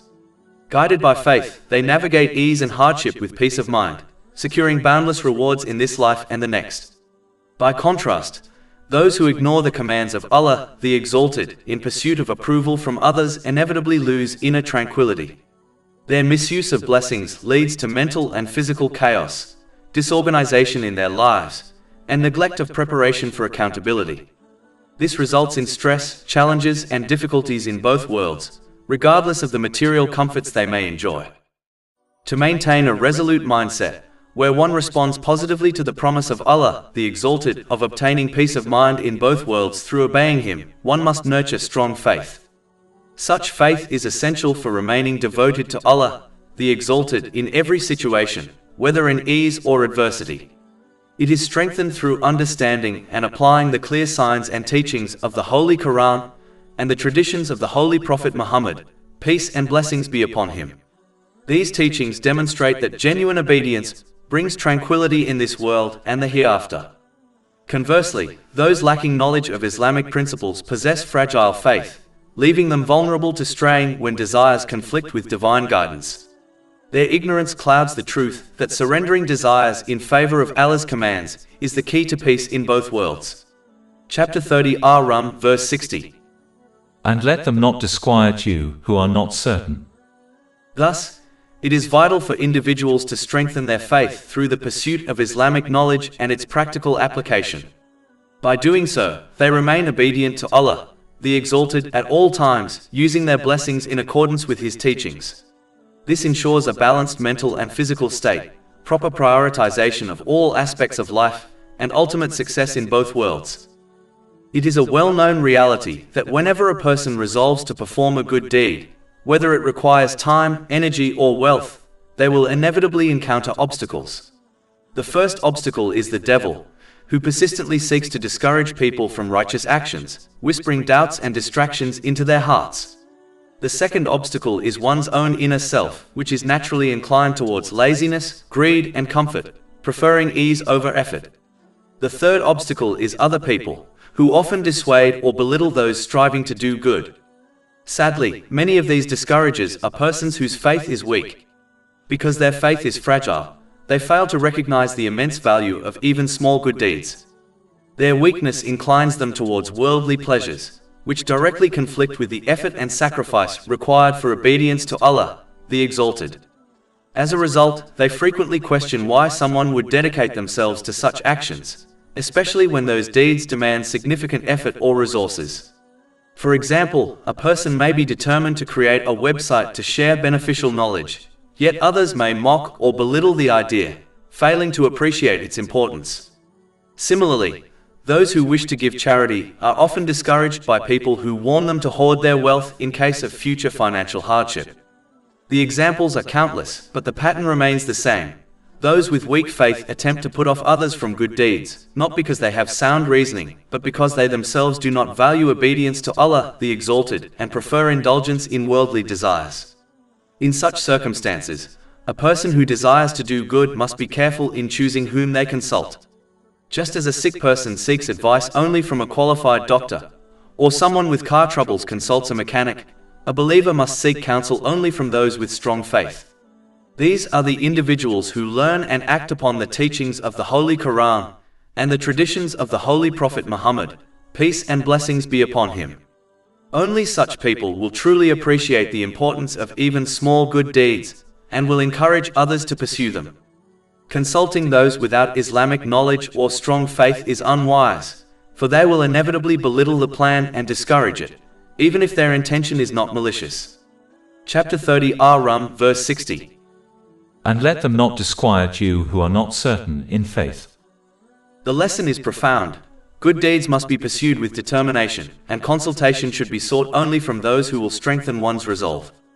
In this way, the person protects themselves from the whispers of the devil, the laziness of the inner self, and the discouragement of others, ensuring that their efforts remain sincere and pleasing to Allah, the Exalted. Moreover, this teaching underscores the value of consistency in small actions. Even deeds that appear minor, such as offering a kind word, giving a small amount of charity, or sharing beneficial knowledge, carry immense weight in the sight of Allah, the Exalted. Those with strong faith recognize this and encourage others to persist, while those with weak faith dismiss such deeds as insignificant.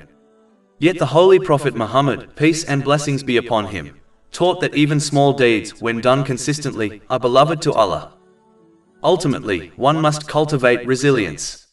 They must recognize that obstacles are inevitable, but they are also opportunities to demonstrate sincerity and perseverance. By consulting the right people, resisting the whispers of the devil, and disciplining the inner self, a person can remain steadfast in their pursuit of good deeds. In doing so, they secure tranquility in this world and eternal reward in the hereafter. Chapter 30 Rum, verse 60. And let them not disquiet you who are not certain in faith. This verse serves as a powerful reminder of the profound influence companionship has on the human soul. Human beings are inherently social, and their beliefs, habits, and character are inevitably shaped by those they spend time with. This influence may manifest immediately or gradually, but it always leaves a lasting impression. Companionship is never neutral. It is a force that molds one's values, emotions, and destiny. The Holy Prophet Muhammad, peace and blessings be upon him, emphasized this truth in a hadith recorded in Sunan Abu Dawood, number 4833. He explained that companionship is like entering a perfume shop or a blacksmith's forge. One who enters the perfume shop departs with its fragrance, while one who visits the blacksmith leaves tainted by its smoke. This analogy illustrates that a person inevitably absorbs the qualities of those around them, whether beneficial or harmful. When a person surrounds themselves with the righteous and sincere, their heart is naturally drawn toward humility, sincerity, and obedience to Allah, the Exalted. Such companions remind them of their responsibilities, encourage them to use their blessings wisely, and inspire them to prepare for accountability on the Day of Judgment. In their company, one's heart is uplifted, intentions are purified, and conduct is refined. They learn balance in mind, body, and spirit, and are guided toward a life of peace, contentment, and purpose. Conversely, those who associate with the heedless and misguided inevitably begin to reflect their attitudes and behavior. Though the change may begin subtly, it gradually erodes spiritual awareness and weakens the bond with Allah, the Exalted. Such individuals become prone to following their desires, misusing blessings, and neglecting their ultimate purpose. This corruption distorts their sense of right and wrong, leading them to misplace priorities, misuse relationships, and lose harmony in their lives. When remembrance of Allah, the Exalted, is replaced with the pursuit of fleeting pleasures, the heart becomes restless. No amount of material comfort can fill the emptiness created by spiritual neglect. Outwardly, they may appear successful, but inwardly they suffer from anxiety, instability, and dissatisfaction. Their relationships weaken, their minds grow unsettled, and their hearts are burdened with guilt and regret.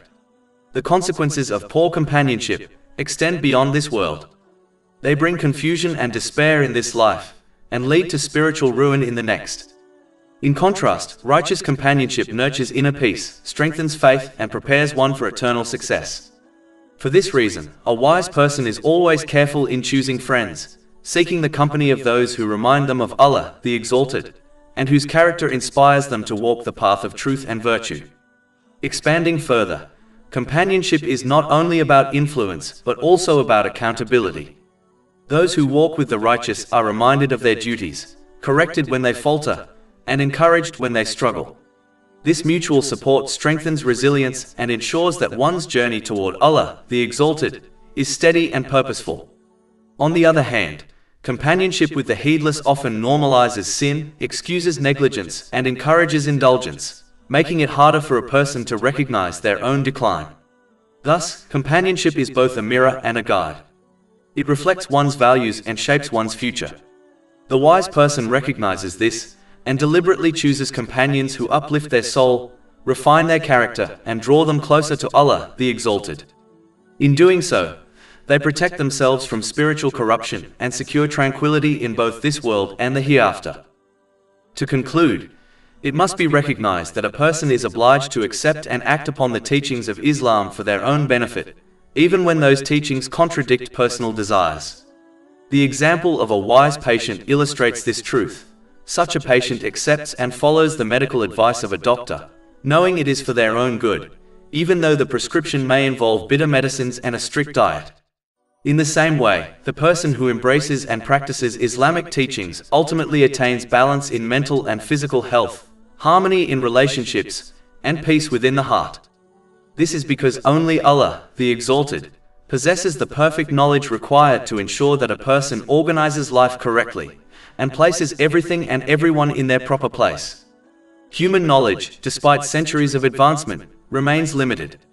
Society cannot resolve every issue a person faces, nor can it prevent all forms of stress or provide flawless guidance in every circumstance. Human advice is restricted by limited foresight, personal biases, and incomplete understanding. Allah, the Exalted, alone has complete knowledge, and He has granted it to humanity in the form of the Holy Quran and the traditions of the Holy Prophet Muhammad, peace and blessings be upon him. This truth is evident when one observes the difference between those who use their blessings in accordance with Islamic teachings and those who do not. Those who act upon divine guidance find tranquility, balance, and purpose, while those who ignore it often experience confusion, imbalance, and dissatisfaction. Patience, in most cases, do not understand the science behind the medicines they are prescribed, yet they trust their doctor blindly. Allah, the Exalted, however, does not expect people to blindly trust His teachings. Instead, He invites reflection upon the Holy Quran and the traditions of the Holy Prophet Muhammad, peace and blessings be upon him, so that the truthfulness of Islam may be recognized through clear proofs. This requires approaching the teachings of Islam with an open and unbiased mind. Chapter 12 Yusuf, verse 108. Say, this is my way, I invite to Allah with insight, I and those who follow me. Furthermore, peace of mind is not something that can be manufactured by human effort alone. It is Allah, the Exalted, who controls the spiritual hearts of people, the true abode of tranquility. He alone decides who obtains peace and who does not. Chapter 53 and Name, verse 43. And that it is He who makes one laugh and weep. It is therefore clear that Allah, the Exalted, grants peace of mind only to those who use the blessings He has bestowed upon them in the correct way, as outlined in Islamic teachings. Those who act upon His guidance find harmony in their lives, balance in their mental and physical states, and serenity in their hearts.